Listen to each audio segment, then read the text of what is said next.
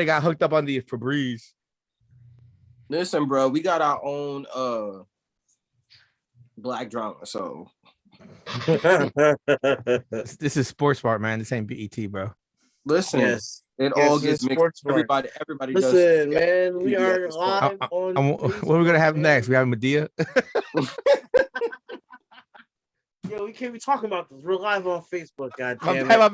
bad. God damn it! Back for another episode. Sports Mark Analyst. What a fucking way to come into the damn show. You can't bring the Peruvian out everywhere. Television. You can't take the Peruvian out anywhere. It's been an eventful night. It really has been an eventful night. Most of it has nothing to do with any of us.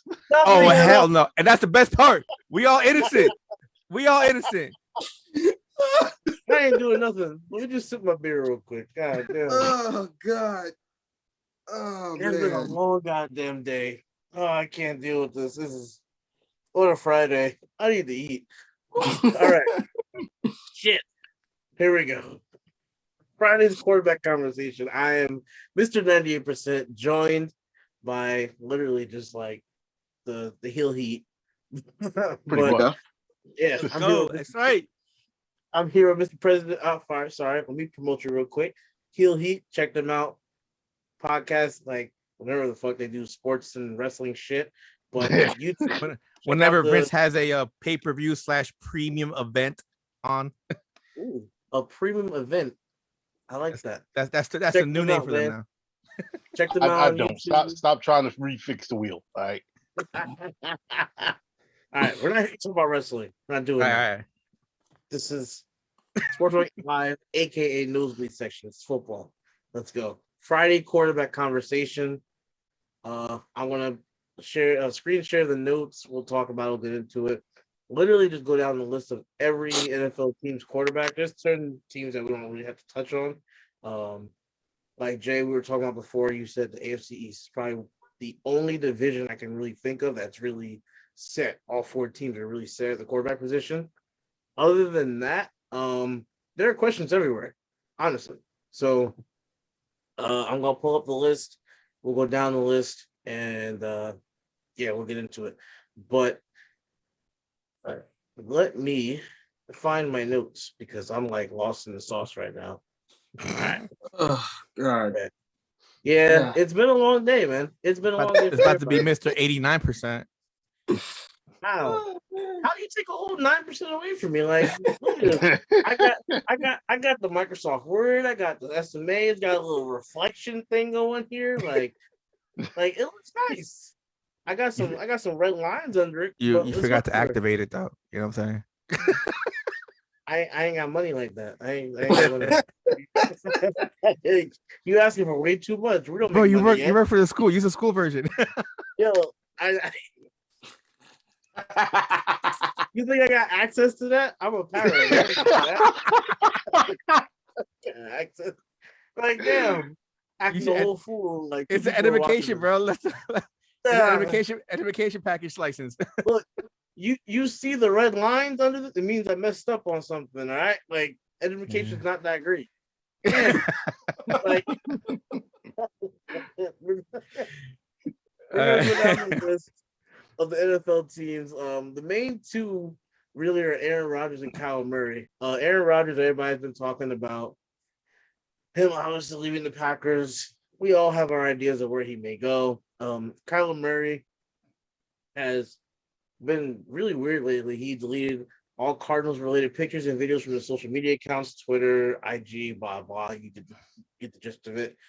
And honestly, it's like, we're going to talk about, like, what does he want? Like, does he want a paycheck? Because, I mean, Jamie said before, like, we were talking before, not on camera, just, like, talking bullshit back and forth, that he might want a paycheck. But, like, does he want to get traded? Does he want to retire? Because, remember, he has a baseball background. I believe he got drafted, too. He was on the A's or something like that. So, it's like, does he want to go to the MLB? And, we'll go team by team analysis and, look at all, like, the different ages, contract years, and go through possible replacements. Obviously, just to start the list off, I can pretty much say that, like, the Cowboys are set with Dak Prescott. I'm pretty sure we all agree on that one. Yeah. As far as the Giants, Benji being the Giants fan here, we pretty much all know how I feel. I'll talk in a minute, but Benji, I'll let you start it off, and then obviously our two Jets fans, Paul and Jay, you can weigh in and see what you guys think. Benji, what do you think about the Giants and the Daniel Jones situation? Well, the situation that we have right now, I completely agree with John Mara when he was speaking about us. He said we have pretty much done everything possible to screw Daniel Jones up. His words. And like I said, I completely agree with him. The situation that we're in right now, and whether it's fair or not, Daniel Jones right now is on his last leg with us. The man could go out there and put up, I don't know, I'm just going to sit up and just throw some arbitrary numbers out there. Go out there and put up 4,000 yards, maybe, 25 touchdowns, and still might get cut next year just because of the fact that, went 7-10 rather than getting into the playoffs, because this is the first year with a new system, with a new quarterback coach, new offense, new actual coach, everything. Nothing is solid with this man. As far as I'm concerned, I'm going to be completely honest with you, I'm numb to it right now, but I do wish him the best regardless of what the situation is with him. But as it stands right now, I think we need to reset as far as the rookie clock goes. I'm not with the whole Russell Wilson thing, because what's that, 3 years? And then we'd be banking on trying to get Arch Manning when he graduates college. Yeah, right. But like I said, as it stands right now, I'm looking at basically putting ourselves into position right now to have enough draft capital next year to trade up and get whoever the top quarterback is on the board. Let this man have his audition year this year for whoever he's going to be playing for next year. As long as it's not with the Giants. So you pretty much at this point have moved on from Daniel Jones, regardless if he has a great year or not, or if he has a great year, would you give him like a year-to-year basis kind of thing? The only way that I would be considering giving him an additional year, and I'm not even talking an additional contract. I'm talking you either getting franchised or you getting 1 year, which is pretty much the same thing. Mm-hmm. Is if this man goes out there and legitimately leads us to a division title next year. That's the only way I'm onto it. Cuts down on the turnovers, plays a full 17 games, and leads us into the playoffs as the division champions. I'm not talking about scraping in as a wild card. None of that seventh seed nonsense. Do you think if you said 4,000 yards before, like if he throws for 4,000 yards? Put it like this: Eli Manning threw for 4,500 yards for 35 touchdowns, and we went 6-10. It's possible. Was that the year that That's the year that we that's the year we blew like 15 games in the last minute. No. What was the year like y'all guys were like freaking going through wide receivers like freaking? No, that was 2017. I'm talking about 2015. Oh, okay. 2017 was the year with fucking Miles White and then we lost the whole receiving core against the Chargers. It was terrible. Jay and Paul, what are your thoughts? Paul, what are your thoughts on this whole Daniel Jones situation? It's gonna be interesting because I think this is the last year and it's like a team option. I think after this, right now is he's going into the last actual year of his rookie contract. Mm-hmm. By next month, we have to decide whether we're going to give him the option year or not. So, hear me out on this one. I say they pick up that option, and don't be surprised if they pick a QB later in the rounds. I'm not saying like first 3 rounds, maybe somewhere in the 4th, 5th, maybe somebody that a diamond in the rough that they believe is a diamond in the rough. That it's like we're not rushing him to start, but if we have him for another year or 2, he sits back there, like let him build up. We'll go through that list later on in the show, obviously, because Joe has a list over here. So I could see that probably happening. So keep an eye on the draft. They bring Daniel Jones, like you said, like, hey, what do you have? We have a quarterback in the wings that we might look at keeping maybe afterwards, depending on how he turns out. But this is your show right now. Show us if you're good enough for an actual contract outside of the rookie contract. he's got to show something though. You know, he has his moments.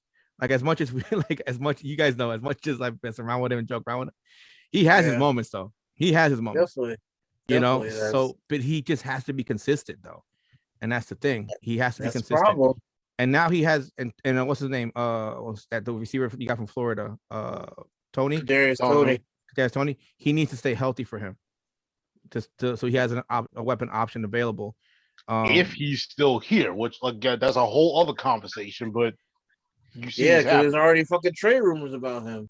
I don't know why, man. Like they have another receiver there, you know. Because Shane didn't draft him, so he doesn't care. There's no loyalty to him. I get that, and we always talk about that. Like when there's a new regime coming in, if you're a rookie quarterback or so, your job is on the line because you're not tied to that regime that's coming in. That's why I was worried about Tua when Tua, was at Miami and Flores came in and all that stuff. I'm like, Flores is not attached to that guy. He might be gone before he's anything, but we saw how that went out.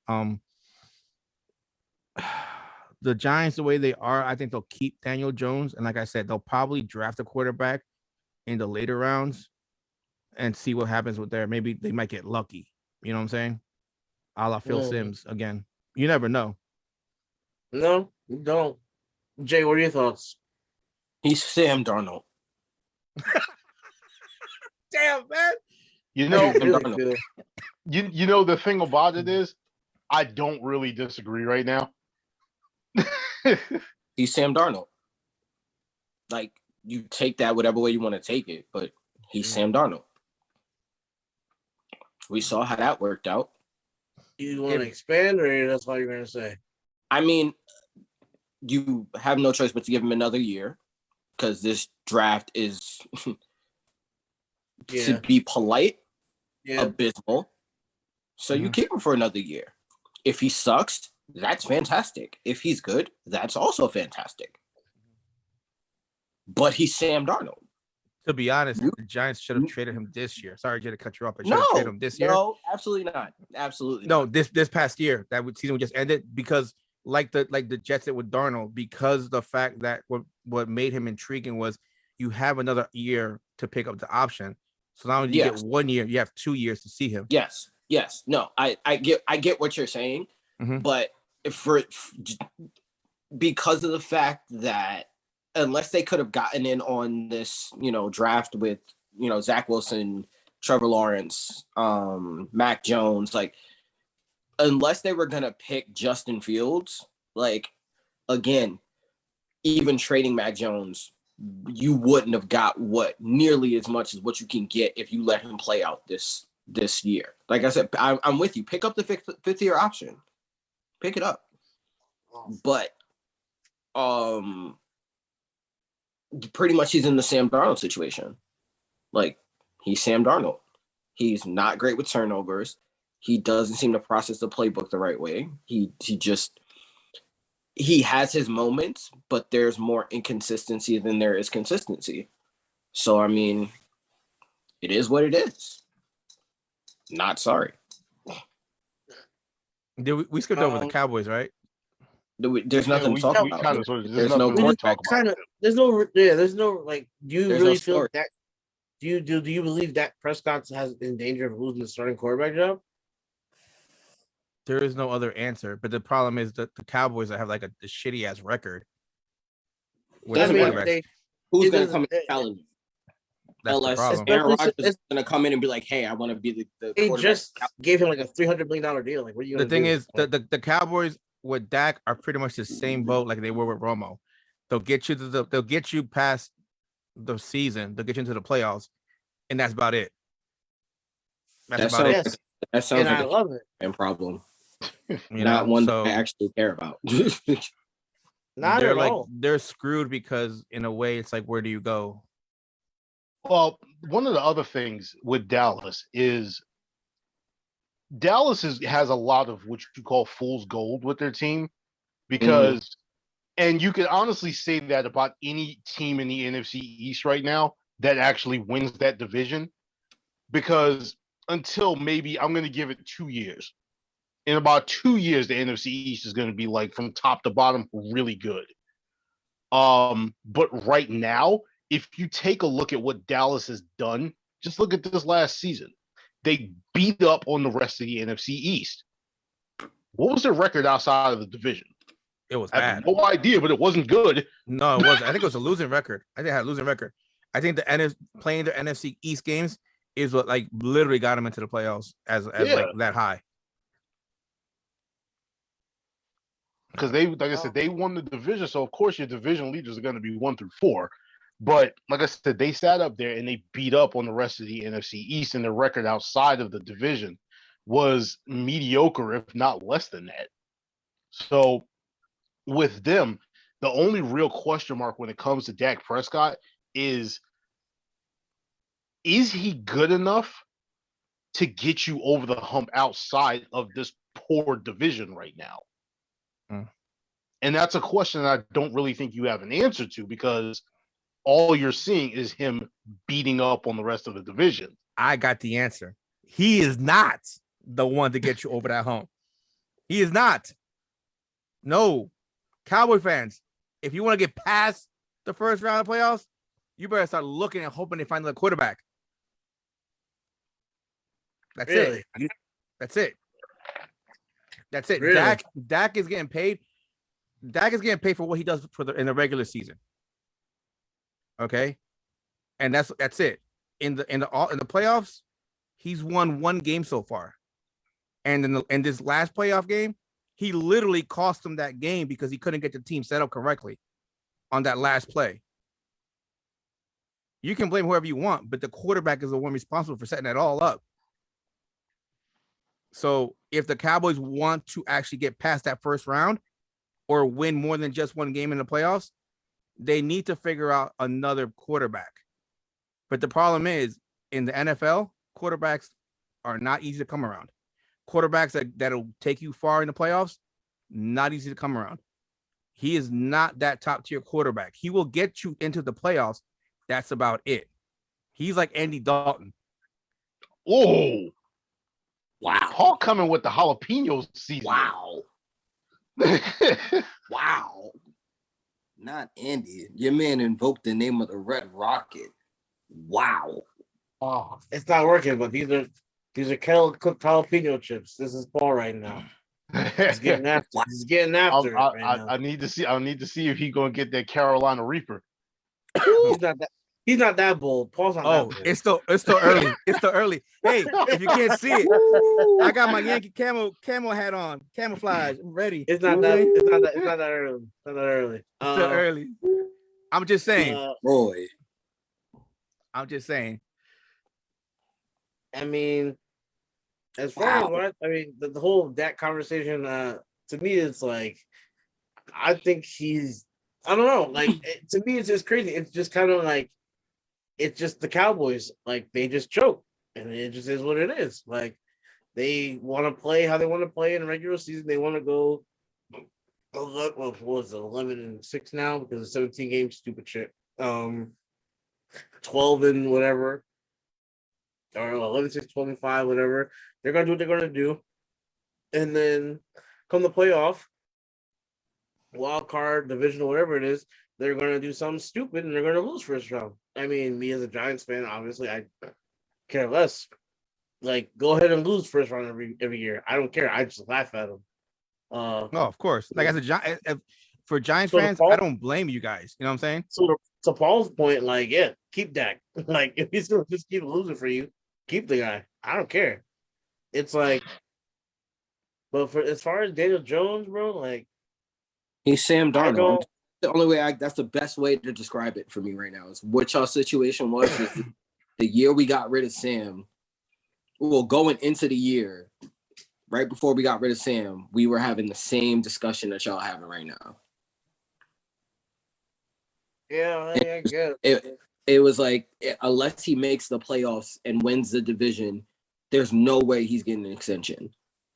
And it's not 100% his fault. Like, we screwed him 6 ways till Sunday, but there's nothing we can do. We screwed Jones too. That's what I'm saying. That's what I'm saying. Yeah. He's Sam Darnold. But at the same time to me, though, it's like, yo, at some point, like, yes, we screwed him. Our offensive line play was terrible. It was horrible, trash. But like at the same time, it's like, yo, you can't have like 18 fumbles. Like you Yeah. can't do that. Like, But I think he has the David Carr tick, to be honest. So if he has the David Carr tick, he might be screwed no matter where he goes. I mean, if that's the case, what that means he has to leave because David Carr was great as the Giants' backup. Like he was that's what I'm probably saying the though. best backup. So like, if he wants to go somewhere and be a backup, then cool. He'll have a great career as an NFL backup. But Yeah. like me As a personally, starter, he's done. Because remember, when David Carr left Houston, that tick was there. He had the potential to come out of college, and he did. I think he did. I remember correctly, he did pretty good, if not really like surprising his rookie year. But then Houston being Houston, like they didn't build around him, so he started getting that nervous tick. Like he always had a rush coming in, and he'll just force the ball or he'll just leave it out. And if Daniel Jones has that tick, like it's a wrap. Like no matter where he goes, he's just ruined right now. it's the fumbles and it's the interceptions. But even like he could, Daniel Jones could break like a 25-yard run, and then the ball be in his right arm, and he'll get hit in the left arm and fumble. And it's like, what are you doing? Or he'll trip over the imaginary rock. That too. Fucking turf monster gets him, and that's the crazy. Like, and he'll trip from the turf monster will get him. He'll trip and he'll fumble. It's like how? And it's like you'll have 30 yards on people, and you'll trip and fumble. It's like, what are you doing? Like, that's why I just don't understand. I really just don't understand him sometimes. Like between the fumbles and the interceptions, it's just like if you can't cut down on this by at least half to half to 70%, then you're done. Especially in New York, like this market of most all markets is like if you can't be somewhat great or or good or something, like you're done. Nah, good is not good enough. You got to be semi-great. I know. It's New York. It's New York, bro. I know. Come on That's now. what I'm saying. So it's like, yo, you have to to me personally, like years ago, like I know I tell Benny this shit all the time. Like we should have instead of Daniel Jones, we should have taken Josh Allen that year. The following year, Josh Allen, the defensive end, was one from the Jaguars. We take him. The following year, we go whenever we go because it wasn't going to be great. It was going to be 4 wins, blah blah, whatever. We're top 5, top 4 pick, and then we would have and then you draft Justin Herbert. You take Justin Herbert, and you can turn your franchise around. Like obviously, he's not in a great situation as he was in the Chargers, but when you take Herbert, then you build the O-line a little bit. You give him some weapons, and the next year you go in, you have the draft we did this past season, plus you get an O-lineman or maybe another weapon. Like you got Tony, cool. You got Azeez Ojulari second round. It's a steal, probably the steal of the draft. Great. Like you went in third round, you got another corner, but that was a spite pick. You picked him because the Eagles wanted him, and you already had Bradbury and Adoree Jackson and Darnay Holmes, and you went and got Aaron Robinson too. Like, and then went back later in that draft and got Rodarius Williams, who started our entire preseason until he tore his ACL. Like, so I'm like, yo, you didn't address the O-line at all. Like, but if you had in previous years when you drafted Justin Herbert, and then when you drafted another lineman, and then when you draft another, like, if you kept going and building that trend, we would have been in such a better situation, and you would have had Herbert instead of Daniel Jones. But you didn't do that. I don't see how's this not like an obvious move to make to me. It's beyond me. Like that to me, that's what really killed you in the situation. So it's like now we have to look into this. Now you have to look into it having another down year. You almost hoped for a down year because unless Brian Dable and what's his name? Shea Tierney, whatever we dropped. Shea Tierney's a quarterback coach, and Kafka's the OC. The Kafka, like unless we bring those guys, unless they turn Daniel Jones around, like Josh Allen did from rookie year to sophomore year, like unless we turn him around in that sense, where when man comes out and throws like you said for 4,000 yards and 30 touchdowns and maybe 10 interceptions and 2 or 3 fumbles, like. Jones is done. And then you have to look into the next year's draft, and then you have your DJ Uiagalelei, and you have your Bryce Young. You have those people like that. And maybe if you're a top 4 pick, top 3 pick, then you can take a Bryce Young, and that's your guy. Or you have to sign They signed Davis Webb, but you have to sign somebody else after that. Like you have to sign somebody else Yeah. because Davis Webb isn't going to just step in and be that guy. He's not like some amazing veteran starter. Davis Webb The isn't guy's even counting against the cap right now. So exactly. He's like a backup to squad, raise him up, bring him back down kind of player. If you go like we all thought we were going to bring Mr. Trubisky over, we still made very well, but like it's like you got to bring somebody else in that's competent that can play, especially after the whole Jake Fromm, Mike Glennon thing. Like, you got to do something. But that's my spiel on it. The Commanders. The Comandantes. Yeah.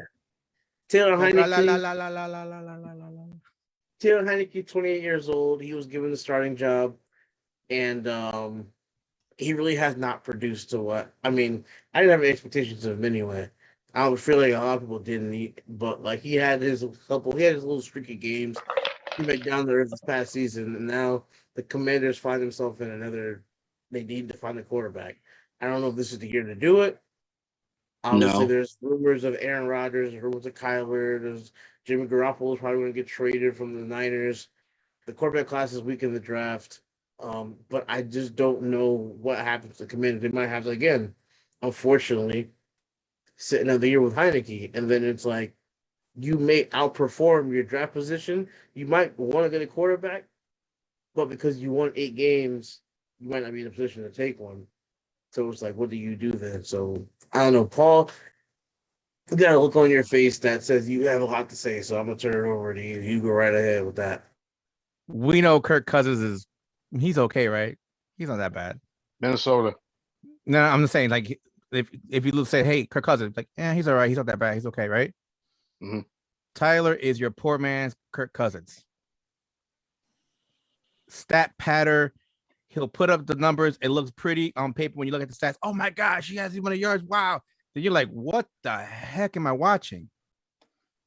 And he's a good backup. He's a good come in, get you a couple games or so.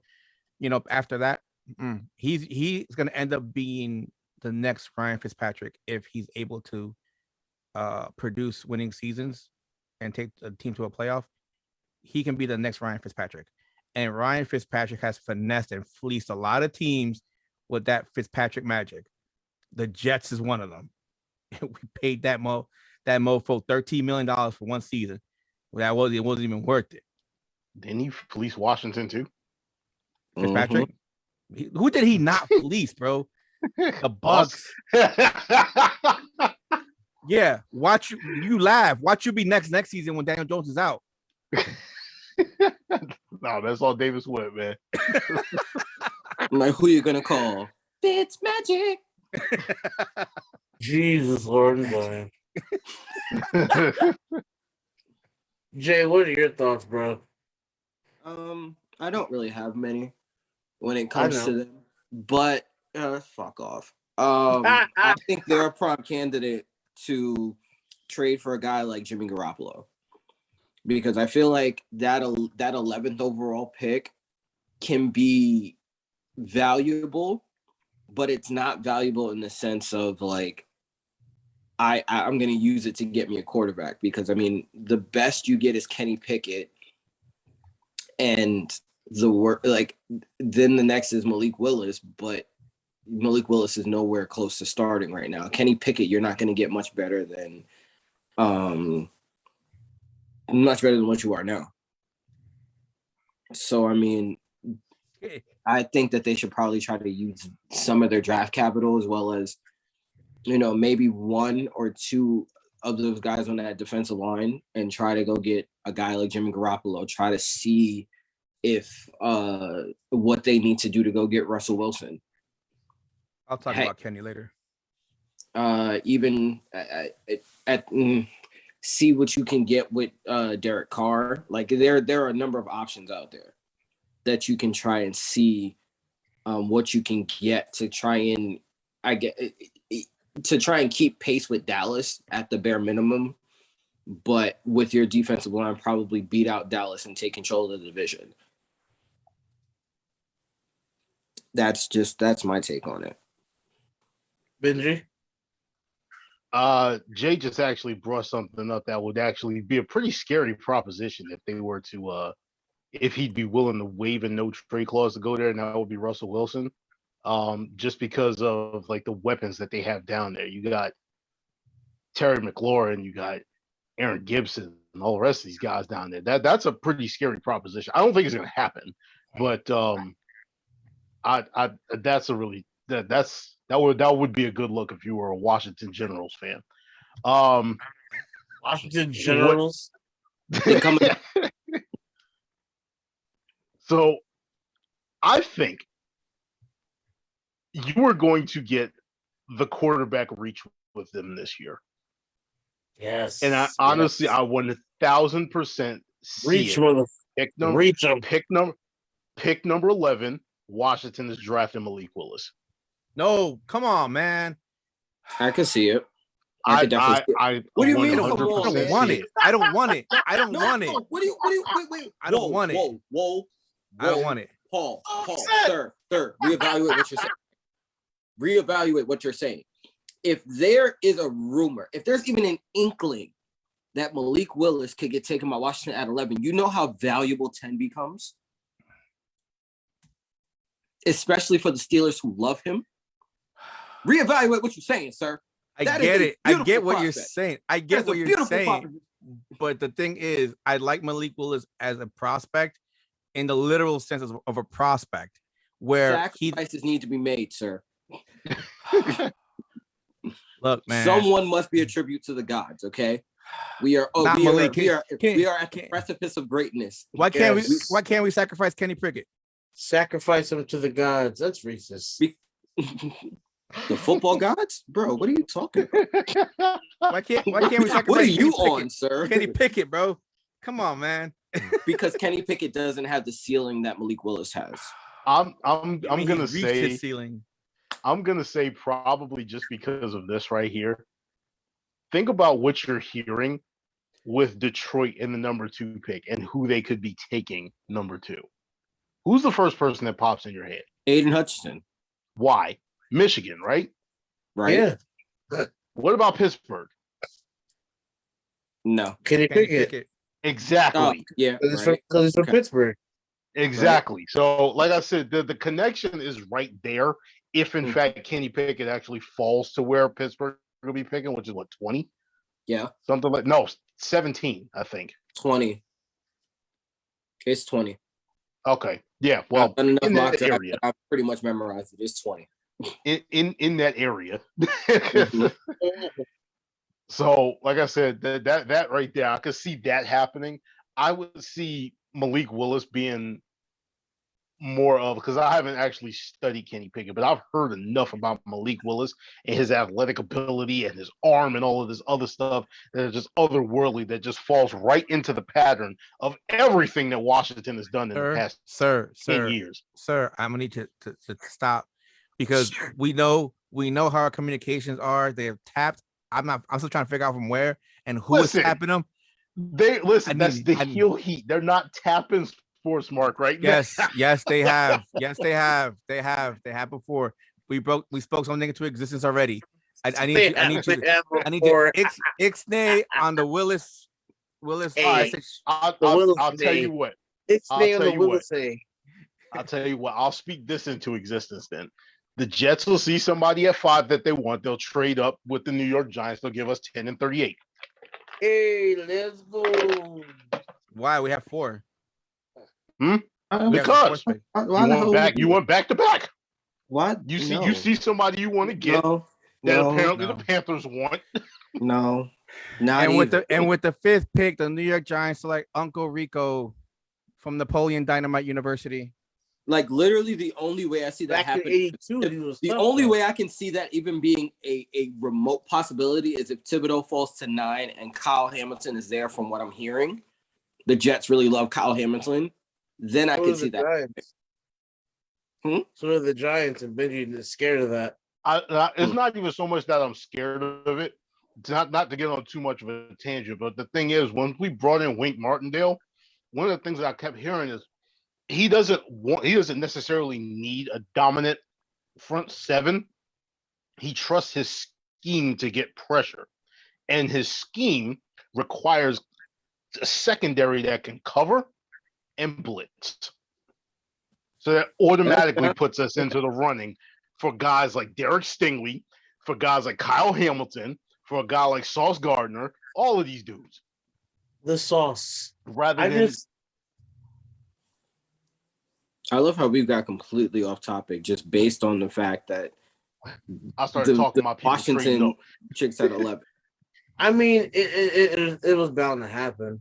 It was really bound to happen. But all right, go to the Eagles real quick. So in my notes, I wrote that Jalen Hurts seems to be the guy, but like I said, inconsistent quarterback play has led to rumors about Philly may possibly looking to bring in another quarterback just in case Jalen's not the guy. Again, I don't know if you guys have heard the rumors, but that's what I've heard. The Russell Wilson rumor. There is no need to listen to the rumors. There's a reason Tua took his job. There's a reason he left Alabama. This man is not ready to be a quarterback. He's not an NFL quarterback. He is a college quarterback, and that's it. He can't do it in the NFL. Spicy. He can't. He can't. If you as a Philly fan, find another quarterback. Jalen is not the one. Yo, man, this guy. he's a great H-back that can throw a spiral. That's it. He's your Wildcat. He's your Brad Smith. He's your Tim Tebow. You can't build your team around him. He's not reliable. He's not consistent. Good luck. Move on, Philly. Find another one. You're in a worse spot than the Cowboys. At least the Cowboys will make the playoffs. Damn, we gotta get that soundbite. Paul just took the jalapeno and put some red hot on top of it.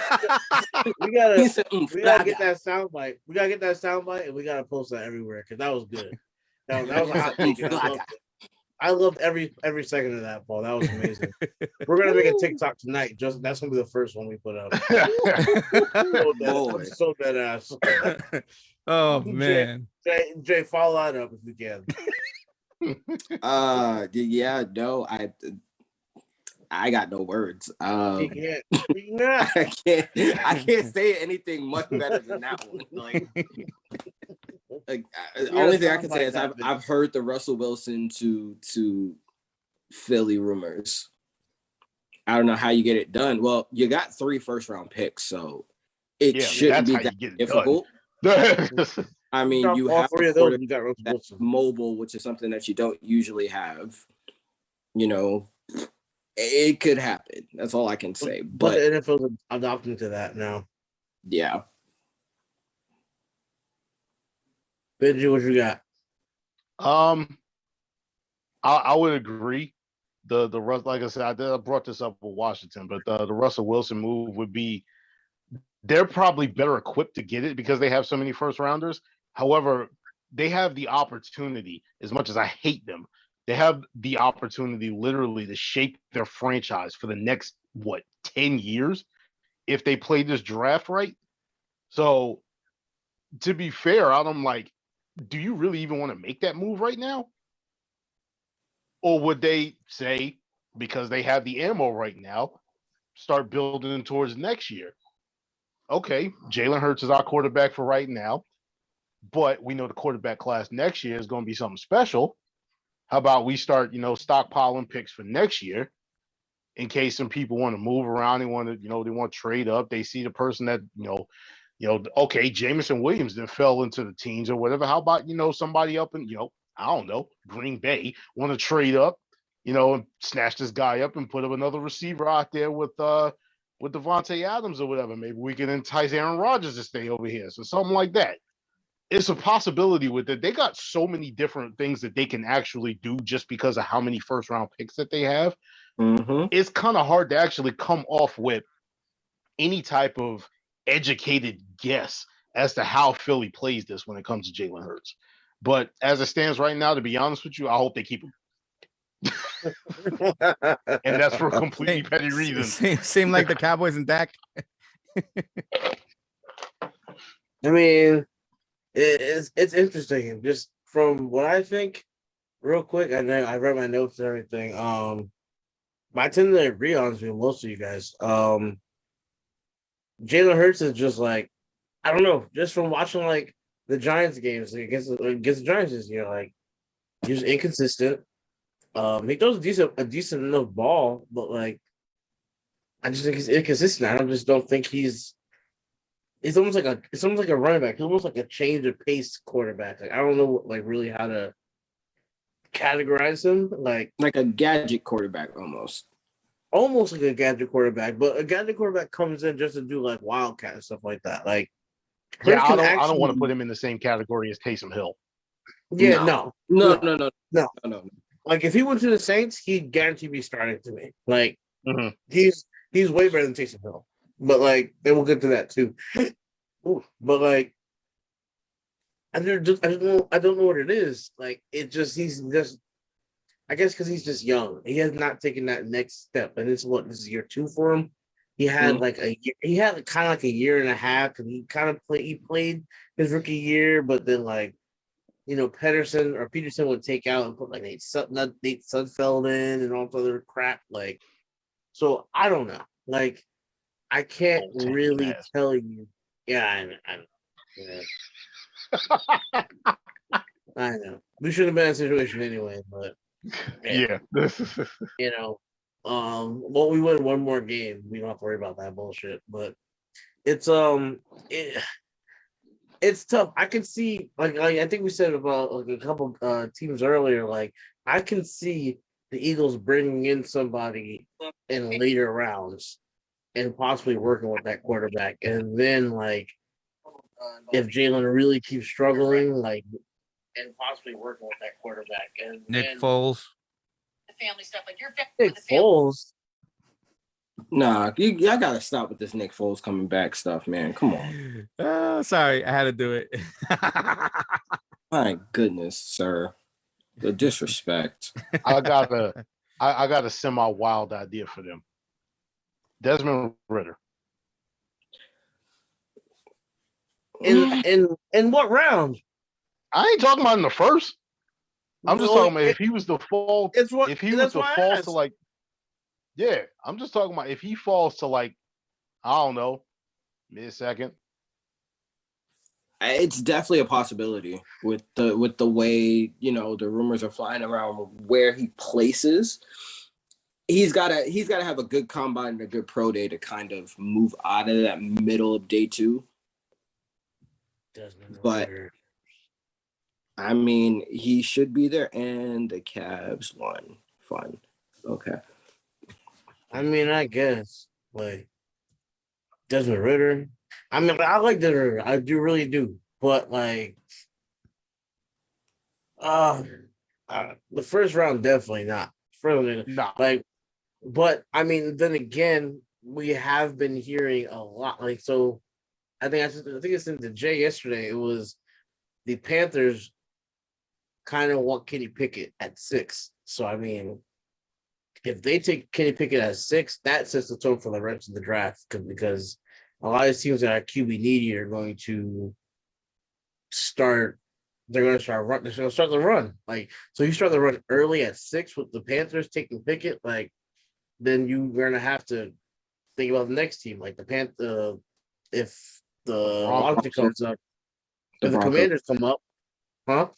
The Broncos will probably be the next team to play.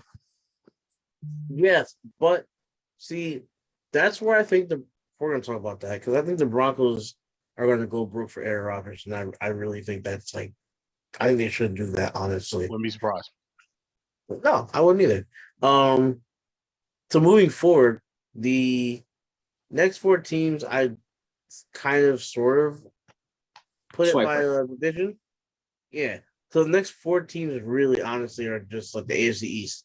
The AFC East is really the one division where it's all quarterbacks are set. I think we can all agree on that.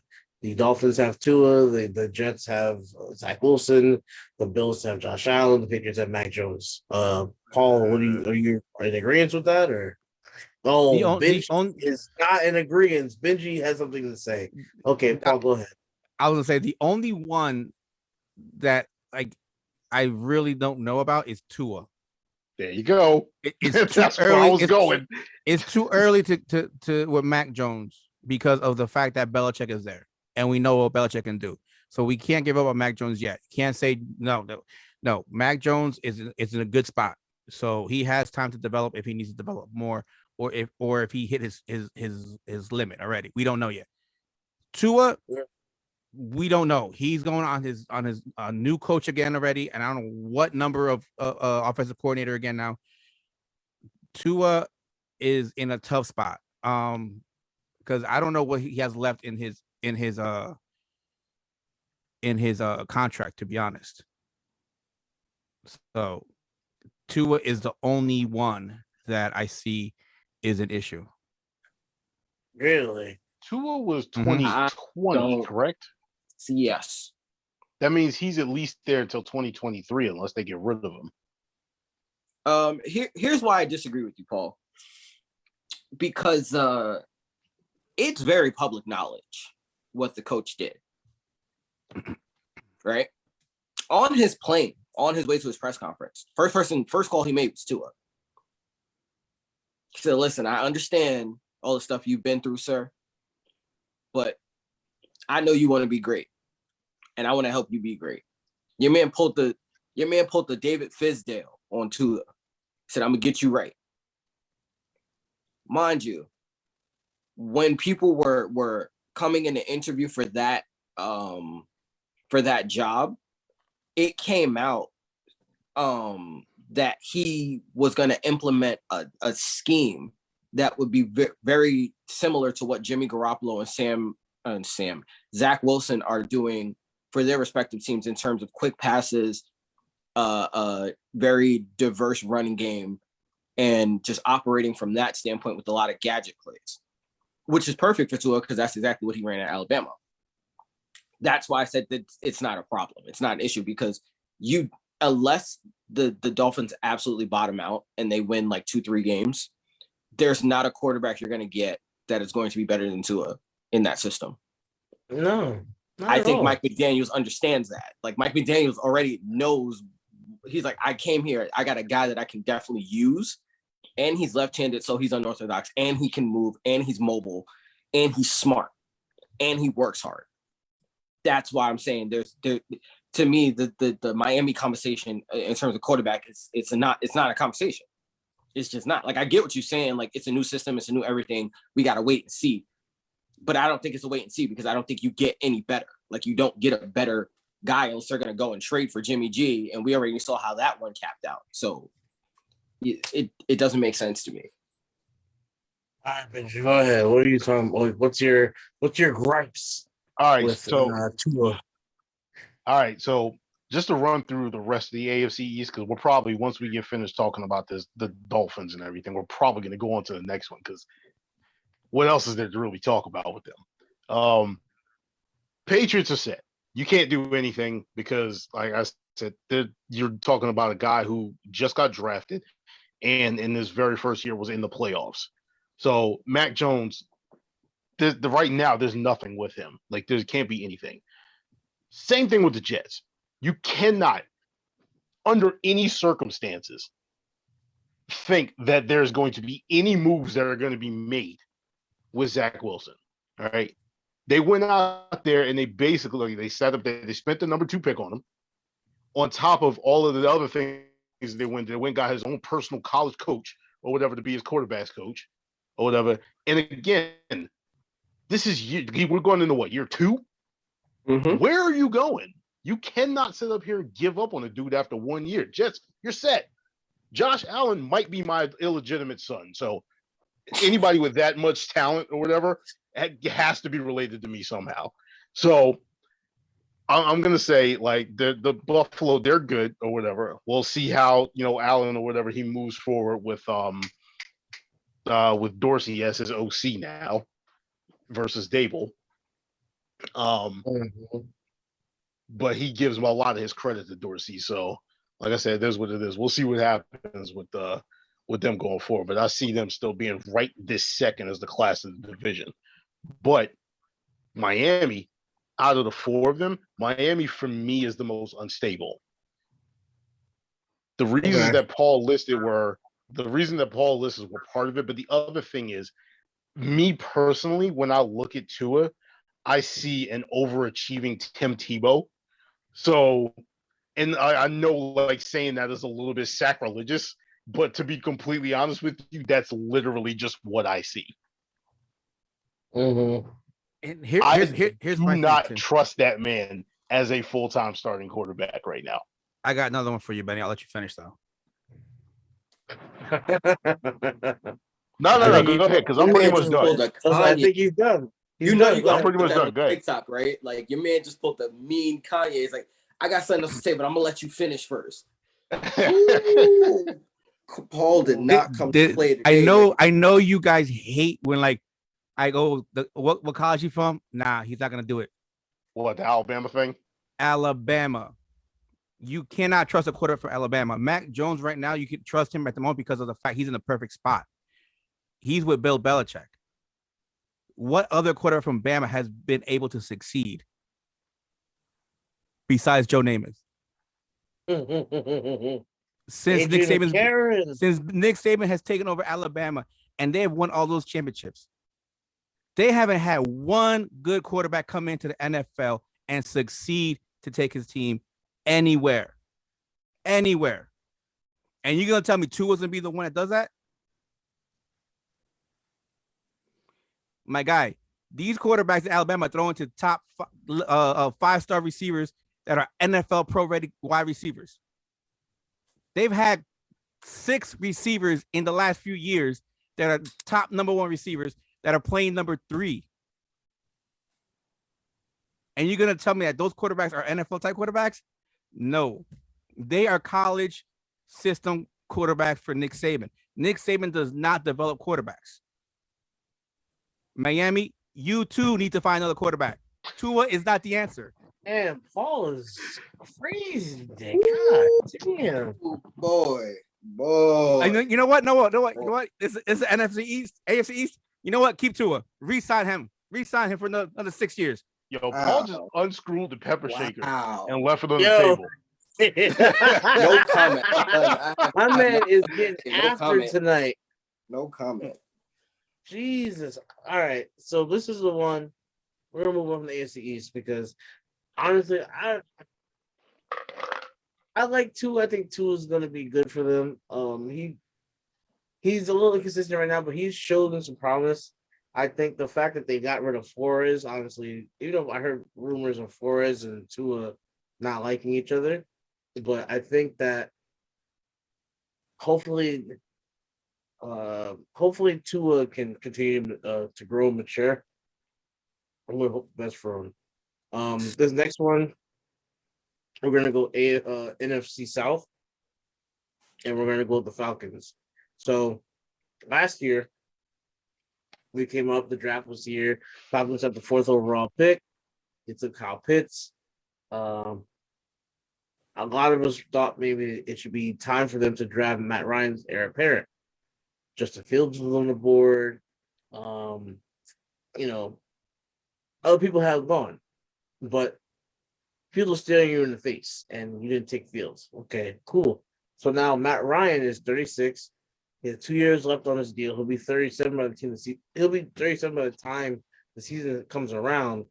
So my thing is like, this year you don't really have an heir apparent unless you go and you take a Kenny Pickett or a Malik Willis. Like, we hope Willis is like another Vic to you. I don't know, but like, my thing is, do we finally see the Falcons take their heir apparent this year, or do they just keep moving on with Matt Ryan? Because obviously we understand like quarterbacks are playing longer nowadays. They're playing until their deep 30s, 38, 39, playing until 40.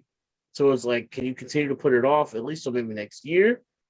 Or do they go finally this year and try to find maybe either an heir apparent or a bridge quarterback that could be the guy that steps up in the absence of Matt Ryan when he finally decides to retire? Because again, he will be 37 by the time the season rolls around. So, Benji, what are your thoughts on this one? I'll start with you first. Yeah, I got thinking there's a reason why you started with me first. I've never been a fan of Matt Ryan. All right. Me either. As far as I'm concerned, this man had one good year, and that was the year they went to the Super Bowl, but Kyle Shanahan was his offensive coordinator. Whether that's me being petty or I don't know, but I'm gonna be completely honest with you. I've never liked him. I've honestly never liked him. I've been fully expecting them to move on from him for a long time, and I'm honestly thinking, where is Sam Howell from? North Carolina. North Carolina. I see him going to Atlanta. Hell. I don't like it. mean, I don't like Neither it. do I, but that's just It's how I gotta see be it sick. going. It's gotta be second round in this case. It's gotta be second round. Like If he it falls might to be- the second, it why might. not? He's gonna be There's no way he goes first. There's He's- no way. he's- there in the Who's second. This is the NFL draft we're talking about. Wait, who? There's Which quarterback? going Is I to it? will be- put. He's I will going to be go there. In on the, camera right now and put money that Sam. he's Howell going is to not be in the first second round. round. Joe. Me and Joe have watched Joe. enough. Daniel We've- Jones we've went number both- 6 to the Giants, bro. Come on now. We've Well, all right. Daniel Let me watched enough. Daniel let me Jones pause was a- that. He was a me fringe pause that on Paul for a first second. rounder. He Let me was a pause that on fringe Paul first for a second. rounder. That was also Dave Gettleman making the pick. That too. I know, but the thing is, it was still done. That's what I'm trying to say. Is Daniel Daniel Jones Jones? was a fringe first rounder though. And they Yeah, talked we about had Daniel Jones going at like 17 with the Giants' second first round pick. Mhm. Exactly. We still had him going to the Giants. Though. Exactly. And Like, he was still in the conversation to go to the Giants. exactly. And What you're the worst talking team- about is a poor man's Baker Mayfield. Yeah. And Baker Mayfield's Damn. a poor man's whatever. Baker Mayfield's not good. I'm gonna leave it right there. He's a poor man's Matt Baker Ryan. Mayfield. Y'all coming at me and shit, right? Y'all coming at me for being like hot and spicy. He's Yeah. the poor man's Matt Ryan. You talking about this rookie, this kid didn't even get drafted yet. He's still in college. He's declared. You call him a poor man Baker Mayfield. You know, leave QB Smith alone, man. Like I Keep said, going back with I you. could just see it happen. Atlanta could do whatever they want in the first round. I don't think it's a quarterback pick that's going to go right there, unless Carolina just flat out passes up on Kenny Pickett, and he's sitting there at 8 for them, or 8 or 9, wherever they're sitting. 8. But yeah, I thought it was 8. to But 8. like I said, I see them moving on. Okay. Uh, Go ahead, Jay. I think I was supposed to be next. This is one of those interesting situations where like Malik Willis makes sense here. Just based on the contract situation, based on the fact that you have Kyle Pitts, you have at this point Calvin Ridley, you have a relatively decent offensive talent around him, and they're young, so they can definitely grow with him. So I think at 8 it's a possibility, but I also think that there are so many quarterbacks that are semi-available that I could truly see Atlanta moving off of Matt Ryan and trying to go get a younger veteran. I could definitely see it happening. It wouldn't surprise me if it happened. But I think that, like you said, I think they go with one of the second round guys. I think Desmond Ritter's there in the second round. He definitely is an option. I can see them going after Carson Strong as an option. Panthers? No, the Falcons. The Falcons. You get what I'm saying? Listen, we're talking day 2, day 3, Joe. I'm not talking about them moving to make a premium pick at it. I'm talking about day 2, day 3. Well, shoot, I'll take Carson Strong in the third round. Shoot. But that, you get what I'm saying? Like, Jay, I could see them taking him. I'm just, not with the number 8 pick though. If we're talking number 8 pick, then yes, Kenny Pickett could definitely be there, and Malik Willis could be there. Do I think they pull the trigger on either one? Not really. I think that they're definitely if we're talking just strictly draft strategy, I think they're a trade back candidate, or they take like George Karlaftis there. Like those or Kyle Hamilton if he's there. You know, I could see. I don't know. We'll see what the hype is, but I could see one of those guys getting picked there, and then them going to a quarterback in the second or the third round. But I do think Atlanta definitely does. Either they need to cash out now and lose enough for them to be eligible to get a premium quarterback next year, or they take a guy that they think that they can develop so that when Matt Ryan finally does make his decision, they have a guy waiting in the wings. Paul, So- what you thinking? The Falcons don't have Ridley. Remember, he stepped away last year. He had the mental health issues. And He's still under contract with them until he's I know, not. but he hasn't Yeah. even communicated with them. He's like He's still under MIA. contract. I get it. Until he's traded, I'm considering him a part of this team. Yeah, I don't until he actually shows up to camp. I don't consider him part of this team. Remember, Barry Sanders did the same thing, and he didn't come back. And then he's like, you know what? I'm just retire after like a year or so. So the Falcons last year, it was interesting because I was like, this is the best spot for Justin Fields. You sit back behind Matt Ryan, not forced to start. Matt Ryan has only like a year or two left where he can just start, let him play out. This actually, and they drafted the tight end, so it was iffy, but yeah, they drafted Pitts and it worked out. Whatever, they're on the number 8 spot. If they want to reach for Malik Willis and let him sit, then that would be the ideal spot because again, he could sit behind Matt Ryan, who has 2 years left on his contract, and let him develop, let him work out, catch up to the speed. If they decide to not go with a quarterback again this year, I don't know what's available next year. And they're going to be stuck because they got Pitts there. And I doubt really going to want to come back if they don't have the quarterback situation situated. Like I said, there's a lot of guys that are available for the right price. There are definitely guys that are available for the right price. Tyrod Taylor is a in-betweener, man. He's not the one. You're Andy thinking Dalton. free agency. I'm thinking via trade. Who are you going to trade for? You have Derek Carr that's there. I doubt the Raiders are going to give him up. The Raiders are going to reset. You know that. The Raiders are definitely going to reset. So for the right price, he can definitely be had. I don't know. You have Kirk Cousins. That is definitely a guy. You have a premium pick, so you are in play for a guy like Russell Wilson. But here's the thing, though. The fact that the Seahawks don't have a top 10 pick. Okay, they don't have a pick in the first round. Here's the thing: Russell Wilson's name keep coming up, and we need to just pretty much squash this thing real quick because I've been following that a lot. Russell Wilson has a no trade clause, as we're all aware. Russell Wilson has had two lists of teams he want to go to. Atlanta's not on that list. Atlanta was never on that list. Atlanta would never be on that list. Okay. The New York teams, I think the Giants are on that list, I think, if I remember correctly. The Broncos are on that list. Yeah, because Sierra wouldn't be here. Yep. Yeah. And there's a lot of reasons, but that list is short. It's always been short and it's changed. The first time that list came out, it was like 4 teams. The last time I saw that list was down to 2 teams. Even though he says that there is no list, the rumor list comes out.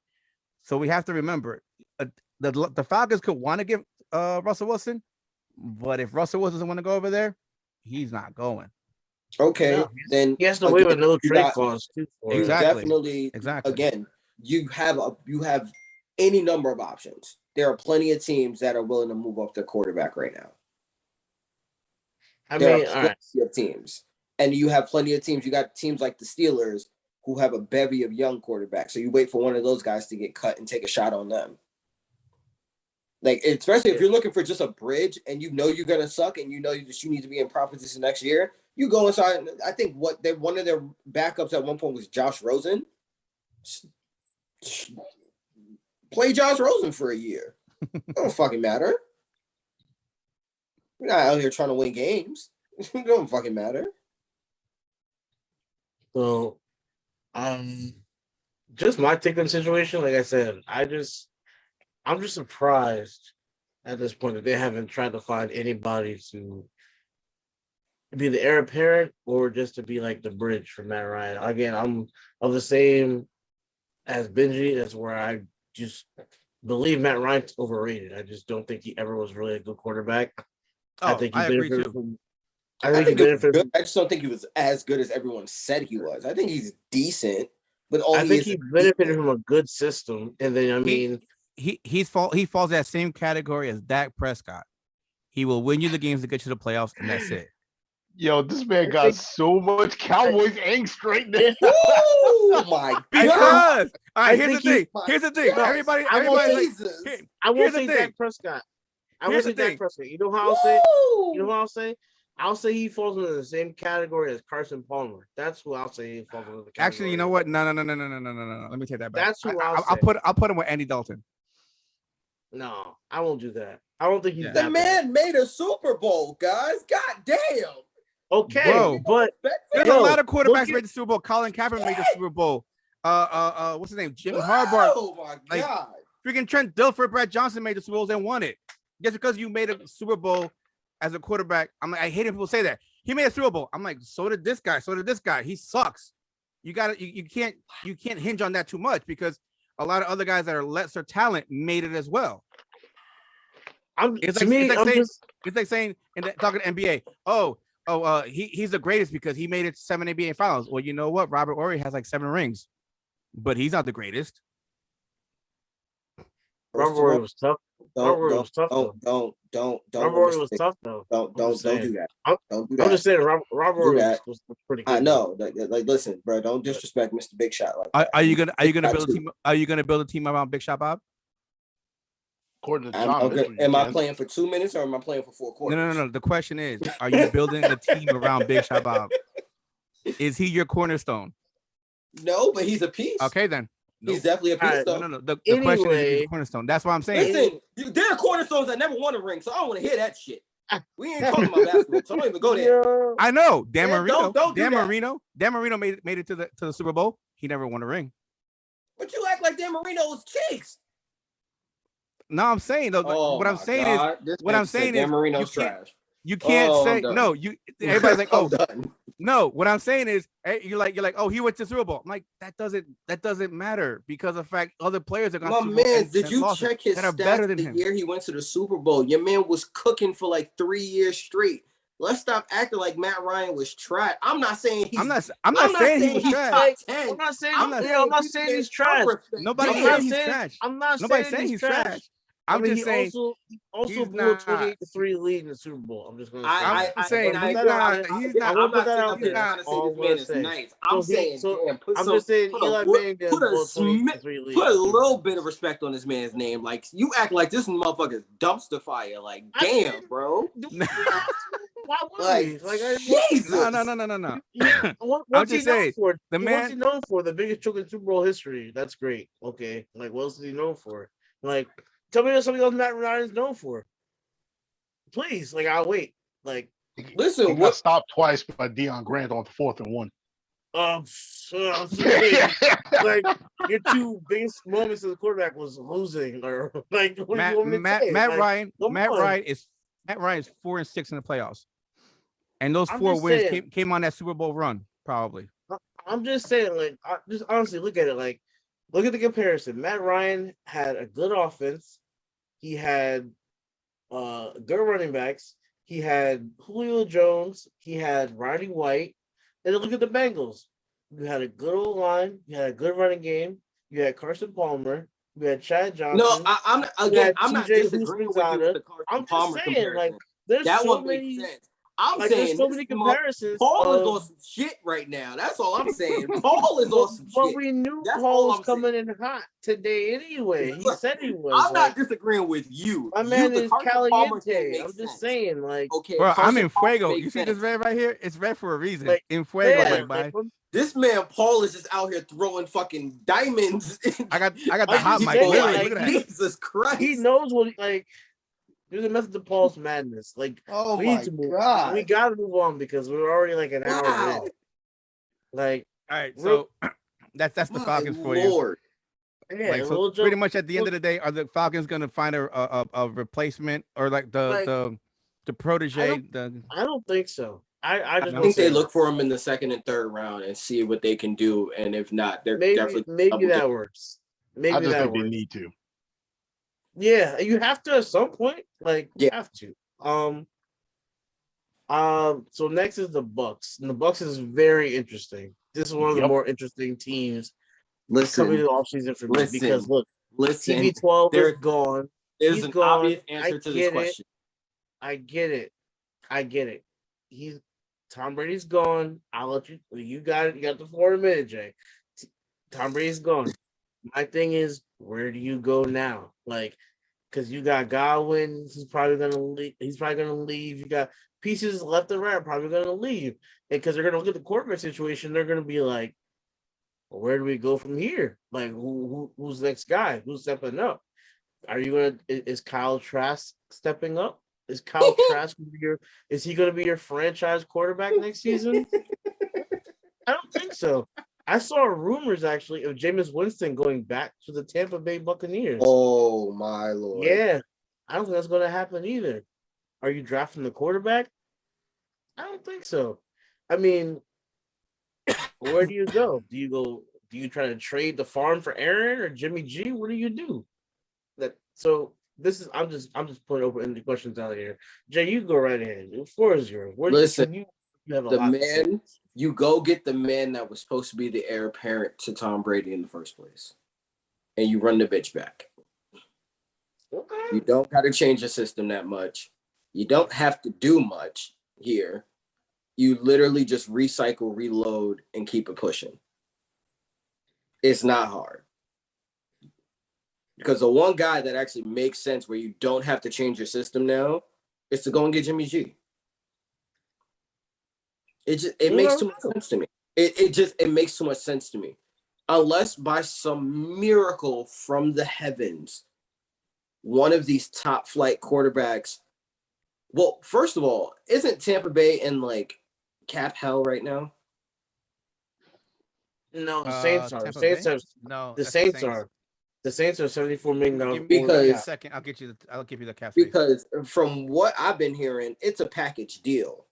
If you go and get a guy like, if you go and get Aaron Rodgers, then you got to go get Devontae Adams. And I don't think they can afford both. So that takes them out of Aaron Rodgers. Russell Wilson, as Paul eloquently pointed out, that's not on his list. So there's no. I mean, you can go and get Captain Kirk if you want to. Yeah. Exactly. So the only name that makes sense to me is either you can go and get a Derek Carr or you can go and get a Jimmy G. Which one would you rather have? I would take Jimmy G in this case. Much as I don't like Derek Carr, I would say Derek Carr. No, but I mean, in terms of if you're replacing Tom Brady and you're not wanting to change much, I go Jimmy G. If I'm looking at who's the better quarterback, I agree with you. Derek Carr, 100%. Do I think that their ceiling could be higher with Derek Carr? Absolutely. I would go with Derek Carr, and this is going to be on a different, looking at it differently. It's because of the fact of this. The key word in any sports, no matter what sport you're playing, is availability. Correct? Jimmy G hasn't played a full season. He's always hurt. You can depend more on Derek Carr to be there for you on Sundays. That's it. Simple as that. It's not as hot. It's plain and simple. But it melted like hot butter. Fucking guy. Yeah, I don't really have any thoughts on Tampa, to be completely honest with you. I don't know what the heck they're going to do. In regards to Tampa, it's tough because right now their cap salaries at $3 million, and I don't know what hit is Brady retiring going to take. You know what I mean? I've never looked at a cap number when a player retires, how much he's gonna count for that cap on the dead money side or what. I need I need to do some research on that. I believe you still get the dead cap for whatever money it was that they were supposed to be making as far as their base, but I don't remember exactly how that works out. It's been a while since I've had a player retire and actually mean something for the Giants. I mean, this Kyle Trask thing is interesting. This Bucks thing is interesting. Because to me, it's just like, tell the other guys thinking, like, where do you go? Like, Kyle Trask isn't, I mean, I don't know if it is Oh, bad, wait. but Okay, so Braves doesn't count. Sorry, Braves doesn't count 9 million to the base salary on that cap. That ain't nothing. Yeah, we're gonna do what you gotta do. Yeah, so they're still stuck with 3 million You know, in cap space. Right. That's it. you're gonna do what you gotta do. Me, like, I'm just like, it's a tough situation. Like, where are you gonna go as far as your quarterbacks? Like, where are you gonna go? Like, because again, Kyle Trask, to me, the like, he's gonna probably get first crack at it, yeah. But your team, to me, is one of the more complete teams in the NFL, where like, it's like, where do you go from there? Honestly, where do you go? Because you had every other piece. You had one of the best offensive lines, if not the best offensive line in the NFL. You have to make signing Leonard Fournette a priority. You have to do that. You have to bring back Godwin. Evans is there. You have 3 really good tight ends, even though Gronk's probably not going to come back. He might. From what I read, he still might want to play. He doesn't know. But you still got Brake. You still got OJ Howard. You still have a really good defense. It's just missing the quarterback. And it's just like, I understand what Jay said as far as Jimmy G. What's the asking price for Jimmy G? Is really what's going to do it for me. Like, what's really going to be his asking price? That's the big question. There hasn't been any demand. I mean, the Bucks are what, probably like pick 25, I want to say, something like that. I feel like you really could just give them that pick and maybe one other and get Jimmy G. You might be able to escape, because the Niners are going to look to offload him anyway, because they feel Trey Lance is the guy. Well, he's already come out and said it in his exit interview. There's already out there that his people are working with the 49ers to find a destination for him. And he's already said goodbye to 49ers fans. Like, he's like, I'm ready to start over. I'm excited for the new opportunity. And I'm like, it's right there. Like, it's either there or Green Bay. Like, pick one. And the Bucks pick 27. Okay, 27. I don't think there's a quarterback. Because first of all, I think the league is going to be gone by 27 anyway, and then I think Pickett's going to be going by 27 anyway. Also, so it's like the top 2 are probably gone. The next batch is probably what? Howell, Corral, Strong. Yeah, like Howell, Ritter, Strong, Corral. Like, none of those people are better than anybody you trade for right now. Whether it's Aaron, whether it's Jimmy G, like, and like I said, you could probably give up a first round, that pick 27 for Jimmy G, which is essentially probably a second round pick anyway. It'd probably be all right. Like, if after that you focus on resigning some people and bringing in some little quality pieces here and there. Also, right I back think in the they'll mix. be able to re-sign both Fournette and Godwin. Honestly, that's just a person. I do too. No, I'm saying I don't think they will be. I think one of those guys definitely is gonna go. To me, it's like, what can Fournette really demand though? Because he wasn't like some amazing 1,000-yard rusher. Like, he wasn't killing the game as like a top 3 running back. Like, yeah, he got his runs. He got his touchdowns. Yeah, I think he's back on a lower price. Like, I think Godwin is going to price himself out for the Bucks. Mm-hmm. I'm saying because he's going to be looking for number 1 receiver money. He will, but he will. I don't know where he's going to get it. Maybe like the Jags will throw money at him. Maybe you guys will. Detroit will, yeah. Like I said, all the teams that need a number 1, they're going to throw the money at. Yeah, but the thing is, like, here's the thing too. Remember, he's coming off an ACL injury. I think the Patriots might. ACLs is like sprained ankles now. What's your point? Yeah, it doesn't matter. I don't mean a goddamn thing. It doesn't matter because the Giants. It doesn't matter because the Giants are about to lose Jabril Peppers. Jabril Peppers was out with a torn Achilles, and he's still out. He's still asking for $12 million a season. So well, if speed is your thing, it kind of like limits you a little bit. Not in today's game. They'll come back. They'll be fine. There's not too many people that you see that like. The main thing I see is like running backs that come back and they're off of ACL and they're a little iffy, but they come back They catch a couple runs and they're like, "Oh, my ACL didn't tear. All right, bet I'm good." Like, and they start taking off. Like, the one person that I have seen, honestly, is unfortunate is Saquon, that has sat here and has watched his ACL tear hamper the way he runs the ball, and that's unfortunate. But I mean, we'll talk about it another time.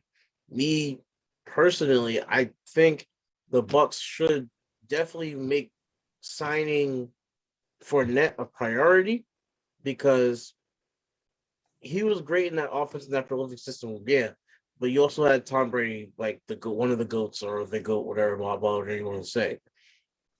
Now that he's gone, you're gonna bring in a lesser quarterback, no matter who you bring in, unless it's like Aaron Rodgers. You're gonna bring in a lesser quarterback. So if you do bring in Jimmy G, you're still gonna want somebody that's going to be a threat in the run game. The receiver wise, you'll still be okay because you'll still have Mike Evans, you'll still have 2 of the 3 tight ends. Even if Gronk leaves, you'll still have Bray. You still probably can bring back Bray and Howard possibly. So you'll still have weapons, and then you still have other people, Tyler Johnson and everything. You go back get another receiver. The receiver class this year is pretty good too, as far as mid-round. Yeah, so they talent. can take a receiver in first. Mike, I think I'll catch it now, Evans. They might mess around and take, and Jameson Williams drops them at 27, and you're fine. So like, especially if you get Jimmy G, like, and you re-sign Fournette, you get Jameson Williams, you get Mike Evans, you have your 2 tight ends, you don't miss. Well, if they go and get Jimmy G, they probably gonna have to give up that 27th pick. So hey, as long as Jameson Williams goes in the first round, I'm all good. I got a Benji on that one. Okay, As you've been very quiet over there, do you have any thoughts on the Buck situation? I mean, you talked about it. He already said it. No, you didn't hear me say it earlier. I said I really don't know what they're gonna do, so I don't really have something. I mean, it's all speculation at at this point. You move on. I mean, the next team really is like the Panthers, and I really I feel like you on the Bucks on this one. I don't know where the Panthers are gonna go at this point. Yeah, this one is weird. As Jay alluded, as saying about the Giants, Daniel Jones is like a Sam Darnold. Sam Darnold is just, he's not the guy. And Cam Newton came back and it was cute. It was cute. It was cool, like nostalgia. He scored the touchdown. He ran the end zone. He did the whole thing, Superman. And then like next game, 3 interceptions, bench for like PJ Walker. This. Yeah. He was like, "Who we playing?" Oh, sorry, and put that shit. Yeah. he went back in the phone booth and put the suit back on. Like, nah, I'm good. I'll be Cameron Newton in this game. Like he was like, nah. He said Cameron Newton. Yes. Neither him nor Sam, or sorry, I love PJ Walker. Neither the answer, neither. So it's like, where did the Panthers go? Benji, what do you think? Here's the really, really interesting thing about the Panthers, and I think the fact that they didn't part ways with Matt Rule actually makes this a little weird, because I think he's going to stick with whoever his guy is right now in order to, so that he doesn't, have to start over and then prove that he's worth his contract with somebody completely new. So I think the most likely option is another year of Sam Darnold. However, Carolina has no second, and they have no 3rd round pick. They have their first, and they don't have another pick for like 100 picks. So if they're not sitting up here drafting a quarterback in the first, wow. I see Jay. What are you doing, Jay? We're the reason why they don't have 2nd and 3rd round picks. I know.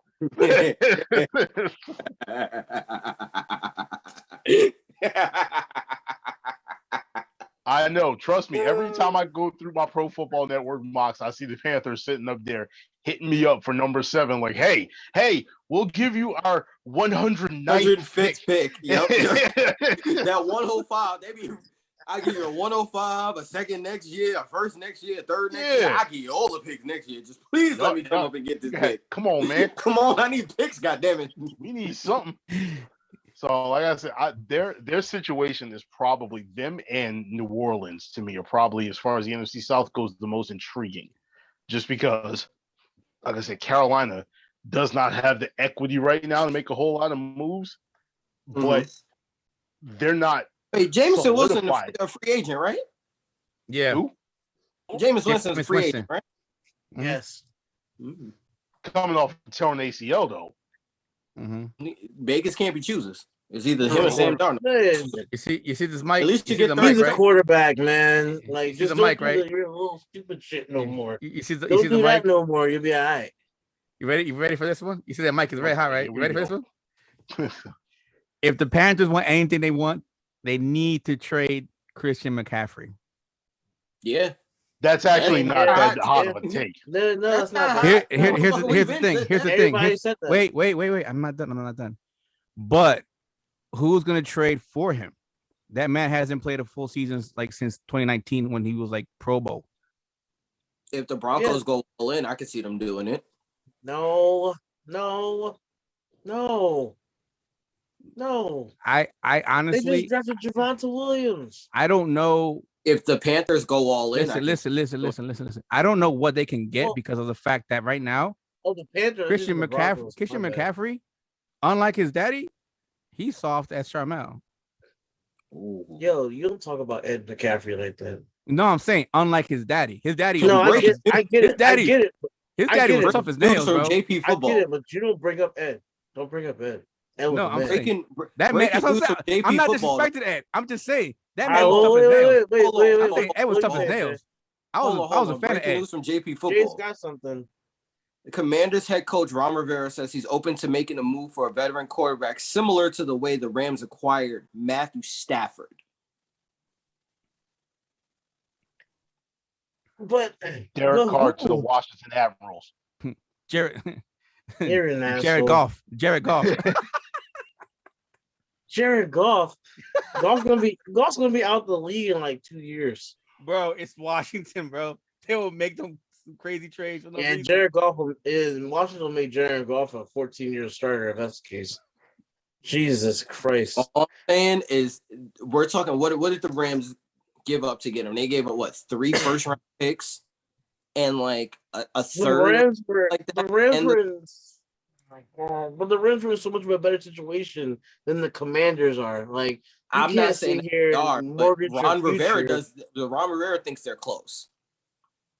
All right, That's so- the biggest thing. so they think they're close. So the Rams they're gave willing up- Commanders, like I the can't name the Commanders' second receiver. Like I can't do it for the life of me. You got Terry McLaurin, you got Brad. Like who is it? Like yeah, There's the, one of them young the guys. Rams, the Rams gave up 2 first-round Remember? picks, a third-round Man. pick, and Jared Goff. Well, you'll give all that up? yes, I 100% can see them doing it. They give up 11 the first next year, whatever the their second question. is this year, and I don't even know what quarterbacks they got on their roster right now, so I can't tell you that. Here's the question: where were the Rams picking when The they Rams? made that trade? Oh, Like- It's probably mid to late 20s. You know, Yeah, the this reason pick, why so this Not that yeah, pick no, 11, pick is not more pick the valuable. reason 11. why I'm bringing that up, the reason why I'm bringing that up is it may not cost Washington that much to make that move, just because of the fact that, like I said, right now they're sitting at pick 11. So I don't know, man. It might cost like a first, Trading like for. seconds and a third or something like that. Who are they trading for? That's the Derek that's my- Carr. Derek Carr. I'm Is telling he you, gonna- Derek Carr is, makes is sense. he gonna make that much of a difference? I don't think he is. Listen, is the Washington In owner that- still in Daniel y'all Snyder? division, yeah. Is Y'all the bad Washington division? owner still Daniel Snyder? Come on, dude. Exactly. Daniel, Come thank on, you, Benny. man. Come on. He can be Daniel Snyder. That's cool. He's not making that much of a difference, in my opinion. I don't And think y'all- y'all making that much of a Who? difference. Daniel either. I'm Snyder or just Derek saying. Carr? Derek Carr's not making that much of a difference. Derek Carr. Derek With the Carr lovely, can make a lovely difference. locks? He's Yes, better sir. than Tyler Heinicke. The thing is, and you That's know, not hard to shout- beat, Paul. shout out to David Carr. I am sorry for saying this, but Derek Carr, to me, is Matt Ryan with his AI sliders turned all the way up. Bro. It wasn't me this time. It wasn't me. Like, yo. Like, You're like one of the reasons I drank at this point. like, real rap. Next to the Panthers, just keep going. I'm gonna lose a beer. Like this. We just did the Panthers, man. We just did the Panthers. Sorry, the That Saints. was a Panther Saints in next. Oh wait, let What me was finish. it? Wait, let me finish my thing about the Panthers. All right, so the thing with CMC, if you trade for CMC, it's a buyer beware type of deal. Oh man, That's the thing. So all that's you why got to do, honestly, is send him to a team with a really good running back stable. yeah, but again, Let me it's still put like a it buyer to you beware. like this: when it I comes would to buy- I would be Christian buyer beware. McCaffrey, when it comes to Christian McCaffrey, if you're going to make that trade, you kind of sort of got to put it into the same light that you put Saquon Barkley in. Right now, what the Giants would probably be looking at for Barkley, no more than a third rounder. As crazy as that sounds. So McCaffrey, with a more extensive injury history than Barkley's is, would probably be netting you around the same thing, if not less. And the thing is, because most teams have running back by committees, it's like I'm not. Why am I gonna get so much for him? I'll give you a fifth and a bag of Dorito chips. And they ain't Cool Ranch neither. Yeah, because of the fact, like, if not, I'll just. I mean, look at the Browns. Look at their running back by committee, bro. They got freaking Nick Chubb and Kareem Hunt back there.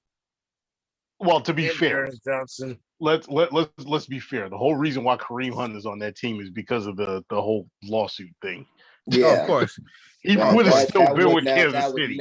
There's no way that in I don't know because circumstance here's the thing though. If he was in Kansas City, like, how much money would he have asked if he didn't have that hotel kicking incident?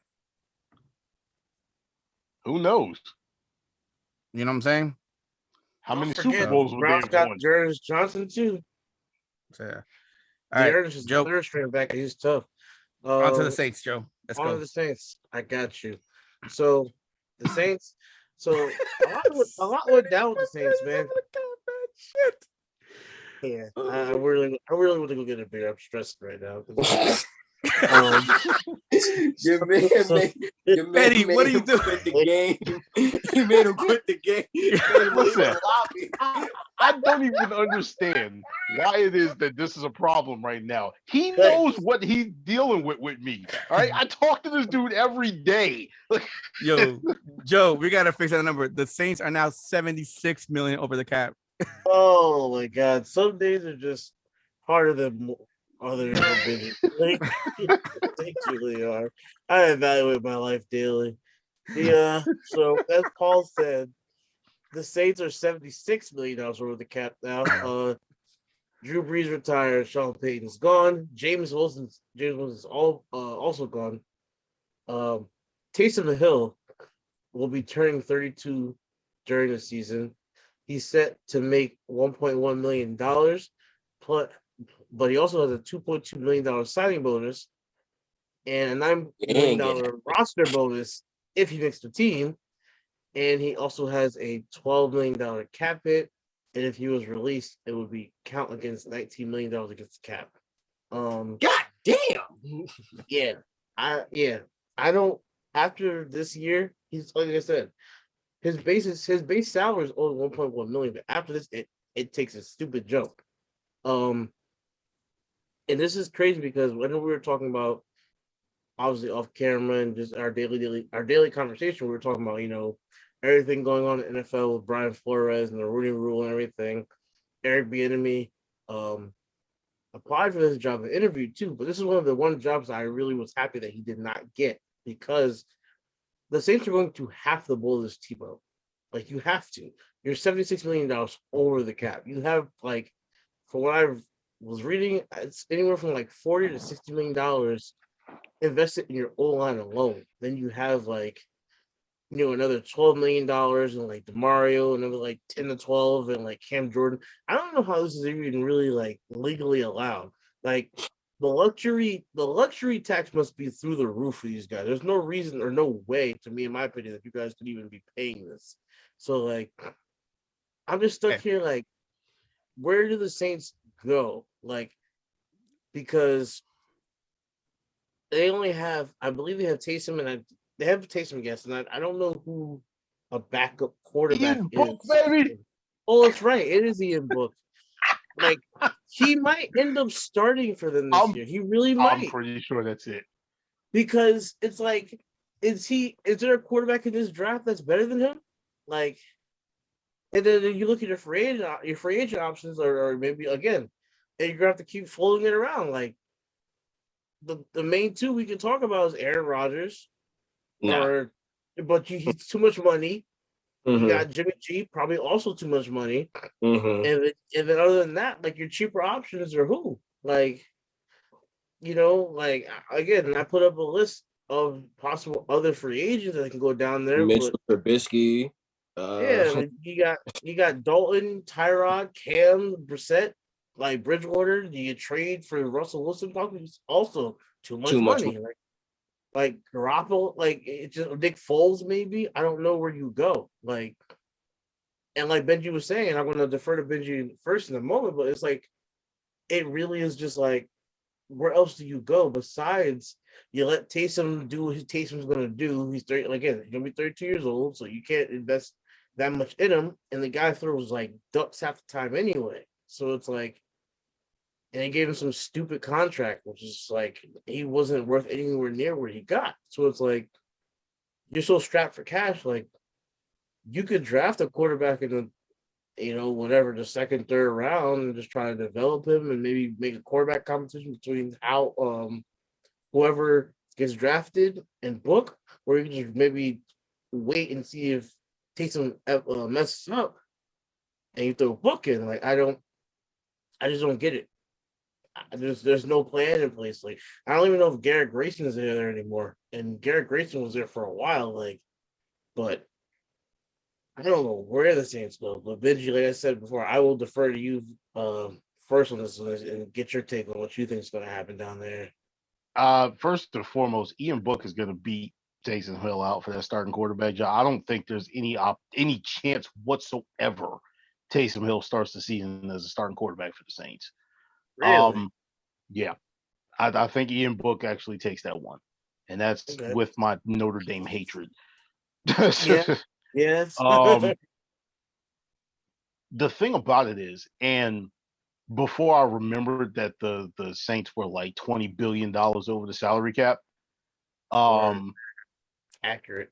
The first thing that popped in my mind was, oh my God, what happens if Aaron Rodgers goes to the Saints?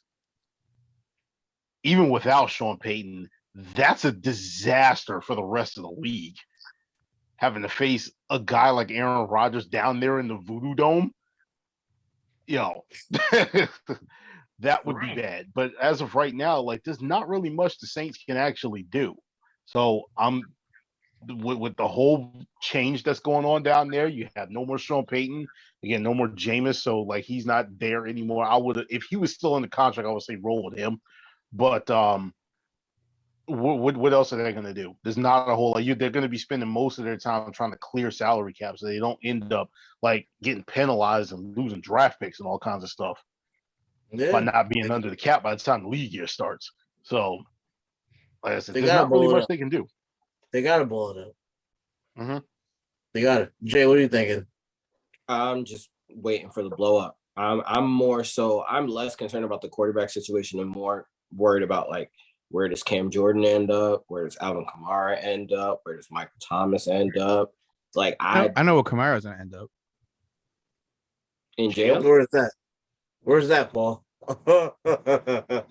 San Quentin team. An asshole. Starting the longest yard 3. I think the Cam Jordan part is extremely interesting because even though he is an older guy, he's still one of the better defensive linemen in the league. And any team that really gets him, it's an immediate upgrade at the position. Like immediate. So not to mention they get the type of leader that can definitely change a culture. So that's a big one. Michael Thomas is another big one because you don't know what Michael Thomas you're going to get. With everything going on with his leg issue or knee issue or whatever issue that is, I don't even remember like what action is wrong with the man that he has not played. And why am I bleeding I from the head? legitimately forgot he was on that team. Yeah, so it's that type of situation that I'm more curious about. In terms of quarterback, like I don't know.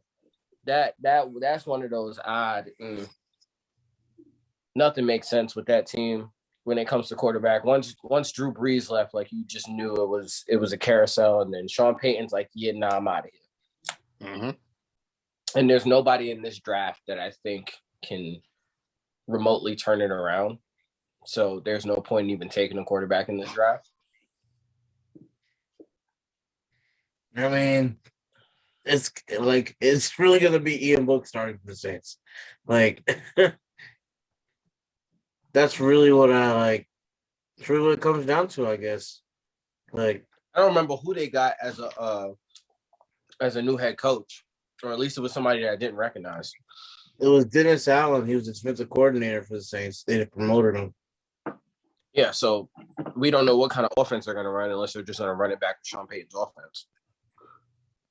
I don't know that much. I don't know. We'll wait and see what happens. That So is, move on. you know what, because they've had to change their offensive scheme so much that it's like, you know, you don't know what you're getting from this offense. So I mean, Very Ian true. may start, but it may be an offense more tailor-made for him, and he may even be successful. Because I mean, the man wasn't a bad quarterback; he just needed seasoning. He needed coaching. So we'll see. Yeah. Real quick, not real quick, but this one's gonna be interesting. 3 out of 4 teams. Actually, no. We'll just talk about it. So moving to the NFC West. We have the Niners. You just straight skip Paul. I know. I'm like, yeah, I'm like, all Man, You didn't Chase, have to say anything. Goddamn. Go ahead, Paul. right. New Orleans, say goodbye to these two. You know why? Because once you let go of those, that's 30 million in cap savings you're gonna have. So that brings your salary cap overage from 76 to 46. And those numbers will keep going. So that's if they get traded. Huh? What's the cap hit on? 8. Okay. Yeah, it's 8. But that's if they get cut post June 1st. June 1st. Yeah. Or if they get traded post June 1st. Either or, which the Saints need to trade them. Let's be honest, you gotta trade them. You can't cut them. If it's the same, if you cut a trade, just trade them. Get some draft picks or whatever it is, trade them. Second, and make sure they low draft picks. That means you ain't got to pay that draft class. Second, y'all gonna hate me for this. But bring it back. The throwback jerseys. That's it. What you had with Sean Payton and Drew Brees is gone. Scumbaggery. You're no longer the Saints. You're back to the Aints. Yo, this man Paul woke up and chose spicy violence. Yeah, we're not even regular violence. I mean, let's be honest though, man. Let's pontificate for a hot second. Would that be the worst thing for them next year, though? It's gonna be like until they find a quarterback and until they figure out the head coaching job. And again, the quarterback draft for next year is pretty dang good. Yeah. By all accounts, right now, the quarterback draft is pretty dang on good. So them being that, talking about Bryce Young, future Giant. Then you got Bryce Young, you got the kid from Clemson. You got the kid from you got the kid from Ohio State, CJ Stroud, who's killing. Caleb and Williams. I'm sure we're gonna have 2 or 3 that's gonna emerge. Caleb Williams and Spencer Rattler is trying to figure his stuff out. So he might, if he does good next year, if he can balls expect out him of to come South out. Carolina, that's another guy. He's gonna come out. He's not gonna stay another year after that. That's a big ass. Oh, Rattler. If he balls out, he's coming out. He's not staying. Hasn't Rattler been in college for like 7 years already? We're not gonna talk no, man. Nah. But yeah, I think the Saints are in trouble. This is literally a rebuild year, and they gotta fix that salary cap. So Cam and Michael are gone. I think via trade is the best way. Pick up some I draft think picks. Kamara's gone too. Well, that's a different situation. That's not because the Saints But want him again, gone. you're The Saints are trying to get rid of him. You're assuming that this is going to be another Deshaun Watson and not another of the myriad of cases where literally these guys just get off with paying a fine and they go back to doing what they're doing. I don't know, man. What I'm hearing about this case, it's not looking good for him. Huh? I'm trying to think back to the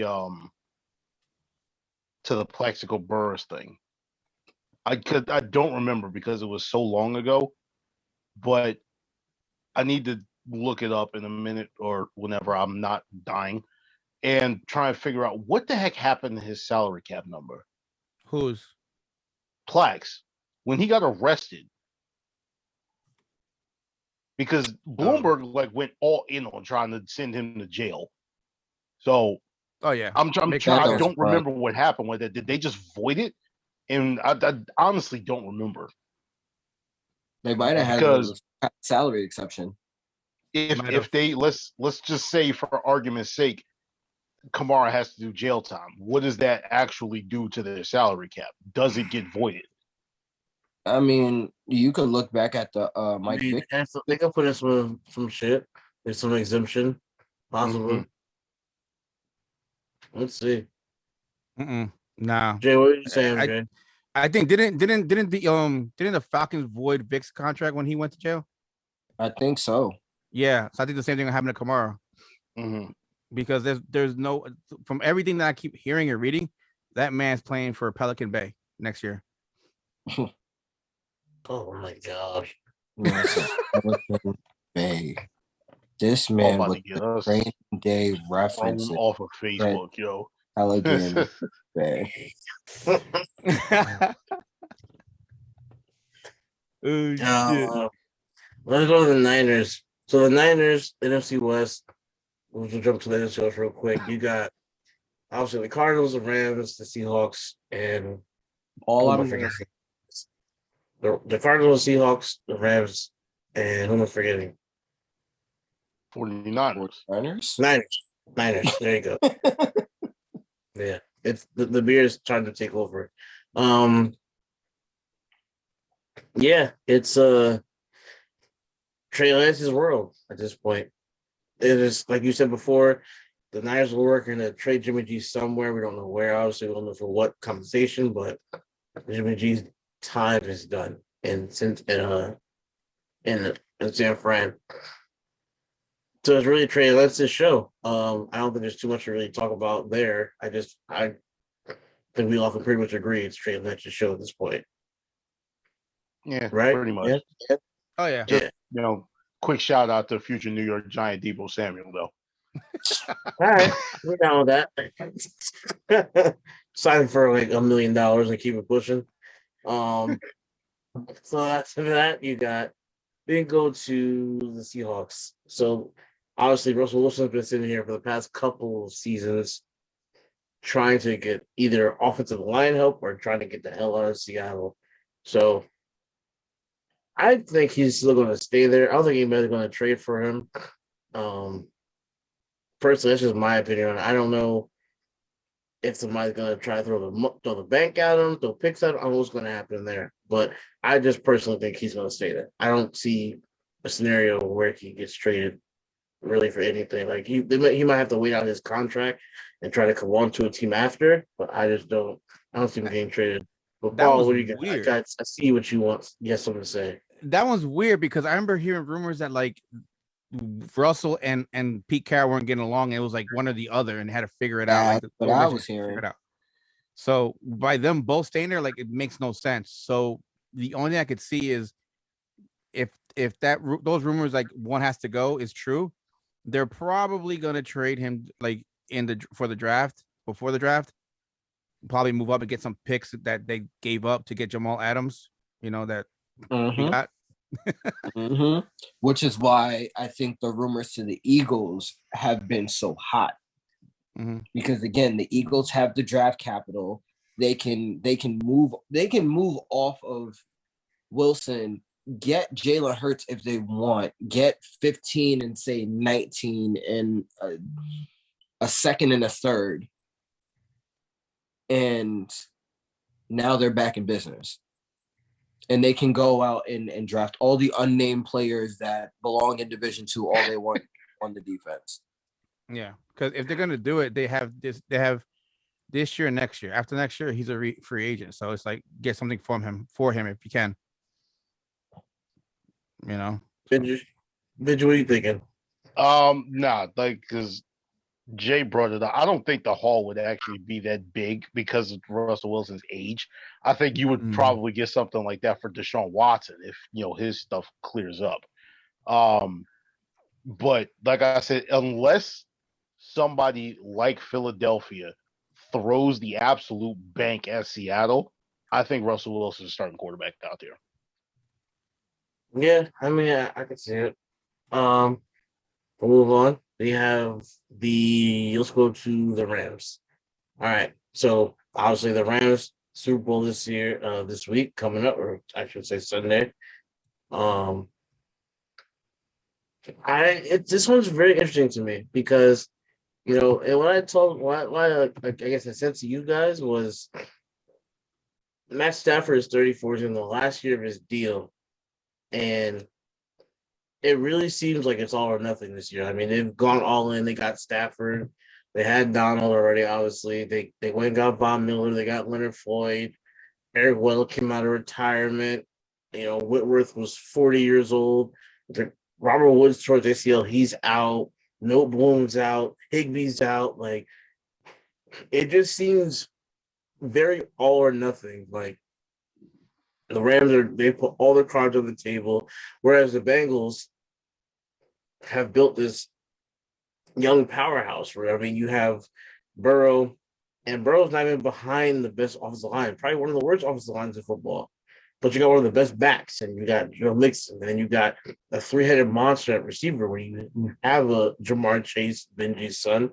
You got friggin' Tyler Boyd. You got T. Higgins is finally coming into his own, and you got TJ Uzoma, who actually got hurt, and I believe he's out. But because they're putting offense, and they're very young, you can continue to build on that offensive line as well as work on the defensive side of the ball, which is already pretty good. And they're a great second half team. The Bengals could be leading that division. I mean, the Steelers are gonna have to figure it out at quarterback. The Browns are gonna have to figure it out at quarterback. The Ravens the Ravens just have to be more consistent in their play. So it's like the Bengals have a shot to be the best team in this division for a long time, and in a long time, but they haven't been the best team in this division for a while. So you have a chance to do that, and you could probably run the division for a while. Again, you got a lot of young pieces, so it's very interesting to the contrast. So I'm sitting here is this Matt Stafford's, I don't want to say his swan song, but is this it for him? Because after this is do you bring him back? Do you have the money to do so? Because I don't know what their cap number looks like. I don't know. I don't know what the cap number. They're 13 and a half over. Okay. So they I mean, there's obviously, you could find space there to get rid of people pretty simply, but obviously they traded a lot of capital to get Stafford, so it's just a lot of people are going for him. A lot of people want to get that ring, and it would be cool to see it because he put all that time in to Detroit, the city of Detroit, but at the same time, it's it is really is this it? After this, if he fails this year, do we just do they move on? What do you do? What can you do? You have to move on. You have to just, I'm not going to say completely blow the team up, but you have to obviously get under the cap and have a good enough amount of money to sign rookies and other free agents if you want to bring acquisitions in. So it's just it's really interesting for me for the Rams, what's going to happen going forward. I feel if he wins, I could almost see the man retiring. You know what I'm saying? He put 10, 12 years in on the Lions, and then you get your 1 year, you make your amazing run, you get your ring, go off into the sunset at 35. Why not? Because you may not come back next year. You really may not. It's a very interesting dynamic because they might not have the money to do it. So it's just, I don't know where they're going to go. I don't know what their situation is going to be going forward. Jay, what do you think? I didn't think much about it personally, because like you said, it's now or never. And if it's never, it's really never, because they don't got a first round pick till like 2024, 2025. So it's really just never. Like never, ever, ever, ever, ever, Yeah, I thought I had the hot mic. ever. Just because like Wentworth is gone, then Von Miller's probably gone. No, and when we're still there. when I say I was Wentworth, saying he's I think he's probably probably going to retire. That man is Oh, okay. 40. He's like, listen. Listen. That man is out here. He gave a speech. When I heard him give a speech at the NFL honors, that a young man playing for the Lions came up to him and said, "Yo, I just wanted to let you know that I made it because you sat down and you spoke to me in your early years playing for Cincinnati." When you have kids that you mentored at the YMCA level coming up to you, another grown ass man, telling you, "Thank you for inspiring me. I made it here." Listen, Tom knew it was time to go. Big fella, time to go. And that's what I was gonna name, because that if he gets moved, that cap savings is 15. So that gets him just below the cap savings. Like I say, young fella, time to go. It is time to go. Benji, what do you think? I'm gonna make an analogy real quick. Funny considering the fact that is, another LA. But you know what I'm seeing with this team right now? Hopefully not with the same result. The 2004 Lakers. When the Lakers picked up Karl Malone and Gary Payton for that one run, because that's what this is. Yep. The Rams mortgaged their future for one run. So what I'm thinking right now is, let's just say for argument's sake, Stafford is not re-signed. Some way, somehow, he either retires or ends up, on another team or whatever next year. We're going to be looking at the Rudy Tomjanovich Lakers out there as the Rams going forward for the next couple of years. So, as far as a name to put in there, I don't have one right now. I'm thinking you'll probably get someone, some retread quarterback or whatever. You'll probably see Ryan Fitzpatrick out there. Oh my God, no. No. Paul, You'll probably Benji's see done. Ryan Fitzpatrick in a Rams uniform. No, Benji's done. Paul, go. Like, he's pissing me off tonight. God damn it. Look, man, I'm gonna take it back. This is the thing. If no matter what happens, I think Matt Stafford may retire, especially if they win. Like, why keep playing? You won the Super Bowl. Just retire on top. Call it a day. Deuces. I'm out. At that point, the Rams are back to the Jim Everett Rams of the yesteryear. This is not going to be good. If OBJ is there, you can expect temper tantrums on the sidelines again. Jalen Ramsey's going to want out. The show on turf is not going to be the show on turf like everybody expected. It's going to be the show on Showtime on the sidelines. Everybody that beautiful stadium. Yeah, it's just gonna be Charger Stadium. Might as well just call it Charger Stadium. Pretty much. So, like, I agree. The Rams went all in for this year, and they're not even worried about next year or the year after that. So, I feel bad for them because they have a hard time about this because Tyler Higbee is out, and somebody else was out too for the Super Bowl. I can't remember who it was. It was their right tackle. No boom. Yeah, and those are heavy hits right there for them as it is. So, yeah. All right. So this is one of the major points that we're gonna hit right now. Kyler Murray and the Cardinals. So why is it so sensitive? Jesus. In case Nobody knew. Kyler Murray deleted all social media pictures and videos that had to do with the Cardinals. Wiped his Instagram clean, Twitter, blah, blah, whatever. So the question is, what's going on with Kyler? Tell me why ain't nothing but a heartache. Tell me why. DeAndre Hopkins said he made jokes. DeAndre Hopkins said that he was making room for more pictures of his wardrobe. Being stupid. Making light of the situation. The question, obviously, the Twitterverse took off, and Twitter was just like, he wants to get a paycheck, which Jay said. He wants everybody to start going from there. It was, do you want a paycheck? Are you thinking about retiring and going to the MLB? Like, what are you thinking here? Like, do you want to trade? What possibly is it? You know what I'm saying? Like, we've given you pretty much everything you can on offense. Like, we're giving you James Conner, we're giving you Chase Edmonds, we're giving you Eno Benjamin, we've given you AJ Green, we've given you, Andy Isabella and Christian Kirk and Rondale Moore. Like, we've given you and DeAndre Hopkins. Like, we've given you like everything we possibly can offensively. Like, we could build the O-line a little more.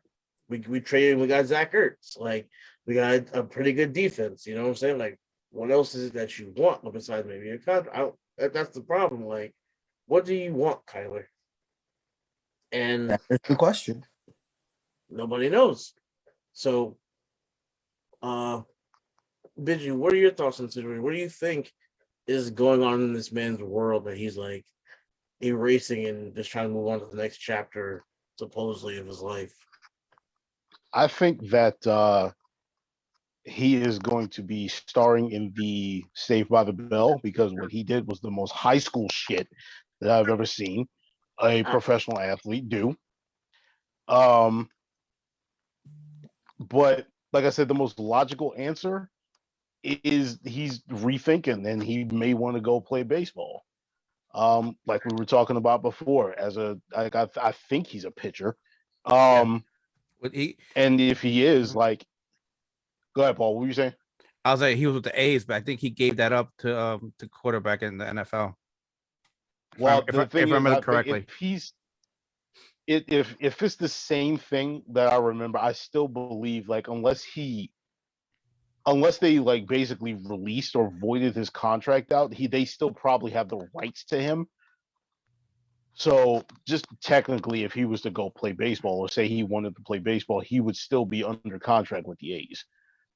That's just my understanding of it. I don't know if that's 100% what it is or not, but like I said, just speaking from an outside perspective, not knowing exactly, again, what's going on in his head or what's going on within the Cardinals organization, would you rather get your behind handed to you on a football field for 17 games a year at least, or would you rather go, pitch for 30 days out of a year and make, I don't know, 3 times as much? I don't know. You make it sound so much better. I mean, hey, Paul, listen. Paul, what do you think? Can we find a safe spot, a safe place for Kyler Murray? You got your ass beat. Let it go. It's all right. Season's over. Just get ready for the next one coming up. Are we going to play the Sarah McLachlan music? Pretty much. I do care for you. I'm gonna see Kyler Murray's face at 3 a.m. I do care for you. For in regards to, I think $2 a month. You too can walk for Kyler Murray. In the eyes of a sparrow. With the A's, in regard to the A's, I think he pretty much voided everything because they gave him an extra year to play football in college, but then he had to figure out if he was entered the draft, because if he entered the draft, he voided the A's contract. He let, I think it was $8 million go. But everybody was saying, like, it's either $8 million with the A's in baseball or this much money as like one of the top 10 picks, or maybe a top overall pick as the Cards' number 1 overall pick. And I think that's why he let go of the A's and the contract, voided it, because he got guaranteed to be the overall pick and the money that was there as the number 1 overall pick. And the thing is, like, dude, you got blown out, it happens. You know, we have to look at Cliff Kingsbury. Is he going to be there for long? Because the Cards were hot, the hottest team at the beginning of the season, and then cooled off, and you didn't hear a word. Them dudes like literally limped into the playoffs and then got destroyed in that one game. I was like, are we watching the NFL pro football game, or are we watching like a damn like college football team versus like a Pee Wee football team or something like that? Because this is bad. Yeah. You know, I thought I was gonna watch Dennis Green out there again. You know, R.I.P. my guy. Dennis Green. You know, so man. Yeah, I don't know. I don't know what's going on with the Kyler situation. Like it's crazy. Like Benji said, it's just like it's some high school shit. Like, why are you like? It's almost you almost want to be like, oh, you know, use your words. Like, tell us what's wrong, and we can go from there. Like, you always want to talk to him like a baby. It's like what's the problem? Like, what's going on? Like what do you want? Like, just tell me what you want, and we can talk about it. Like, you want, you know what I'm saying? Like, you want to put your hand on their shoulder and just like comfort them. Like, what do you want, Kai? Like, talk to me, bud. What's going on with you? Like, because it's just out of nowhere, bro. Like, it really is out of nowhere. Like, I don't know. Like, am I wrong? Like, you know what? I was about my time, but like, damn it, Kyler, are you damn a light-skinned brother or what, bro? Because that's what we coming about like right now. Shit. Oh God. And Like, maybe it's because we're like a little older or whatever. I don't know.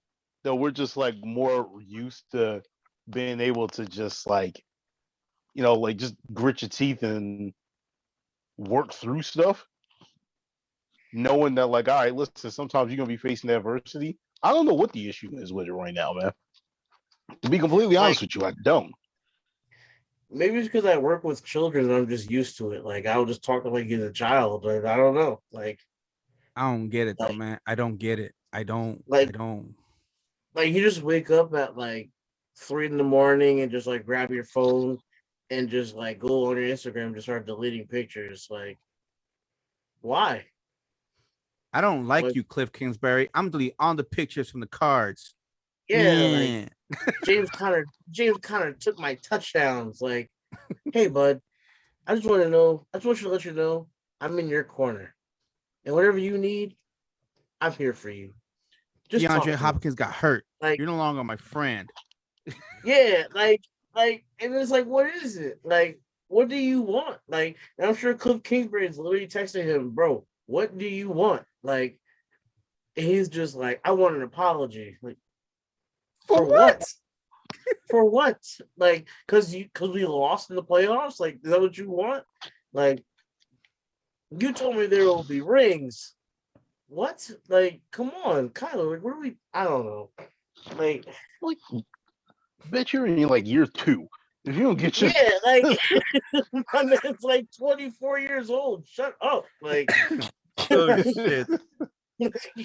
like just God, yo. Man can barely drink legally, and he's over here crying because he gets a Super Bowl ring. God damn. Go play Fortnite, man. Shit. Like, my man Chad Henne took a whole backer roll at like 36 to get a ring. My man is like 23 years old. Like, I get a ring. Like, yo, we don't shut the entire hell up. Oh my God. Yeah, we got a guest coming in. We have a guest coming in. Is this who I think it is? Yes, it is. Is that Mr. Brett? That ain't Brett Carroll. Yes, it is. Yes, it is. You gotta come in with more flashier than that, though, Brett. You gotta come in with some pizzazz. There. Oh, no, I was waiting for myself to get in. All I know is I came in for 2 seconds and somebody's calling my team a Pee-wee team. What's going on? We're getting ready to move on. No. We're talking about the cards, man. We're talking about the cards. We're brother. moving on to the AFC North. Okay. Yeah, we're talking about the cards. The Cardinals are a Pee-wee team. Cardinals. Okay, yeah. Okay, cool. Starting off, we're coming to the AFC North, and we're going with the Pittsburgh Steelers. Okay. We're gonna. And for everybody that doesn't know, this is my boy Brett Carroll. Brett Carroll helped us out. Actually, it was pretty much Brett and Antonio from Bench Mob. Even though Antonio wants to be in Miami, he don't talk to nobody no more. He went on Hollywood on us. I don't know what's up with him, but we had a big toy drive. It was very successful. We're gonna do it again this year. Hopefully, it's bigger and better. Brett was a great part of that. Check out Dope Blog on Facebook. You're on Twitter and Instagram, all that stuff too, right? I believe you're on Instagram. Yeah. Mm-hmm. Yeah, the Dope Blog on Twitter, Instagram, YouTube. We everywhere. Yeah, drop all that.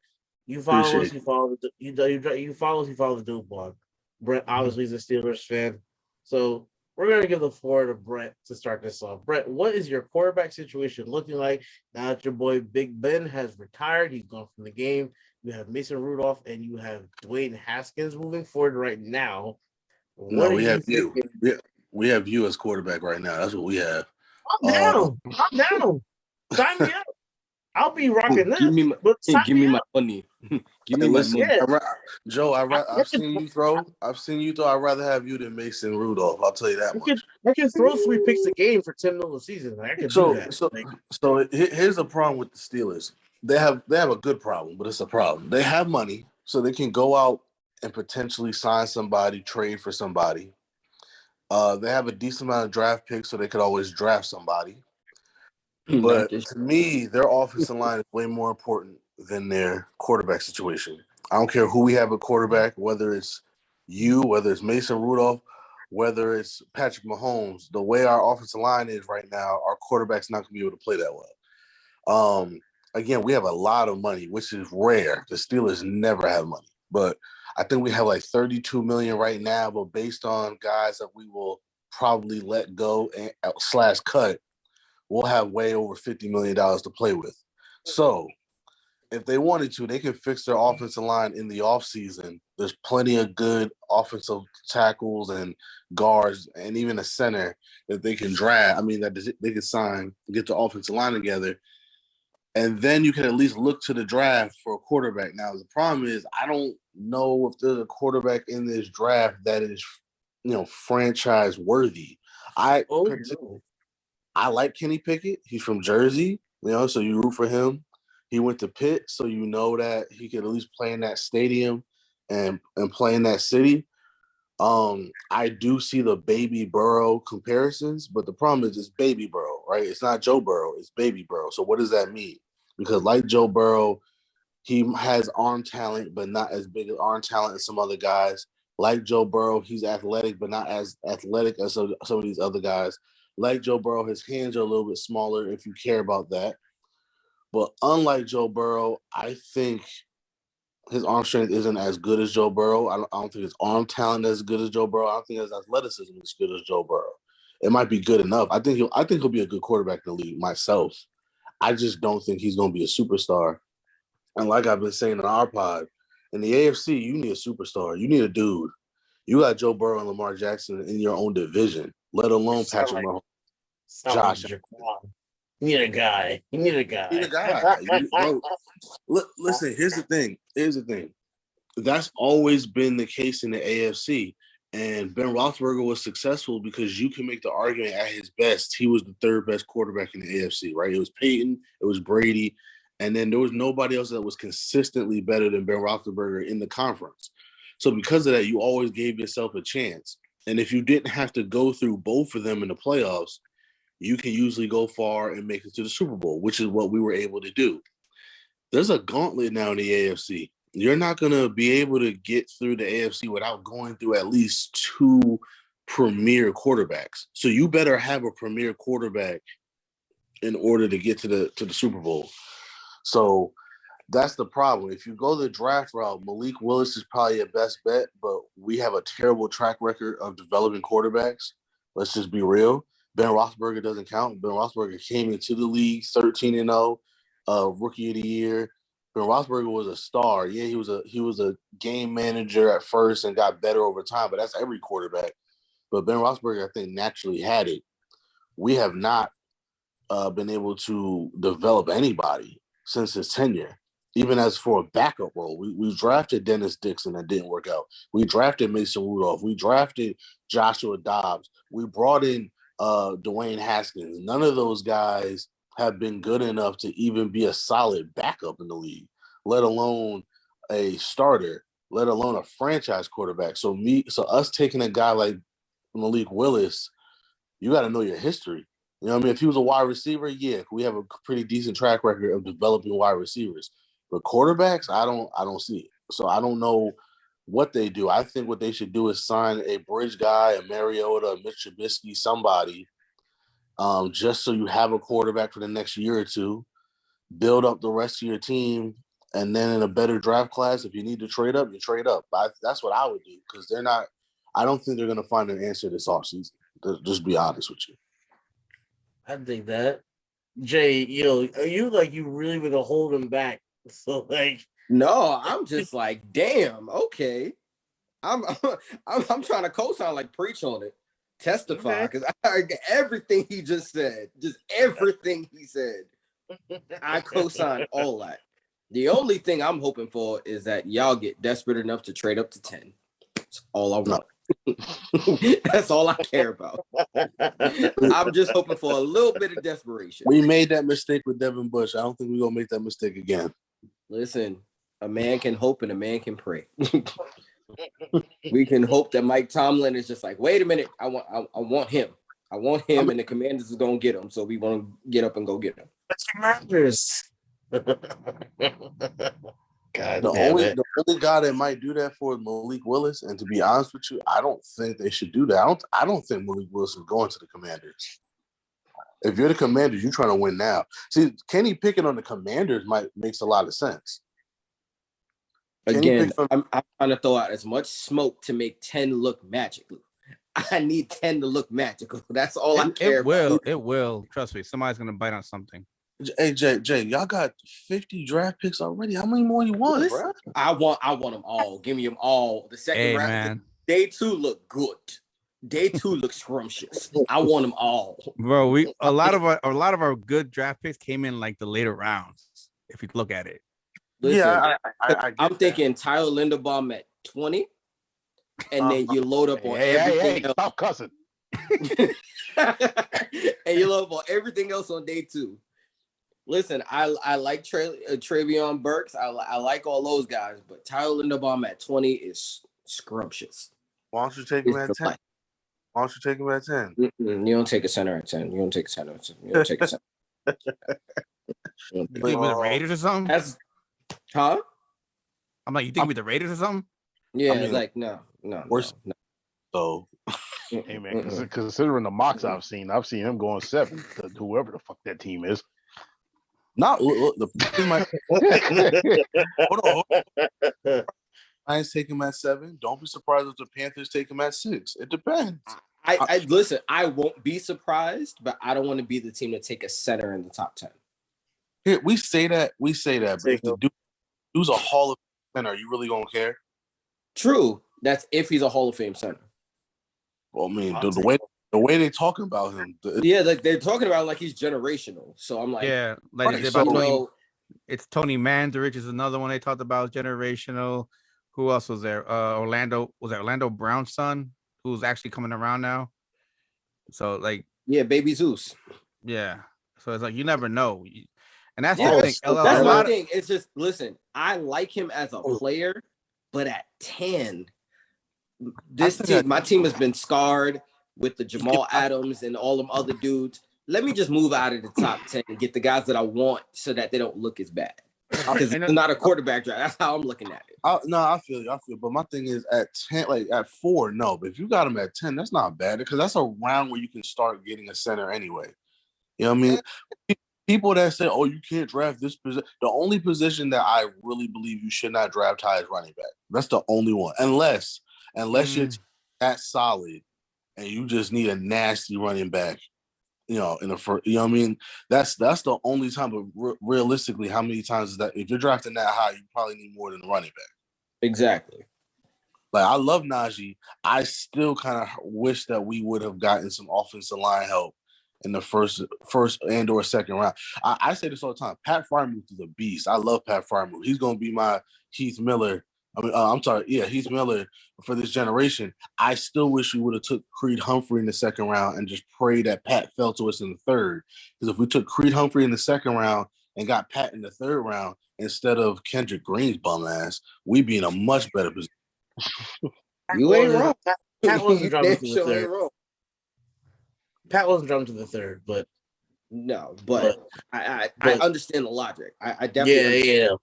Of course. I definitely get it. Well, Like, I do think you guys are players for some of these free agent quarterbacks, though. Guys that are not comfortable in. I'll take Jameis Winston in a heartbeat. I was thinking a little high. I was just getting ready to ask you. Settle for Jameis Winston by all means. I was just getting ready to ask you, Brett. Just keep going. I need my last beer. Don't keep going. I don't think that he would actually do this just because of the competition that's in the AFC. But would you take a shot at Aaron Rodgers? If I would, the only problem is it's going to cost me a lot. And then the problem is we're more than a quarterback. That's the thing. We're more than a quarterback away. If we were a quarterback away, I'd say trade whoever for Deshaun Watson, trade whoever for Rodgers, trade whoever for Russell Wilson. All right, you get Aaron Rodgers, cool. Signing him alone is going to take up all your free agent money. And now what are we doing at offensive line? And he's 37. You know what I'm saying? Like, if we had at least an O-line, I would say, yeah, go ahead. But it's going to cost us all of our first round draft picks from now until my kid goes to college, and it's going to cost money to have time. So, why would I do that when I don't even have an offensive line that can protect him? So that's the only problem. You ain't wrong. So wait, hold. Second question. Backup plan. Just because he tore the league up while his starter was out. What's your thoughts on Tyler Huntley in your uniform? If you get it for cheap, yeah, why not? Why not? Well, he ain't gonna be expensive. I'll tell you that much. Listen. I'm telling y'all right now. I don't even care if our quarterback next year sucks. I really like. If any of y'all want to be our quarterback next year, I'll take it. I just can't do Mason Rudolph. That's the only wrong. The best option I see for you guys is Tyrod Taylor. That's fine, and that's fine. We're not going to get our quarterback this. That's what I'm saying. Realistically, we're not getting our franchise guy this offseason. You got to just body to play the position for a year or two. And Tyrod's not bad. He always gets like the short end of the stick everywhere he goes. He always gets screwed. He's a good quarterback. Yeah, I was about to say he gets sabotaged in some places. Yeah, so it's like he's a good quarterback. It's just something always happens. They tried to kill him out in LA. He did somebody dirty because he got that bad juju on him. You know what I'm saying? He did somebody dirty and they put the bad juju on him. That's what it is. It was he wanted Browns. That's the problem. He needs to go. He needs to go over to Newark, over on like Ironbound section. He needs to go see for a cleaning. Like I'm telling you, bro. Get you some Portuguese food, real quick. Bro. Like I'm serious. Like when I heard that he got a collapsed lung from something he was getting, a procedure he was getting done, that was a normal procedure. I told y'all that earlier that day. I said, "Yo, watch is gonna come out that they tried to kill this man so that they could start Justin Herbert and it wouldn't look bad." What happened? Yeah, like I'm just literally like 2 hours later, the report really did happen. They tried to kill that black man. Really did though. That's the bad part. Yeah, So really did. Looking around the AFC North, I mean, I can pretty much say that we have Lamar Jackson, Joe Burrow entrenched as starters going forward. There's really no debate there. It comes down to the Browns at this point. Other than obviously the Steelers, next team's the Browns, and it's like they should get somehow. Ooh, you just wishing bad in them. That's all you're doing. You're just no. Hold on. I said this on our pod. Shout out to the Dope Blog. All these quarterbacks have, to me, there is a perfect destination in mind for them to get the maximum out of them. To me, Sam Howell's a better Baker Mayfield, and the key word there is better. A better Baker. Ooh, The key word there is better. He's got better arm talent than Baker. He's more athletic than Baker. He's even Mayfield. Yeah, he's even thicker than Baker Mayfield. He could take a hit. To me, Baker Mayfield thrives in that system, but the problem is he can't work outside of the system. The one knock on Sam Howell is he works in the system. We don't know if he could thrive outside of the system. But to me, when you have the arm talent that Sam Howell has and the athleticism he has, I think he'll be able to work off script better than Baker Mayfield can. Baker Mayfield can't do shit off script. That's the problem. You don't ask that man to freestyle. He's the rapper that needs his ghostwriter, right? You can't ask him to freestyle. Sam Howell might be able to get freaky a little bit. So if you're the Browns and you know that your system works, why not get a guy that can also work your system, but could do a little bit more? If I'm the Browns, I would do that. If nothing else, get some competition for Baker for his last year. See what he can do. Everybody's talking about receiver. This is still a decent receiver class. You get a receiver in the second round. Nothing more. Another quarterback for the QB cemetery. Yeah, I mean, too bad. I wish they would have had a guy like, I don't know, Odell Beckham Jr. Then we could have really saw what Baker Mayfield could do with a receiver. But, they don't have somebody like that. I wish they did. Hey, so first Paul is over here making them jalapeno smoothies.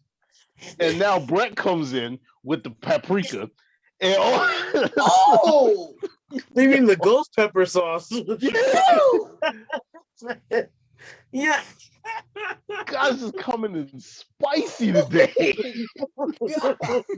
I'm just saying, I'm seeing all these mocks with them drafting a wide receiver, and they're like, they need a wide receiver. So you want them to take a quarterback at 13? I'm gonna say this. All right. I would. Sam Howell. Go ahead, Brett. Say what you're gonna say. I'm gonna say this. No. I'm just saying, if I was the Browns, I would consider it. I really think Sam Howell is an upgrade. 13. At 13, because again, if he's an upgrade over what you have, who cares when you got him? If he's an upgrade over what you have, who cares when you got him? Lord. And let's be real, it's the Browns. Are we putting the Browns? Come on, guys. Come on. The Browns might take Desmond Ridder at 13 just because he went to Cincinnati. They might say, "Yo, we want that Burrow magic. We want that Burrow magic." Yeah. I'm at least predicting a better fit. I didn't say Ben Zappy. I didn't say Zappy, but that's something the Browns might do. They trade up to. You wanted them to trade up to 10, right? They're gonna trade up to 10 to get Zappy. Listen, from your lips to God's ears. It is. if that's the move that gets me more draft picks. You said trade up to 10 to get Bailey Zappy. Yo, I'm hurt you with receivers and shit. That's it. I'm gonna kick you out. You gotta go. I'm saying at least they did that. I said Sam Howell is a good fit. Wow. Yo, Jay, please rebuttal.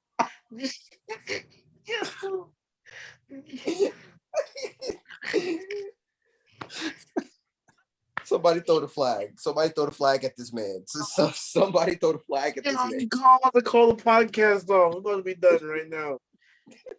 That is crazy. I said much. I'm sorry. I said too much. All right. So Brett warmed up the bed. So I'm gonna do a Shang Tsung. I'm gonna just finish him right here. So Paul hates Baker Mayfield. I forgot about this. My shout out to my boy Keith. He's over in Cleveland. QB Smurf was not it. He never was it. My man played his past season with his arm dangling off of one ligament. Cleveland, I hope you enjoyed the one playoff appearance you had, because you're never going to see the playoff again. You won't sniff it. The closer you get to sniffing it, is as close as I get to sniffing Giselle's, underwear. And that ain't close. Well, you don't think they're ever going to get. Oh, hell no. Bro, it's the Browns. It's the Browns. What is happening tonight? Brett, ever since Bernie Kosar retired, when have the Browns been consistently successful? This is I mean, you're right.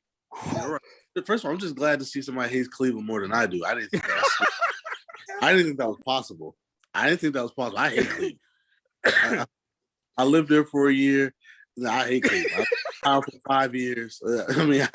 I say it every time. Every day, Cleveland fans remind me of why they deserve to be miserable for the rest of their lives. They're terrible people. Just terrible. Bro, I don't want to change the sport, but I have to remind Cleveland, you know that one NBA ring you have, it is not because of that chosen one you have. It's because of Kyrie Irving, and that is it. Well, by the way, they said it's just one. They said it's just one, as if they're Cleveland, as if they're the ring chasers over here, as if they're the Lakers. Yeah. They're like, LeBron got it. Like, no, my man. LeBron missed a bunch of shots. It was Kyrie. I gotta remove both of y'all, man. Y'all do too. Like, I can't. We're gonna get canceled. Oh, do y'all have fans in Cleveland? I'm sorry. We love you. I got a boy who's a Cleveland fan, and we always go at it. We always go at it. I can't do this. What up, Keith? Magaha. I got a lot of friends in Cleveland. I'll say this: some of my friends in Cleveland are some of the realest niggas I've ever met in my life, but they know their city's ass. They know it. The mistake by the lake. They call themselves a mistake by the lake. So this is not me talking. This is them. They know. Bro, look at the bags. Look at the bags on that. Look. I love it. This man changed up his background mid-podcast. Like, he had that one ready to go. That's the crazy part. It was like this. Like, he downloaded that. He waited for this podcast to do that. Bro, I found it real quick. All I did was Cleveland Browns, brown bags. That's it. Yeah, I'm sure it popped right up. It's not that hard. I just don't. It's like if you type up Browns QB cemetery, you get a bunch of like names. Yeah, that's where you go to die. You're right. Wish that on Sam Howell. Sam Howell do not go to the Browns. I'll give Baker this. He lasted longer than a lot of those other quarterbacks did. But the end was already sealed as soon as the Browns made your number one overall pick. The only person that he lasted longer than was old boy Josh Rosen. Everybody else is still playing. Now Sam Darnold sucks, but he's still playing. Oh no, I mean like on regards to like quarterbacks in the Browns. Franchise.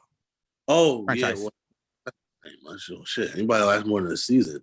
I remember this one joke I heard was Baker Mayfield. All Baker Mayfield is a sober Carson on Johnny Manziel.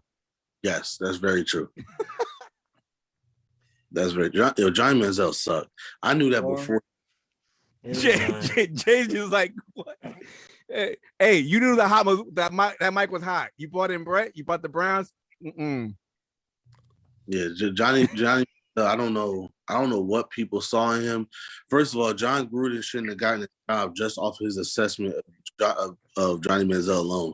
He said he would have taken him number one overall, and he was going to be a Hall of Fame quarterback. When he said that, I said, John, whatever you're smoking, I need that. Like what? Like what are we talking about? This dude was running around in circles in college, literally running in circles, jumping over people and throwing absolute ducks, playing duck football. And because he had Mike Evans was just going up and grabbing it, and people thought this dude was going to be a star in the league. I really wish the Cowboys drafted him. I really would. I really do. Me and you both. He missed my Cowboys conversation. Oh my and the Eagles. God. We have to move on at some point. Move on, bro. We still got like 10 teams to get through. It's almost mental. All right. Let's go. Yo, who's next? The Texans, please. The Texans. Davis Mills. Is Davis Mills the guy? Jay, you go first. Is Davis Mills the guy in Texas? Jay's trying to pick up his jaw. He's just like in like shock. Yo, this man is hurt. I Like, think Jay. he is hurt. I think Jay needs. I think Jay needs a minute. He's trying to. I don't know. Jay, I'm trying, bro. I'm trying to move it along. All right. I'll give Jay a minute to get it together. All right, let me go. Texans, Davis Mills. Maybe we don't know the new coaching staff that's there. We got to see what they bring along for him. Again, that's not their guy. They work with somebody that's already there. We'll see where it goes. I mean, it's tough. I mean, it's really tough. Like, What you're gonna happens- sit up here. I don't know. Paul just died mid-sentence. He does that every once in a while. No, I'm talking about your camp at 98%. Oh, I'm doing stuff. I got stuff to do. Oh. It's really like I he think- showed. All right, Oh, I'm you're back, back from my the bad. bed? You good? No, you didn't see what I put in the room? I did. All right, yeah. We're not going backward because they just kind of killed Baker Mayfield, so I'm not gonna go back and dig his grave up. Yo, what the heck happened, man? I don't know. You just died for a second. I don't know what happened to you. No, you left too. Me and you left. All I saw was all I see is Brett and Jay in there. Who's still here? I was talking with Brett and Jay. Mm. Okay. Jay's controller is still frozen. Yeah. But I was saying, He's still regarding fucked up in life. regarding to the Texans, we got to give him a shot. Davis Mills, a new coaching staff coming in here. I say they give him like another year, this year plus next year, to see how he works out with them. But we have to remember again, he is not their guy, so they might cut bait early and look for another quarterback next year. Because Jay, if you're correct in your assessment that the quarterbacks coming out next year are good, I wouldn't put it past the Texans to pick one up, especially if they figure out a way to hold Deshaun Watson, trade him, and whatever. They might pick up some more first rounders. So next year might be the year. Yeah. If they trade him for anything less than at least 3 first rounders. Remember, they have to clean up his. Upset. They have to clean up the whole thing they started with him with the allegations and stuff. That's what I'm saying. They might. Oh yeah, they might not trade him at all. But I'm saying if they trade him, there's no way they're not getting first round picks from him. Mm-hmm. Now, if he's costing less than that, Pittsburgh pick up that phone ASAP.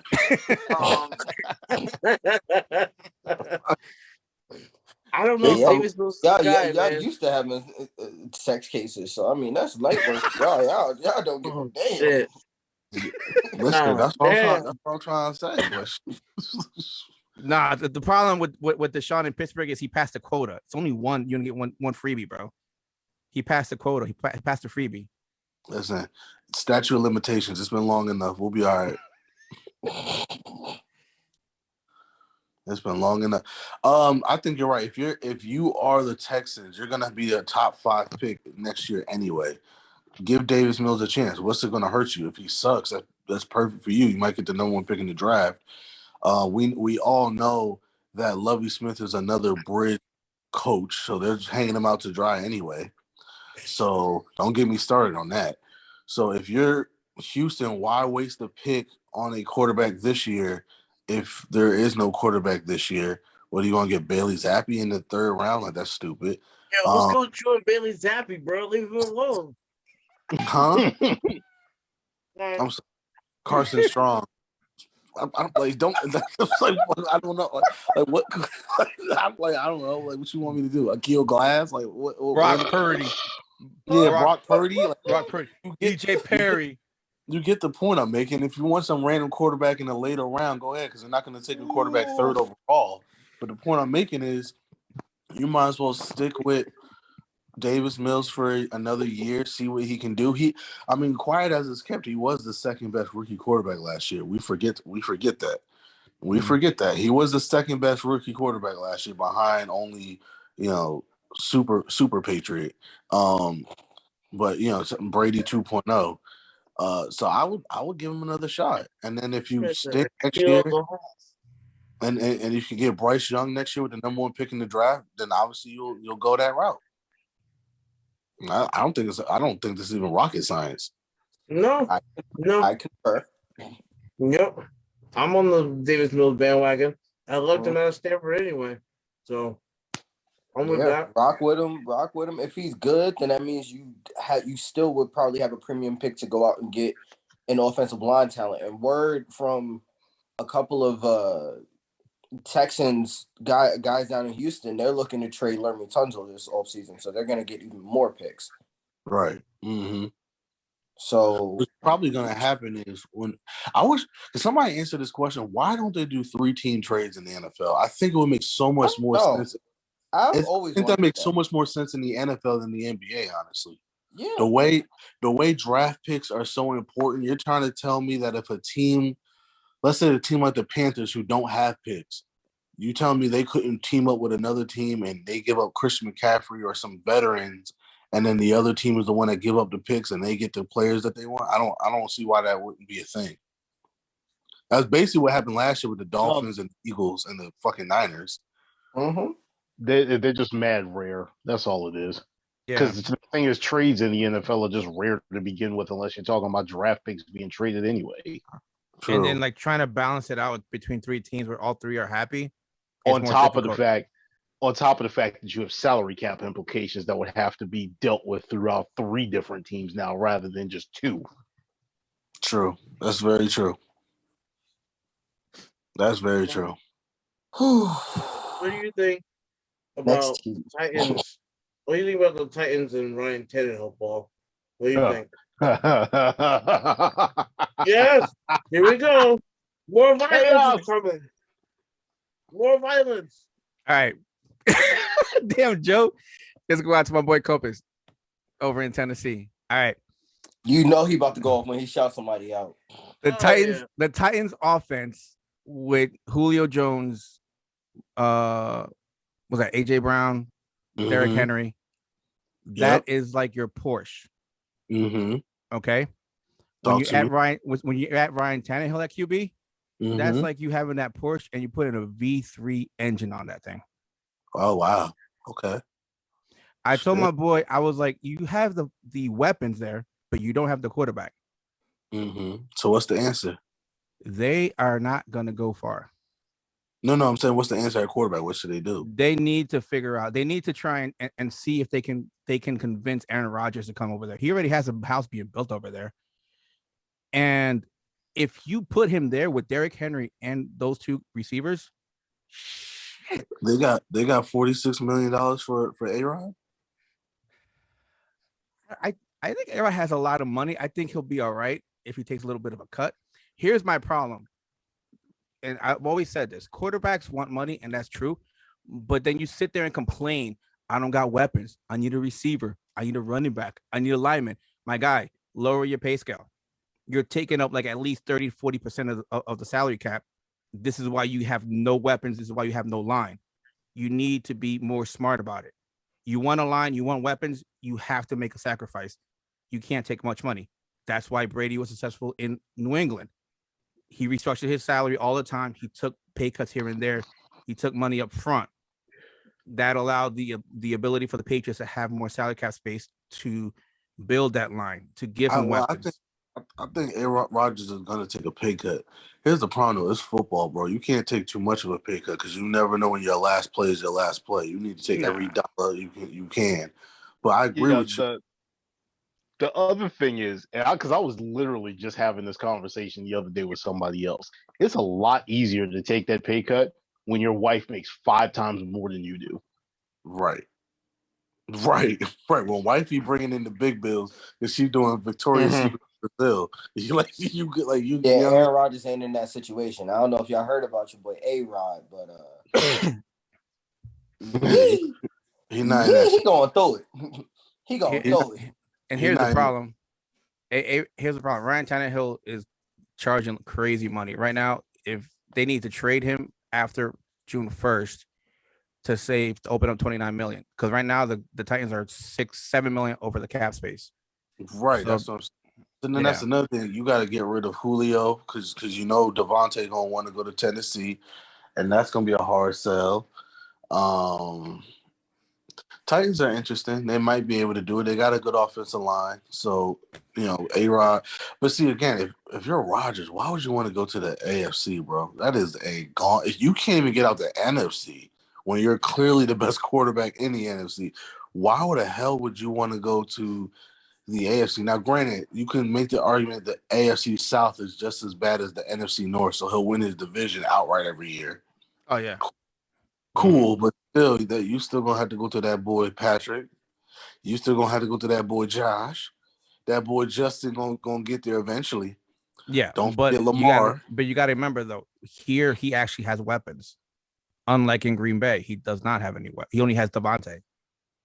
And you're upgrading your running back to Derrick Henry, which is my man was winning me games in fantasy league by himself. No. I agree with you. If he's on Tennessee, even without Devontae Adams, they're probably the best team in the AFC roster-wise, top to bottom, give or take. But still, at the end of the day, you need to outperform Joey Burrow. I forgot about him. You need to outperform all these quarterbacks. Like I said, it's a gauntlet. You're gonna have to go against at least two of them every year. I don't know if he wants that smoke. If you can't even beat Jimmy Garoppolo, you think you're gonna beat Joe Burrow? Yeah. Because here's the thing: if he leaves the Packers and he wants to stay in the NFC, where is he gonna go? The Saints and the Bucks are the only two spots. The Saints, the Bucks. I think the Niners might pull a trade off. No, I think they're gonna go with Trey Lance. Oh, I forgot about him. Shit. No, honestly, I think the Niners are perfect because we know Jordan Love ain't the guy. So if you're the Niners, you don't even have to give up that many picks because you can say we'll give you Trey Lance. So now you have your quarterback of the future. Give us A-Rod, and now instead of 5 first-round picks, damn, do you not like the Niners either? Jeez. No, I'm saying instead of 5 first-round picks, they got to give up. They probably only got to give up 2. Like I would do that trade. Wait. And if you're the Packers, why would you say no to that? If you think Trey Lance is that dude, we know Jordan Love is that dude. No, we know Jordan Love is not that dude. You seem like you got a lot to say, Like, Jay's been reacting to all Brett's hot takes, but he's not saying nothing back. It's making me very mad. Like, what happened? I said Jay is responding. He's reacting to a lot of Brett's hot takes. Like, Brett's going off, and Jay's just over here feeling it, but he's not saying nothing back, and it upsets me. I can't even begin to the very concept of the 49ers being like, you know what? Screw it. We're going to go for it in the next 3 years instead of over the next 10 years and be like, you know what? We're going to give you 2 firsts and Trey Lance. After trading up and doing all that draft gymnastics, the concept in itself is so for a 39-year-old. It's so crazy that it might be accurate. Like it's one of those takes. He's 37. Give him his props. It's one of those takes that is so off the wall that I almost believe it. Well, no, here's the thing though. You gotta remember, in their own division, Matt Stafford and the Rams aren't going anywhere. Mm-hmm. Yeah, they're gonna have to break that team up eventually because you can't afford all those guys. But the Rams aren't going anywhere. So you're gonna sit there and wait for the Rams dynasty to be over when you still have guys in their prime. What are you gonna waste Deebo Samuel? Are you gonna waste George Kittle? Are you gonna waste Nick Bosa? So no, you have to make a move now. Like and yeah, you have to do that. So you're telling me you just don't? I don't think the Niners have to make a move because look who you have in that division. You got the Cards, the Rams, and the Seahawks. Seahawks are hanging by a thread. They're hanging like by a shoulder, just like Baker Mayfield's shoulder. All right. Mm-hmm. And then you got the Cards where like freaking. Oh, he cut out again. Kyler Murray is out here throwing a fit. So we don't even know what's going on with that. No, and then you got. But again, it's not just your division. You have to worry about everything going on in the playoffs. And the 49ers, to me, the 49ers to me aren't as close as I don't think they're as close as they think they are. I think they were close this year because the Rams were trying to figure out year one. If the Rams mess around and win the Super Bowl this year, I think the Rams are going to be like really good going forward. If you're the 49ers, do they have to make a move? Maybe not. But if you can, why wouldn't you? If you can get Aaron Rodgers over Trey Lance, why would you not do that?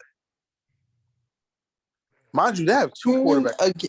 Again, we forget about it's Jimmy so Garoppolo. crazy that it actually makes sense. That's why I'm reacting, because it actually makes sense. Yeah, we forget. I forgot about Jimmy. What's funny is they got two quarterbacks they could trade and see what they can get. I mean, shit.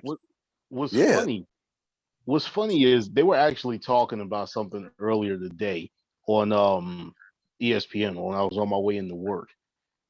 The question came up, and I don't think the entire league is going to make this shift if this happens, but the question came up, if the Rams actually win the Super Bowl, does that change the perception within the NFL of needing to start this with a rookie quarterback?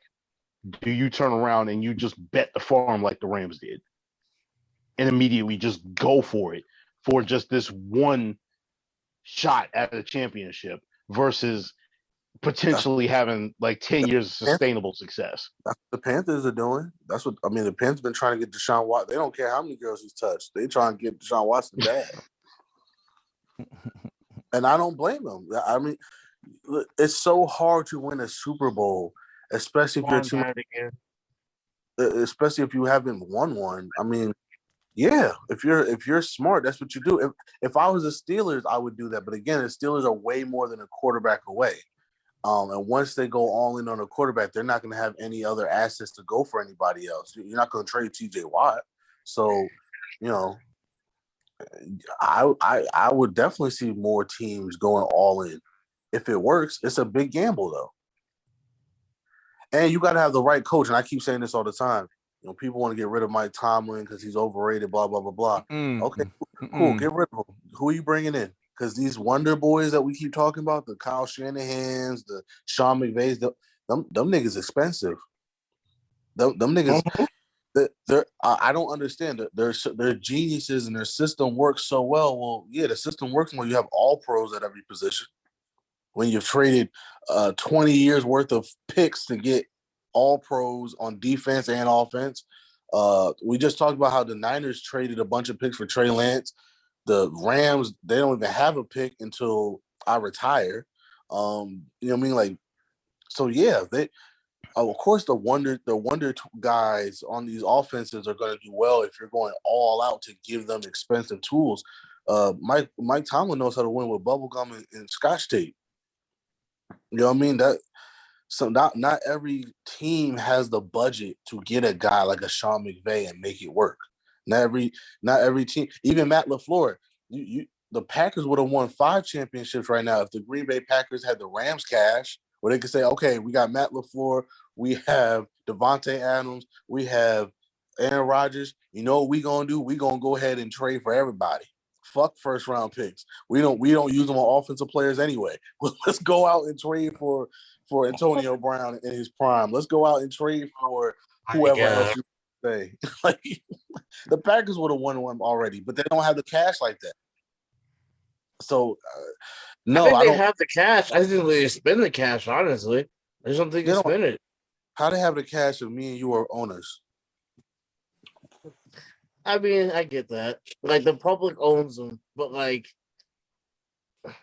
I don't know. I think they have the money, but they just don't spend it. Like, because other than their defense, who are they spending on? They gave the Aaron Rodgers money.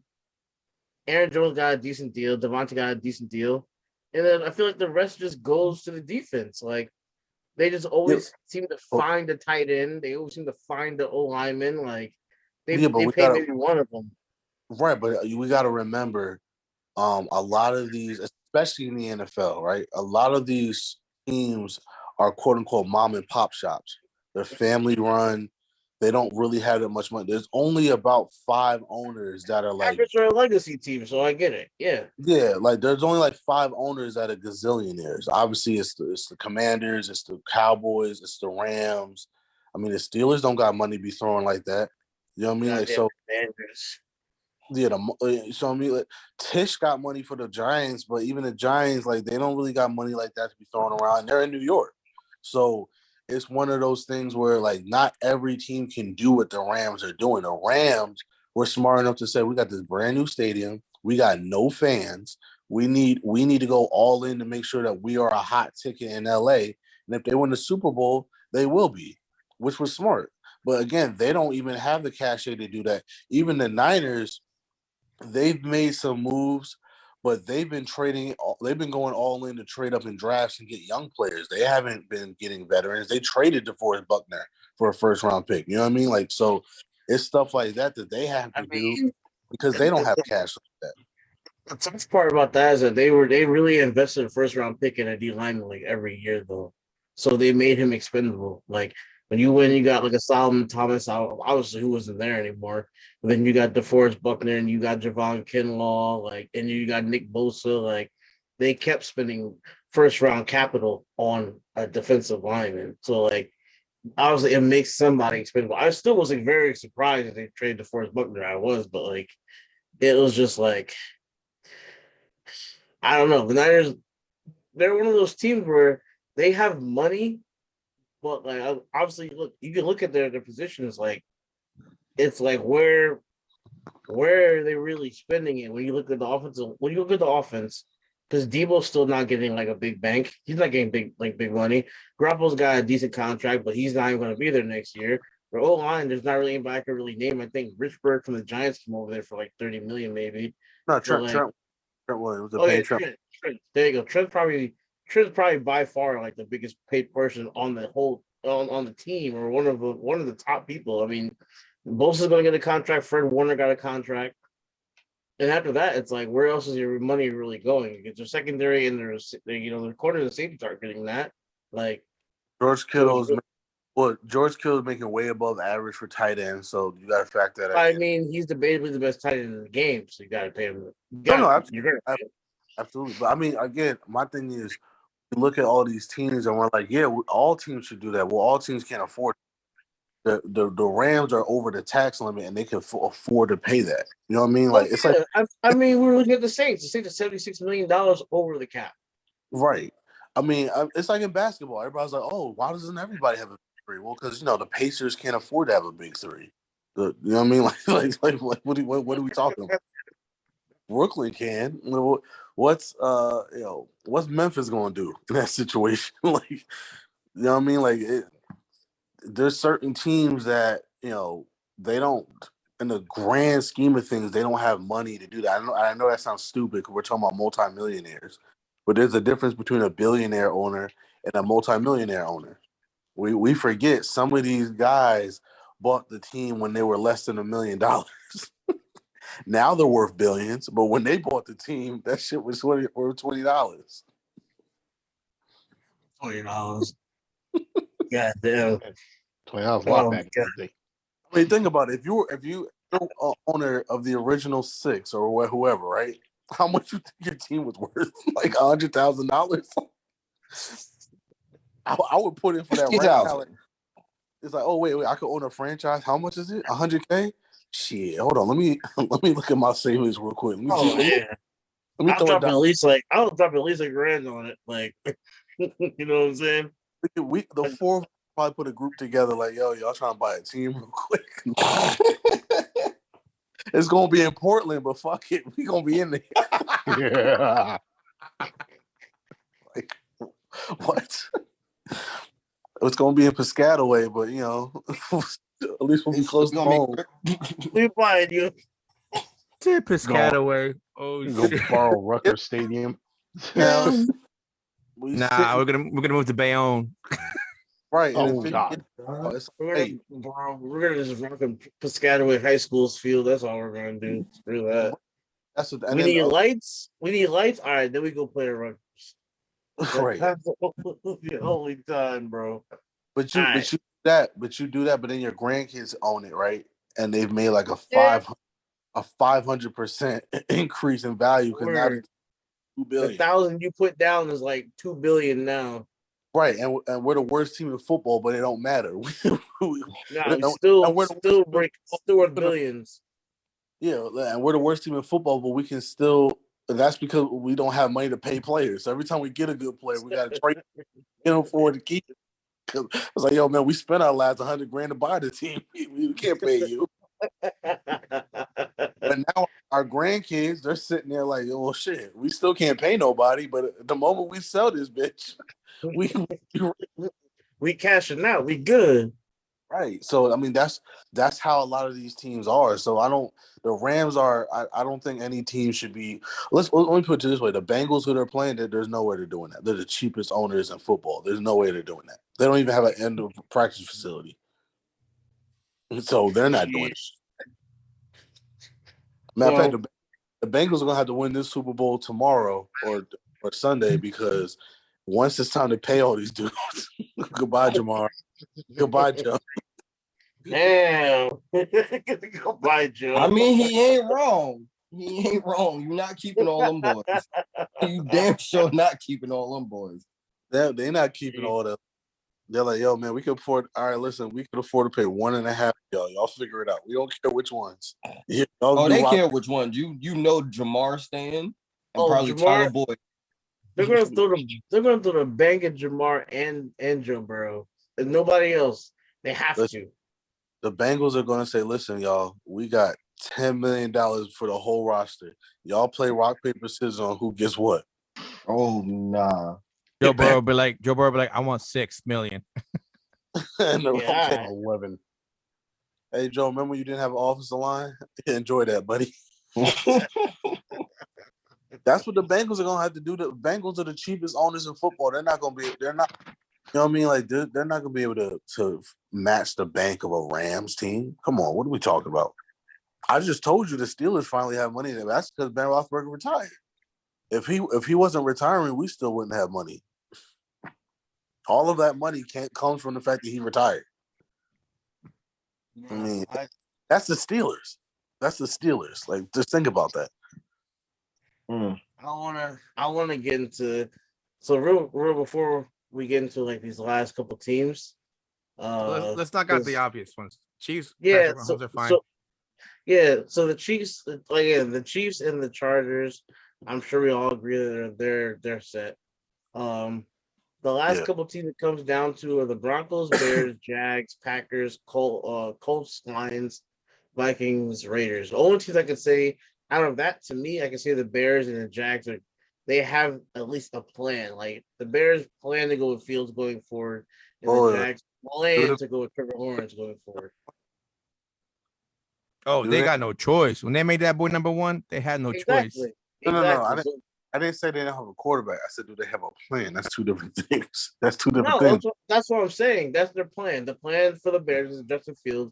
The plan for the Jags is Trevor Lawrence. No matter how it turns out, those are their plans right now. Is what I'm saying. Like, but after that, what I'm saying, like the teams that need a plan, in my opinion, you have to look at the Broncos, Packers, the Colts, Lions, Vikings, and Raiders. And to me, the Broncos are the most interesting team here because it's like, again, like I put it in my notes, Teddy B's a free agent. Drew Lock's not the guy. Like the Broncos, from what I see, are a missing quarterback away from the Super Bowl. In my opinion, like you have a solid offensive line. Go all in. Go all in for Aaron Rodgers. Go all in for Aaron Rodgers. Like you have a solid O-line. You have Javonte Williams. You got Melvin Gordon. You got Noah Fant. You got Ain't Melvin free agent? Yeah, he was a 1-year deal. If Aaron Rodgers comes, he's coming back. And if he doesn't, it doesn't matter. You can find somebody else. Like, go get Leonard Fournette. No, again, there you go. If you're Aaron Rodgers, do you want to be in the same division as Patrick Mahomes? My God.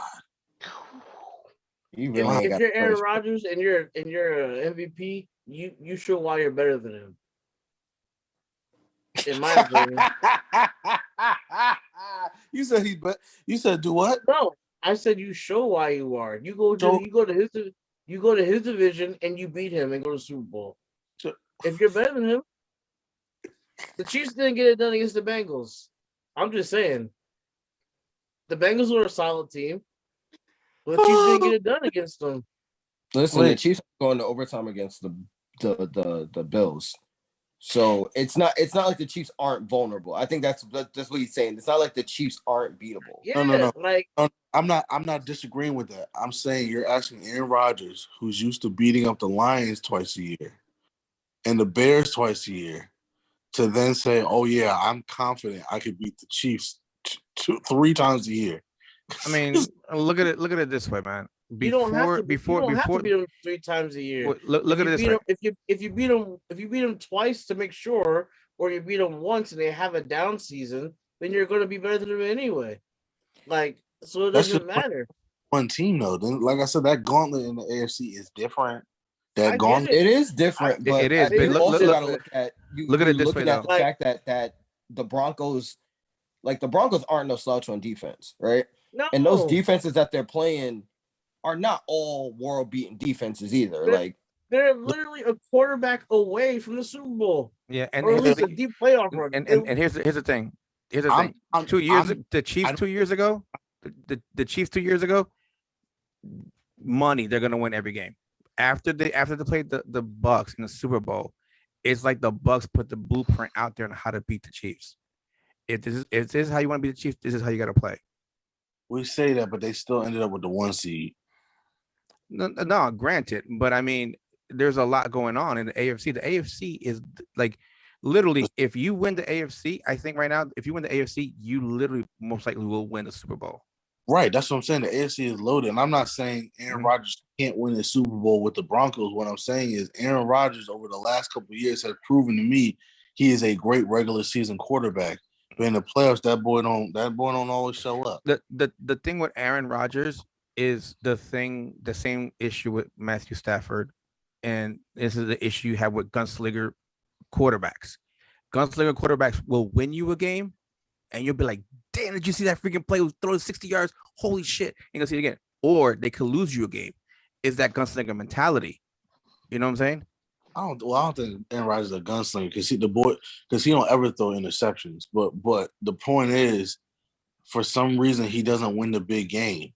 And it's been over a decade since he won that Super Bowl. And he hasn't had nobody to throw it to. He's had Devontae Adams. Let's not do that.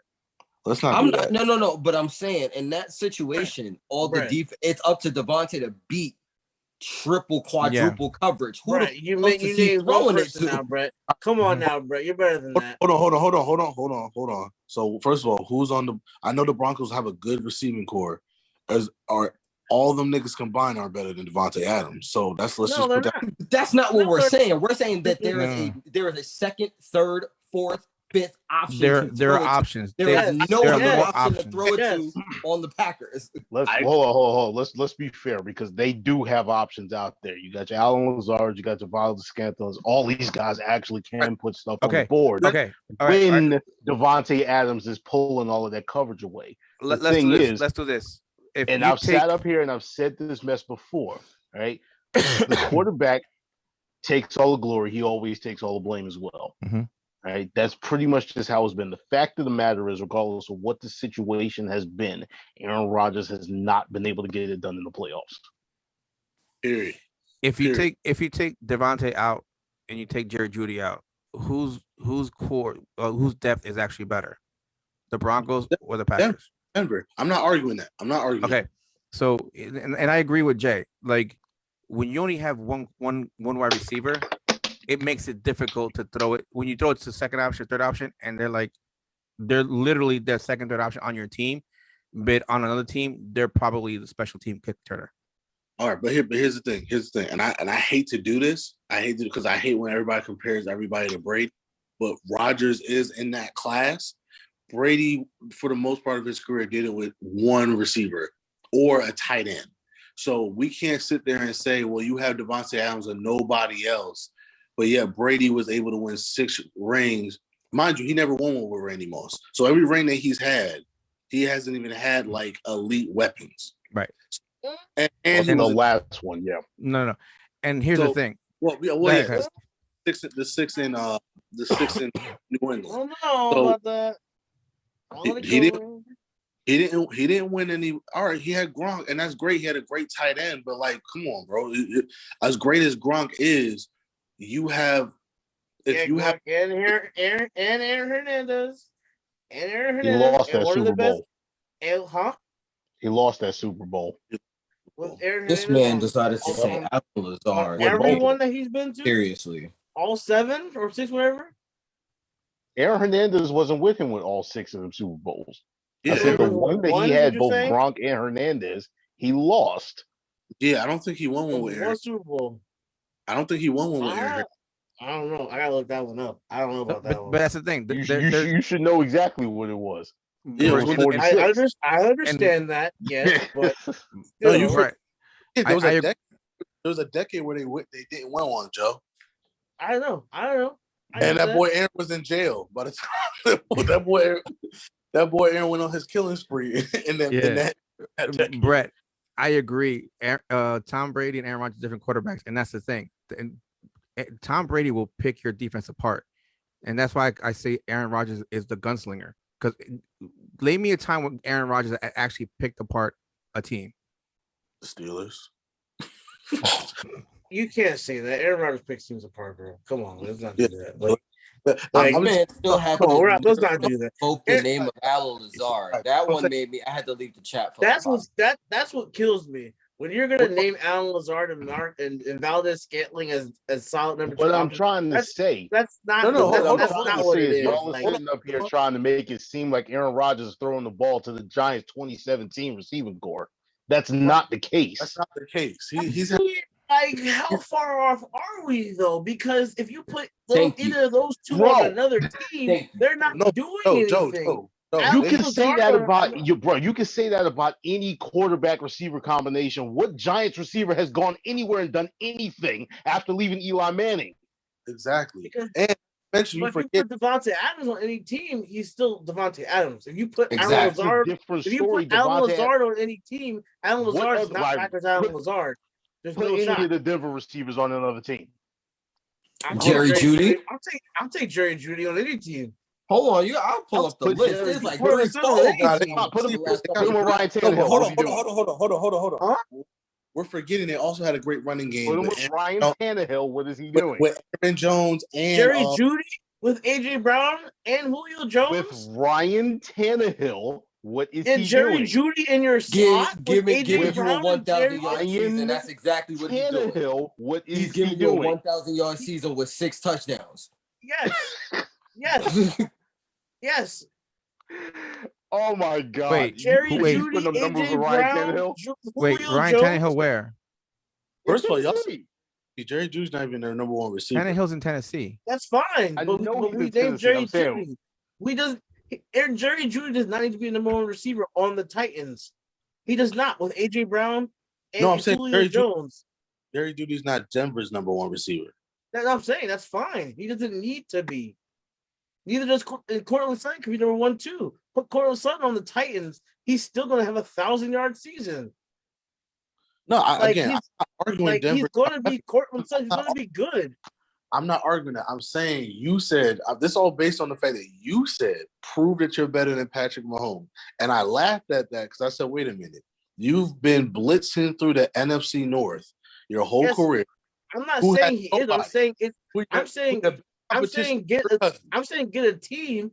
I'm saying go to a team that literally just needs a quarterback and prove it. I'm not saying that you are. I'm saying go to a team that literally needs just a quarterback and prove it. That's all Right. I'm saying. I'm But like, what I'm saying is he's got 4 MVPs, right? 4, and that boy has lost to Jimmy Garoppolo. That boy has lost to you. That boy has lost to Eli. but he's. That- But if he lost. goes, You- goes to the Broncos, he's in a better situation. He is in a better, but that's what I'm saying. Is he? Because like I said, in the NFC North, your best competition was Kirk Cousins, right? You go to the AFC West, that's basically Kirk Cousins and Derek Carr, and that's the But worst. roster wise, And that's- roster-wise, Hold on, but that's the worst guy you got to play. Then you got to play Justin Herbert twice. Then you got to play Patrick Mahomes twice. Then you're gonna have to play the Bills. Then you're gonna have to play the Ravens. Then you're gonna have to play Cincinnati. Then you're gonna have to play the Steelers. That's just in a regular season, y'all. roster-wise, he's in a better situation. Is what I'm saying.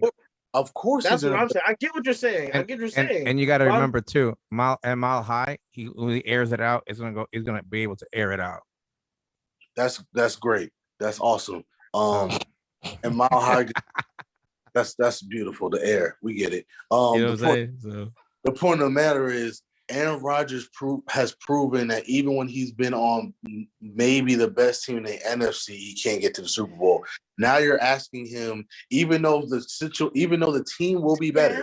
Is my question. Who does he have besides Devontae Adams, who gets triple teamed? Who does he have? You triple team the best, one of the best, the best receiver in the game. I told you he has a great running game. He has a decent offensive line. He's had a decent. It does not matter. It does. What he's saying is, who's your second option? Devontae yes, it does not matter. All right, put it this way: even if Devontae's not, all right, let's say Devontae's hurt, who's he gonna throw it to? Not even covered. He's hurt. He's on IR. You stack the box with 8 people. And then Right. who? You dare Valdez Scantling and you dare Alan Lazard to beat you one-on-one. And Robert Tonyan. And they have not. Okay. You stack the box with 8, and that's it. What's he supposed to do? He can beat Aaron Rodgers all he wants. It doesn't matter. His O-line's shaky at best. He has 6-round picks starting from a different one every week. So it does not matter. The O-line can be shaky as it wants. You take Devontae Adams away, who does he have? Like, Alan Lazard or any other team in the NFL is not going to do anything. He's not going to produce. Neither is Valdez Scantling. Look at Geronimo Allison. He left the Packers, went to the Lions, and what's he done? Is he a Pro Bowler? No. Like, come on. Like, come on, man. I get what you're saying. Again, I'm a Steelers fan. We had Antonio Brown and you as our wide receiver. We couldn't find a number 2 wide receiver. But Chill, yo. Chill, because that was tough. But you were tough. I'm sorry, my bad. You're a Hall of Famer in my book, Joe. But the point I'm making is we still made it work. And with Aaron Rodgers, I hear a guy that he's supposed to be an all-time great, but now we're making all these excuses for him. Oh, besides maybe the best receiver in football, who did he have? What do you mean? Like, what do you mean? It doesn't matter if you're triple teams. It doesn't matter if you're triple teams. But all right, but Joe, let's be real. Devontae Adams, triple team, quadruple team, Devontae Adams always produced. So I don't want to hear that. So he wasn't obviously he wasn't not throwing the ball to this man 15 times a game if he's triple team. You're just not doing it. You know that, Brett. But it's not going to happen. Wait. I'm sorry. Did I miss something? Did Devontae Adams have a bad season this year? He wasn't triple teams and quadruple teams all the time. He wasn't because he still had Lazard and Valdez. They stayed healthy. And he had Mercedes. He had Mercedes. And they had Mercedes. And they had Tonyan. And they had 2 running backs. I get that. And what they do. But okay.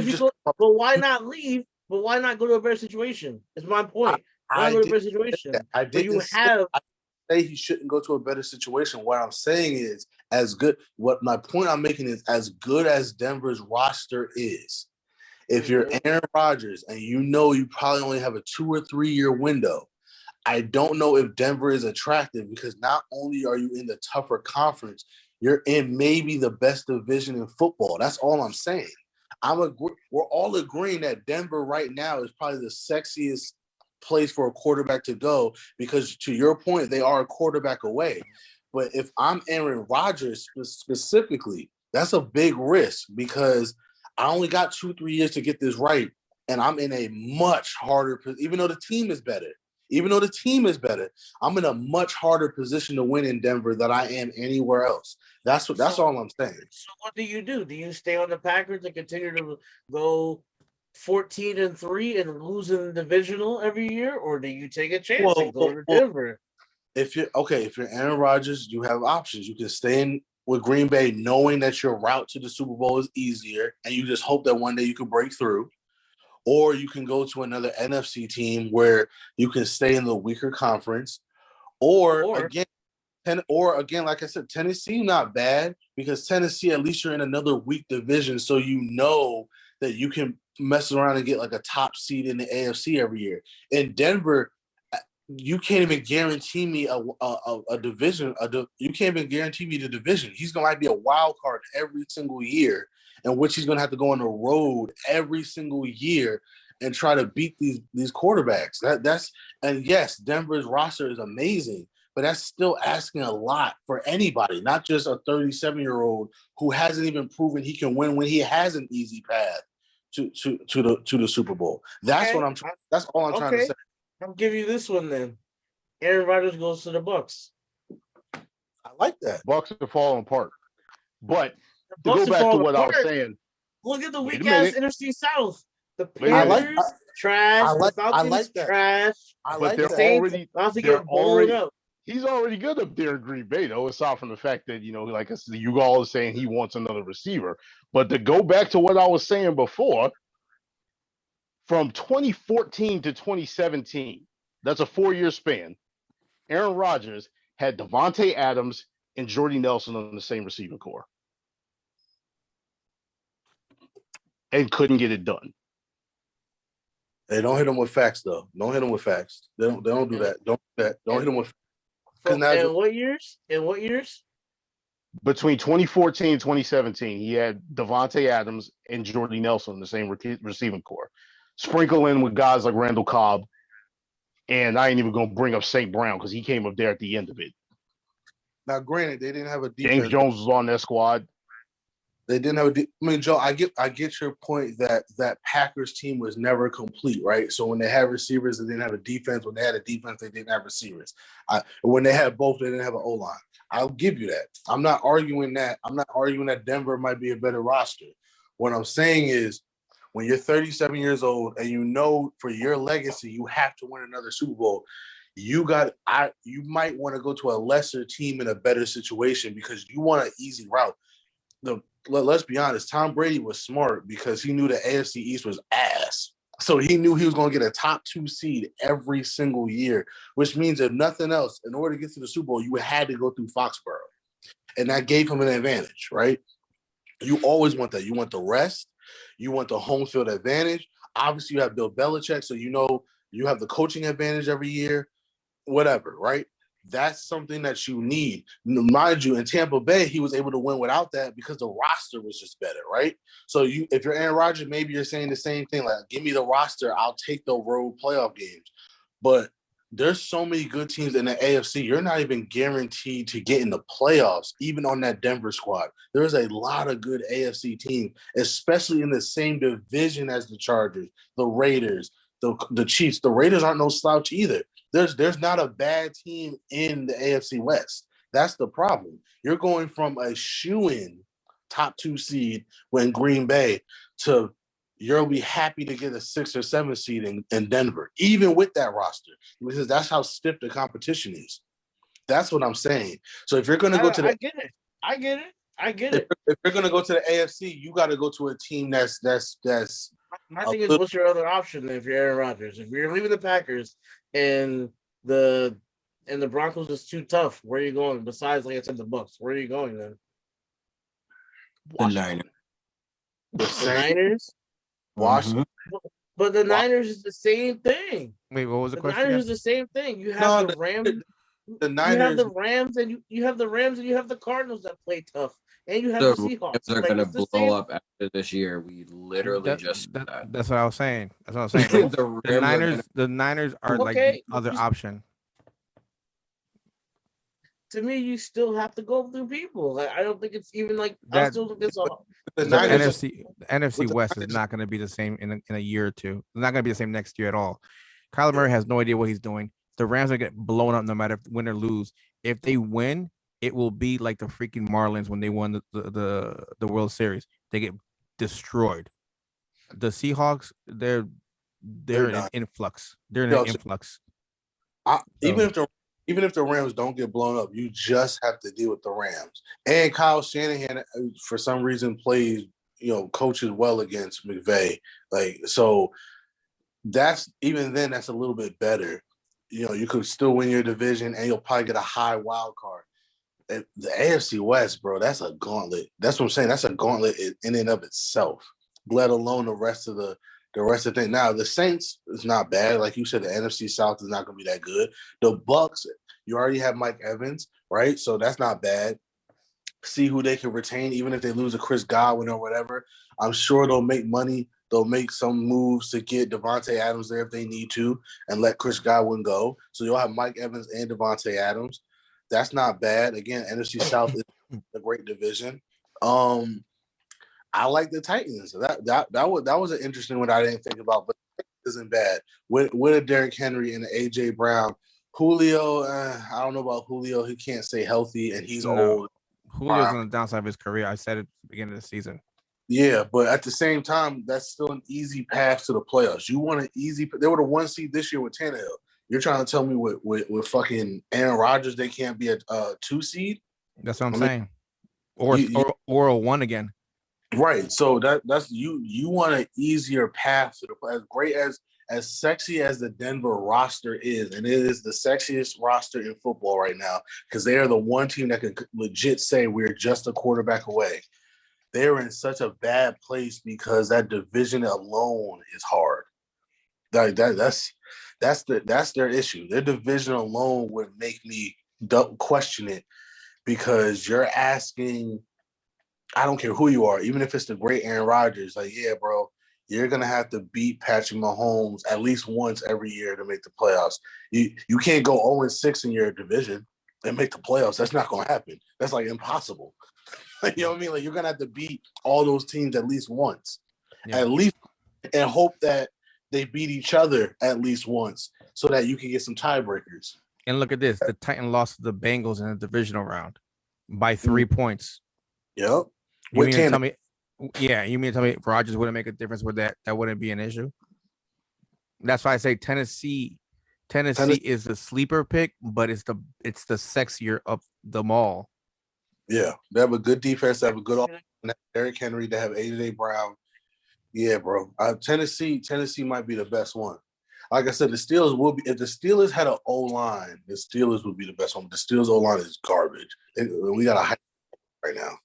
You guys gonna be all right, bro. Pittsburgh always figures it out. That's the one thing I give them credit. Steelers always figure it out, man. I think we'll be all right, but we can't. I'm just saying, Aaron Rodgers sweepstakes doesn't make sense for us right now. At least I can't see it happening because even if you trade, he's going to eat up all your salary cap. Then you're not in a win now situation. Right. So the interesting thing, the ironic part is that the next team we're talking about is the Packers, and it's like that's the most ironic part of this. Like, if Aaron really is gone, then is Jordan Love? Are you really rocking with Jordan Love? Like Jay, like what are you like? Like you laughed immediately. Is Jordan like you haven't seen?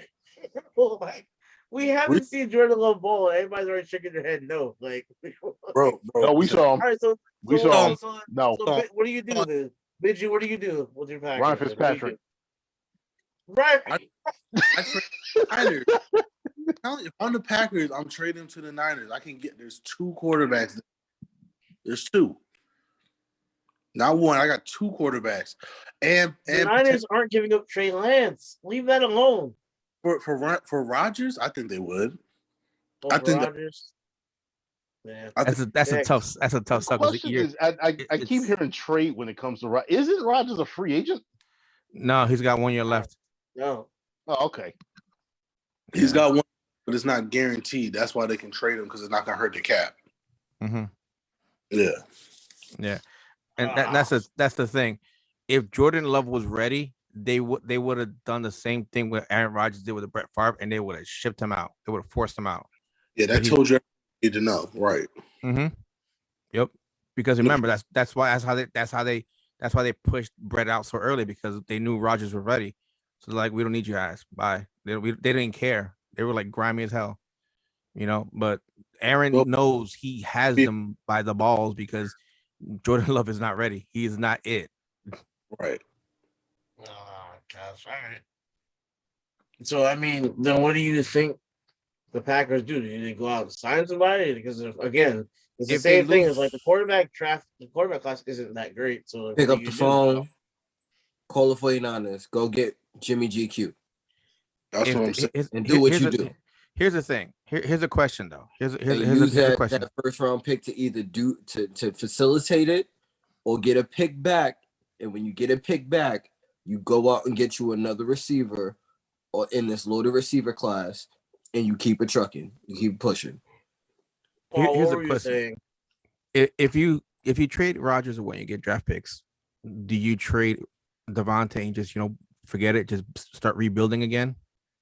Because let's be honest, it's not a rebuild. Like let's be honest. Like it's not a rebuild. Though. Hold on. If you take Aaron Rodgers and you take Devontae Adams out of there, what else do you have? How competitive is that team? That team is still relatively competitive. No, they're not. Without Aaron Rodgers, that's why I said relatively competitive. Well, here's the problem. Again, they aren't bottom basement, but they also now they're not at the they're not at the top, but they're not. They're not a playoff team without Aaron Rodgers. They're gonna be the team that gets all their wins from the conference games, and that's pretty much it. And they may steal a game or here or two out of the conference. And the only way they go into playoffs is because they win their conference. And that's what I'm saying is like they're not better than the Vikings without Aaron Rodgers. I don't know, man. I'm not a fan of Kirk Cousins, so me neither. They're not a better team than the Vikings. Okay. Aaron Rodgers is not there, and Devontae Adams will not be there if Aaron Rodgers is, because Devontae Adams is a free agent. So, well, that's what I'm saying. It's like you have to rebuild. Literally, have to restart. They have to restart. Which is the other thing I was hearing y'all say. The other thing I was hearing y'all say that I think is probably not going to come to fruition is this package deal between Aaron Rodgers and Devontae Adams, because I can almost guarantee you Green Bay will sit up there and franchise Devontae Adams if they lose to Aaron Rodgers. Oh, they already said they would. Yep. But this is also the reason why Devontae told the Packers, he's like, if y'all want to keep me, it's $30 million a year, because he wants to price himself out of their range so they don't try and keep him. Mm-hmm. And we forget he doesn't have to sign his franchise tag. We forget that. That's Le'Veon Bell didn't do it. At the end of the day, if you are the Packers, you're gonna. That's what I'm saying. You have to trade Aaron Rodgers so you could jumpstart your rebuild. They have no money. There's a lot of guys on that team that they're about to lose anyway because of free agency. That's the thing. If Aaron Rodgers comes back this year, that team's gonna look totally different. They'll do whatever they can to keep Devontae, because Devontae said if A-Rod's here, I'll stay. But that now it'll literally just be Aaron Rodgers and Devontae Adams. It won't be nobody. No, they'll have Equininius. I'll tell you that much. Man, listen. Aaron Rodgers comes back. All of us better start stretching because they're gonna need players. They're gonna need players for the team. Hey, listen, there's actually evidence of me coaching them a couple of years ago. Shut up. Listen, what? 5 mil, they're gonna say, look, here's 2.5 mil, and you're gonna take it. Hell yeah, with a big ass cheese grin on my face. Yo, man, it's the worst safety in football. He getting beaten every time. I'm making 2.5. I'm making my 2.5. Hey, man, listen. All right, I'm making bank. We're coming to the end here, man. Like, it's been like 7 hours. Yes, we are. Shut up. Gotta finish this, bro. We got 4 left. All right, this one's interesting. The Colts. What are we doing at quarterback? What do we do at quarterback? That is always the question. There's a lot of different ideas here. Paul, you got something? What are you thinking? Hold on. I don't know what their cap situation is, but they should look into Aaron Rodgers or somebody.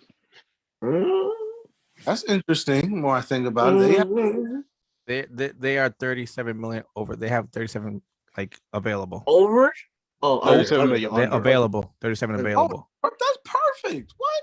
Oh, man, you give Aaron like a 1-year deal for like 25, 30 million. Man. Aaron Rodgers. Sure. Now, granted, what are you trading though? First round picks. Obviously, the Colts don't have a first round pick. They don't have them. No, they gave it up for Carson. Remember? They don't have it this year, but don't they have first round picks going forward? No, they this year next year. He keep mortgaging the future. They mortgaged it for Carson. Remember? Wait. How many first round picks did they give away for? I thought they only gave up 1. They gave up 2 first round picks. That's what I was gonna say. I was like, this is the dumbest thing for a quarterback that is spent more time on IR than anything else. Oh, that's right, because it was a condition. No, wait. I thought it was. It was, and they met it. It Oh, was the snaps and it was the playoff. But I thought it was last year's number one and this year's number one. I didn't think it was next year's number one. Didn't they trade him before the draft? Oh no, it was after the draft. The Eagles didn't have 2 first-round picks last year, did they? Nope. Oh shit! No. Hold on. Philadelphia Eagles have agreed to trade Carson Wentz to the Indianapolis Colts for a 2021 third-round pick and a conditional 2022 second-round pick that could turn into a first-rounder. Right. So Okay. that ends this year. Right. That's why I have some going forward. Okay. Okay. That's why I thought. I was about to say, I know they didn't give up that much. Okay. Nah, if you're the Packers now, again, that's not a first rounder this year, which sucks. But if they gave you 3 first-round picks, you wouldn't take that? If I would. I'm Green Bay, then yeah, If I'm Indianapolis, I'm not giving up 3 first-round picks for somebody 37. Well, you gotta remember Carson's still in the contract, so they might do like a switch of the QBs. Right. You could probably bring Carson Wentz back in return. They'll have to figure out a way to get now. The problem is they don't got no receivers. They got Michael Pittman. That's it. That's the one problem. They don't have receivers. But they got second pick is the question. Huh? I said I gotta look to see if they got a second round pick. They have second round picks, so you could draft a guy in the second round. There'll be some decent. There'll be somebody at 82. Yeah, there'll be some decent guys in the second round. Maybe they have enough money to swing Devontae in free agency. Maybe. I don't know. Their first pick is 47. So yeah, 47. There should be somebody there. Yeah, they could draft. There will be somebody there. Yeah, I mean, if you're the Colts, why not? Shit. Yeah. That makes sense. Once again, easier path. Now the Titans are still in your way, but I don't. To be honest, I don't think. Yeah, I don't think that scares me enough to not go there. Yeah, no, not really. And you got 2 teams. You got 2 high school teams in that division. So yeah. That's 4 easy wins already, and even if you split with the Titans, that's 5 wins already. Yeah, that's not that ain't terrible. That ain't terrible. That is not terrible. I don't know, especially Aaron Rodgers in a dome. Shit, y'all talking about mile high? It's gonna be mile high already. And they were 9-8 last year. Aaron Rodgers with Jonathan Taylor in the backfield. Ooh, boy, I forgot about Jonathan. Ooh, how about that jersey, man? Yeah, the more I think about it, the Colts better be on the phone. That's disgusting. Now that you really, when you play it out, it's like, well, shit. Maybe Denver ain't the best spot to go. It might just be hop over like a state or two. It could work out for them. I mean, because on the Colts, it's like, yo, we don't got a first round pick, but how y'all feel about Carson? Mm-hmm. and like, granted, I don't think that this would actually happen. I don't think this would actually happen. But as I brought up before, we're talking about the NFL draft. We've seen crazy shit before. What if teams start getting scared away by Jameson Williams' injury? No, I don't talk about sliding. Right, he fell to them, bro. That's $100 for me, bro. Don't even go there. Don't put that out there, don't bro. Do that. And for him to drop to 47 would be. Nah, I'm not even talking about him dropping that low. I'm just saying, like, say he starts to slide, and the Colts see an opportunity to trade up. But that's what I'm saying. How far he would have to really slide, like to day 2. No. Benny's talking about like he slides to the lower end of the first round. Lower end of the first round, and the Colts just say screw it. But again, what are you gonna give up to try to move into the first round that a team would move out of the first round? You got to remember the lower end picks, they don't cost as much as the top. The other thing is, where is Jahan Dotson gonna fall? Well, you got to remember, You got to remember Detroit He's has. he's definitely a day 2 guy. Well, You I'm gotta not going remember- to say he's I've definitely been a day seeing him go day 1 into the first round. First of all, Jameson Williams might fall because of the ACL. Because you're No, not. he's definitely going to slide, but I think he slide past like 21, 22. I don't think so. I've seen mock draft. I've seen mock drafts where he slides that far. Listen, ACL Okay, is pretty much so- the equivalent of a broken ankle. Like Here's a question. it's going to take him a minute Is- to come back, but it's not a cataclysmic injury. Yeah, I don't think he's sliding out of the first round. He's sliding down, but he's not sliding out of the first round. He's still a first round pick. Right, but if he's at 25 to his point, they might have been, you could think about it. Oh no, You and start I making agree. phone calls. And I agree because like I was saying, those picks like towards the end of the first round don't cost as much as like top 10. You know what I mean? It don't take much to move up, especially if you're like that first or second pick in that second round. And again, that's what I'm saying. The Colts fair. are 47. That's No, what I'm saying. No, but hold on. Also, remember this: every year somebody slides way farther than we think. So if you're Detroit at 32 and he's there, and the Colts call, why not? You already have the next pick anyway in the second round, so you're not going anywhere. So now you just added another second round pick. I mean, not the next pick, but I get your point. No, I think they have the first pick in the second round. No, they They have don't. the they have the second pick Yeah, in the they, second. whoa, hold on. They got Yeah, the they second do. pick. They got the Okay, second all right, pick. They got 32 and 33. That's why I said it's not the next pick, but I get what you're saying. Yeah, so that's my point. If you're trading down to 47, who cares? Because you're picking again anyway. Like, Yeah, no, when you put it that way, because their next pick is 34. yeah. So if you're at you- 32, and that's Yeah. and that's if the Rams win the Super Bowl. But the point of the matter is, if you're at 31, 32, and the Colts call, that's not a bad trade down. It's not. It's definitely not. It's funny you guys brought it's funny you guys brought up the Lions because the Lions are next. But like Jared Goff isn't the guy. Like he's not the guy. Listen, you ride that pony until you can go and get it. So you can go and get a stallion. You ain't getting a All right, stallion. let me ask you this. We just talked about the Lions at 32. If Malik Willis is at 32, do you take him? Not going to be there because he's taking another 11 with Washington. I don't. The Lions are not a franchise development quarterback. So here's the thing: is the sad part. If they do take him, it's a wasted pick because they're not gonna know what to do with him. Coach developing your quarterback. Well, I'm just I asking. mean, the tight end is a young quarterback's best friend. Simple answer. No, not you don't take a quarterback in this year's draft. No. Damn. I mean, hold on. Not a quarterback. No. I said Not at Malik all? Willis. I said Malik Willis. That's a difference. If No. you know you're having Jared Goff next year anyway, you can sit Malik. He can learn. He can develop.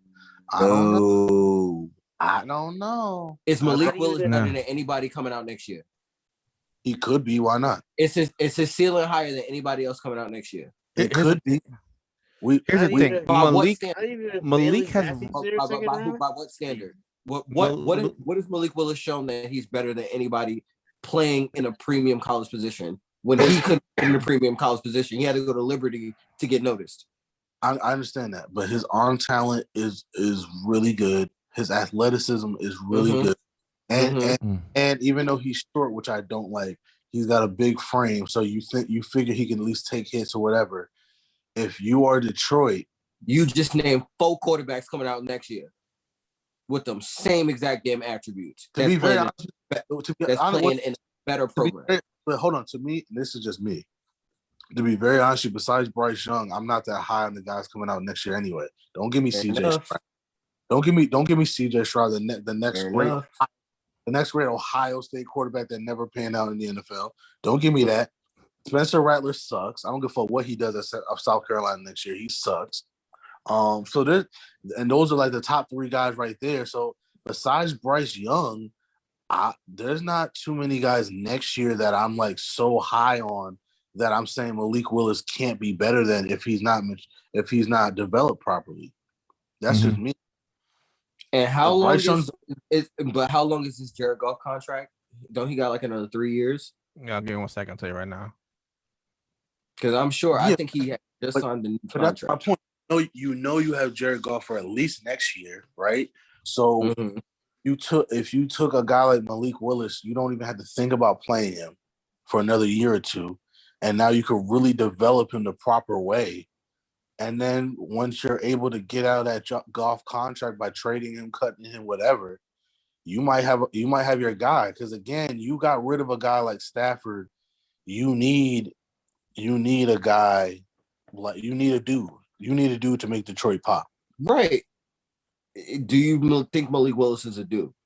Because from what I'm hearing, no scouts think anybody in this draft class is a dude. See, here's the thing. Malik is a raw potential. Yeah, his potential is crazy, but he's super raw. That's the problem. Is he a dude? Mm-hmm. Is he a dude? Not for Detroit. He's the only one that can be. He's the only one. Not for Detroit. But again, if you're looking at it from this standpoint, I'm looking at it from the standpoint. You said Jared Goff has 3 years left, right? Yeah. Is Malik Willis? Does he have a higher ceiling than the next 2 draft classes? I would say the one next year, yes. This one and next year, yes. But here's the thing: with Malik, he has to go into the right situation. Right. You know what I'm saying? Again,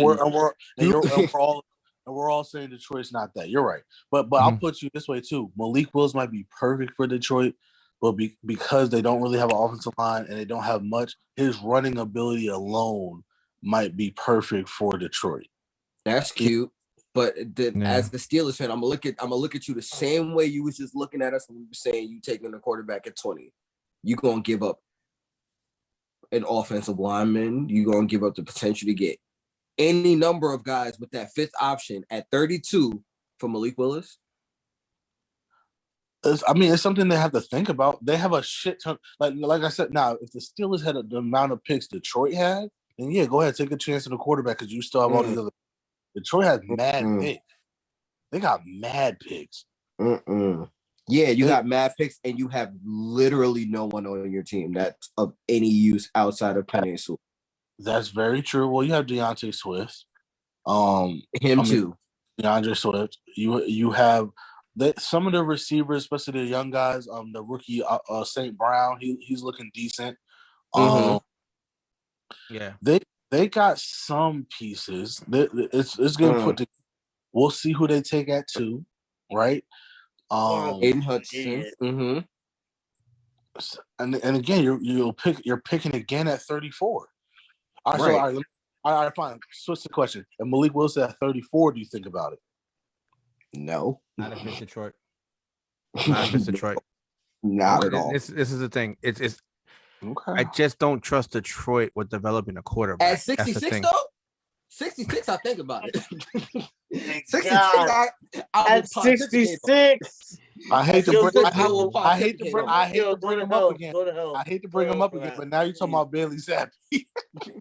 Listen, man, I pontificate him. I'll pontificate between him and Carson Strong right there for sure. Yo, we need got a 2 more superstar though, man. You need a superstar. Exactly, and there ain't no superstars in this draft. Malik could be. He could be a superstar. I think. Listen, just because he's black and he can run does not make him a superstar. But the way I'm looking at Malik Willis, he's somebody that you get people to turn up the games to.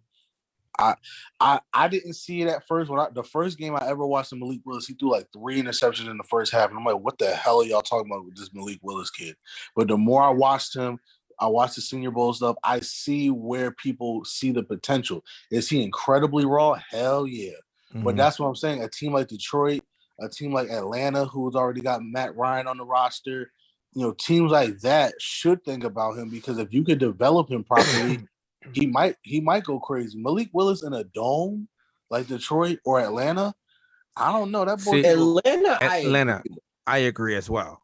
Detroit, And Atlanta, I do not, because at this point you have to accumulate all of the talent around a quarterback. You have all of these picks because you have to build the defense. You have to build the rest of the offense to do that.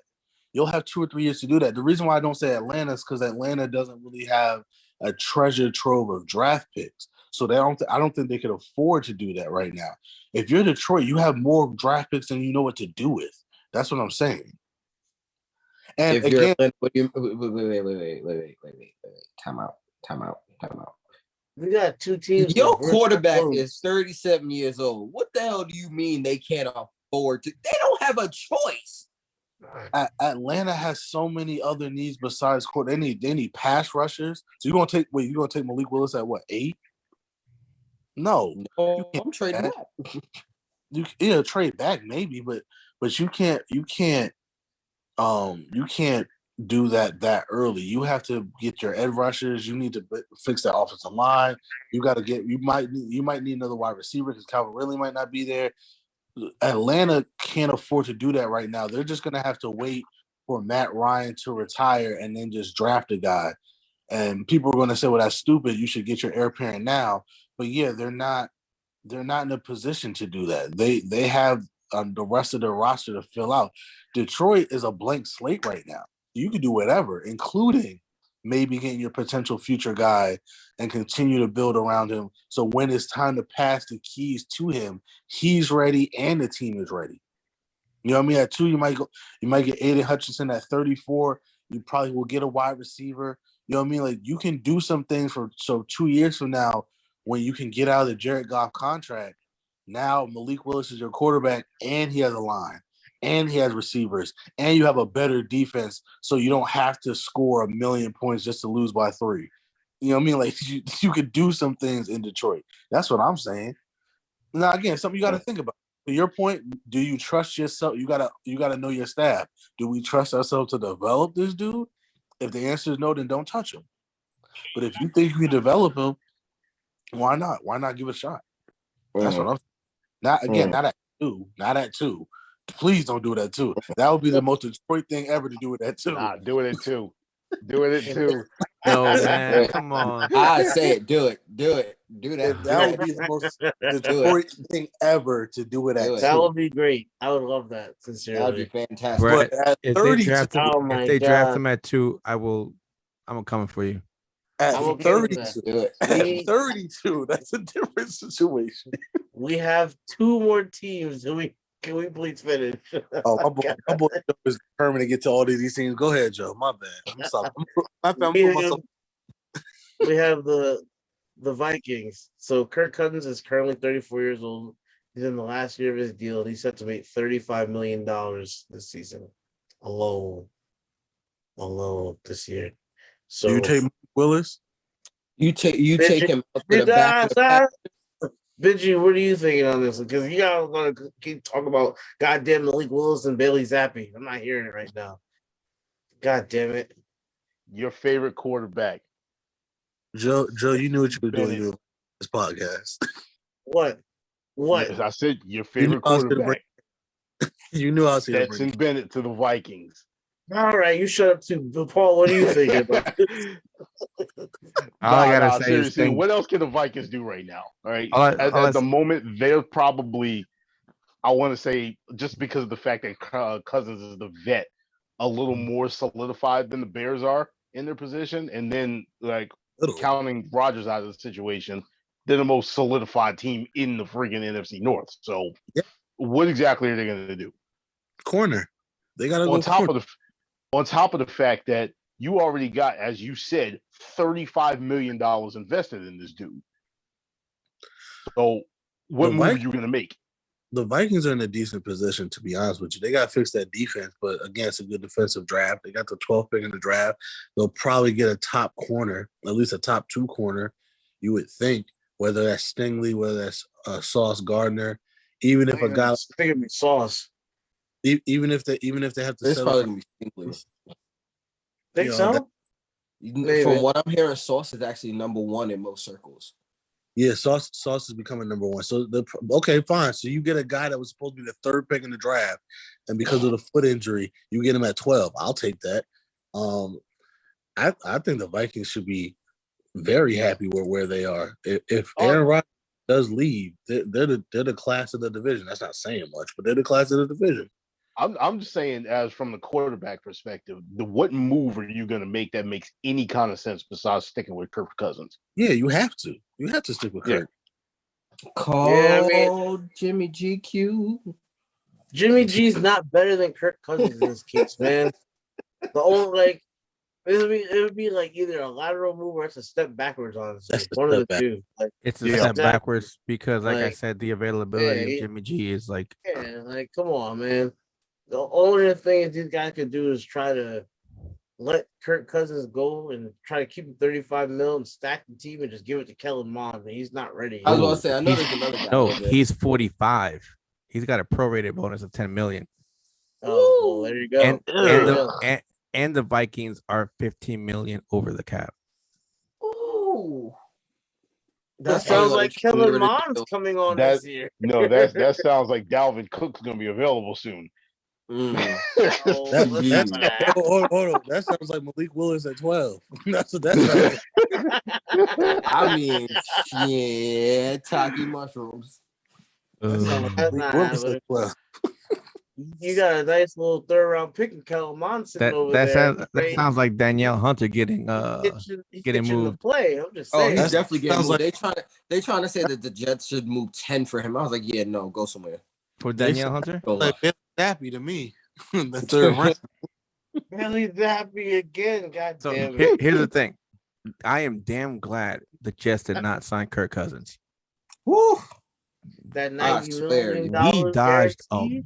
bullet and a half. Wow, man. Like that one was a whoo. I was like, we Who offered you more was money. I was like, wrong you know what? about that? You know what? Go away. I'd rather you not even play here. I'm happy. It's interesting to see where they're gonna go because Kirk Cousins had a lot of questions going in. Stat pattern, a lot of his stats came in like towards the end of the game when the game was already over with. So they were airing the ball. I mean, he's not bad. He's okay, but He's just okay. yeah, he's That's the not problem. he's not the like we're gonna win Super Bowl type quarterback. No, we about to put Kirk Cousins in the Urban Dictionary under two fleeced. Nah, yeah, and a couple steps behind Dak Prescott. This man been on Dak all night. Yo, That's man, it, all right. Dak We gotta slander. move on to Oh, the last my. guy because I want to go take a shower today. And, like, sleep. Not too late. It's already Saturday, bro. I It get really it, is. but I know, but I still want to take a shower and go to Hey sleep Joe, today. at this rate, by the time we're done, the Super Bowl we're gonna be on. So just who's our last team, man? I know you're dying to get to this last team. For all for anybody watching this that's a fan of this last team, your patience, we appreciate your patience. I'm saying our last team All five of y'all. is the Raiders. Derek Carr Raiders. is currently 31. Good night, He's y'all. entering the final year of his 5-year deal. He's set to make $19.775 million this season on the base. Malik Willis. Rumors started.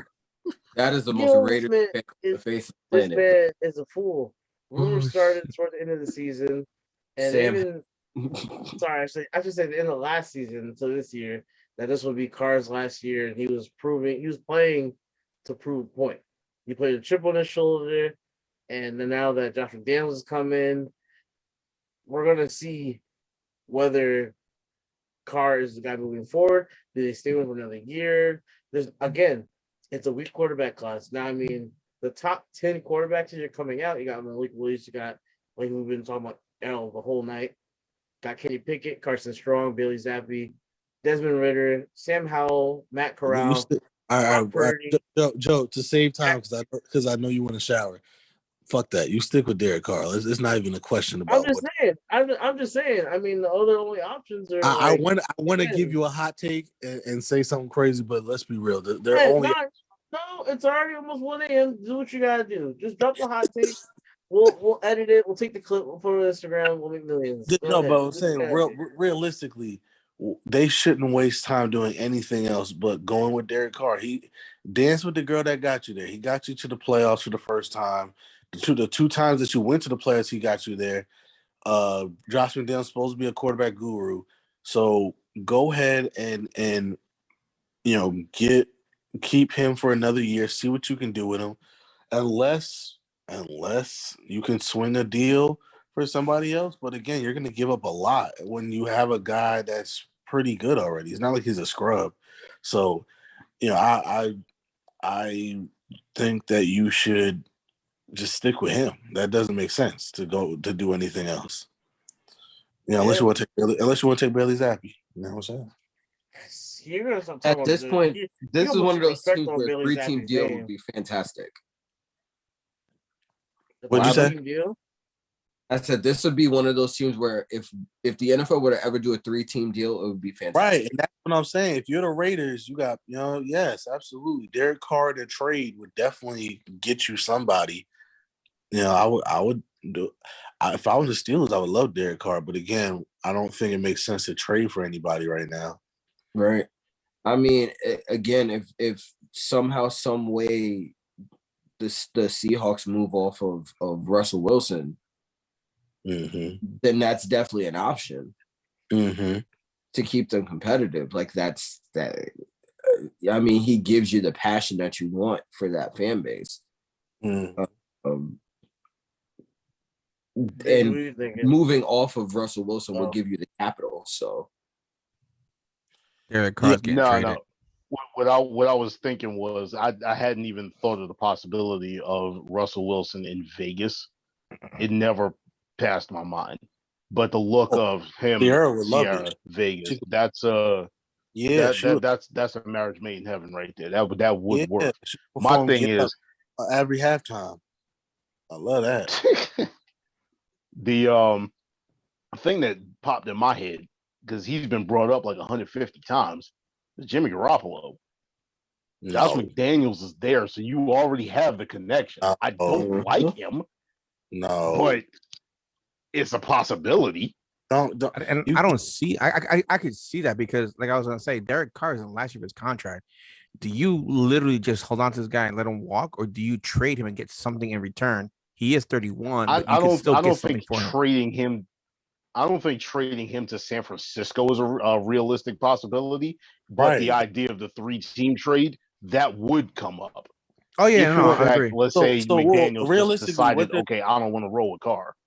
Well, realistically, what they're saying is he has a cap hit that they can cut and take their money. Like, it's not that big of a cap hit. So if they were to trade for somebody, they might either trade him if they can or just cut him, in which case he'd be a free agent. So he probably wouldn't be part of any deal for Rodgers or Wilson or whoever. But if they were to do that, they can cut him without eating too much of a cap hit, or they'll take nothing. Or they'll take a lesser deal. So like maybe they only trade him for a 3rd-round pick or something. Now, if you're the Steelers and that happens, now that's something you could think about, trading for Derek Carr and only giving up a mid-round pick for him. I would do that. He's much better than anything we have now. And a lot of Steelers fans are waiting to see what happens with Derek Carr because that is something that has been rumored that that's a guy that they're keeping their eye on. Because if that happens, the Raiders will be willing to trade him for nothing, for a bag of chips.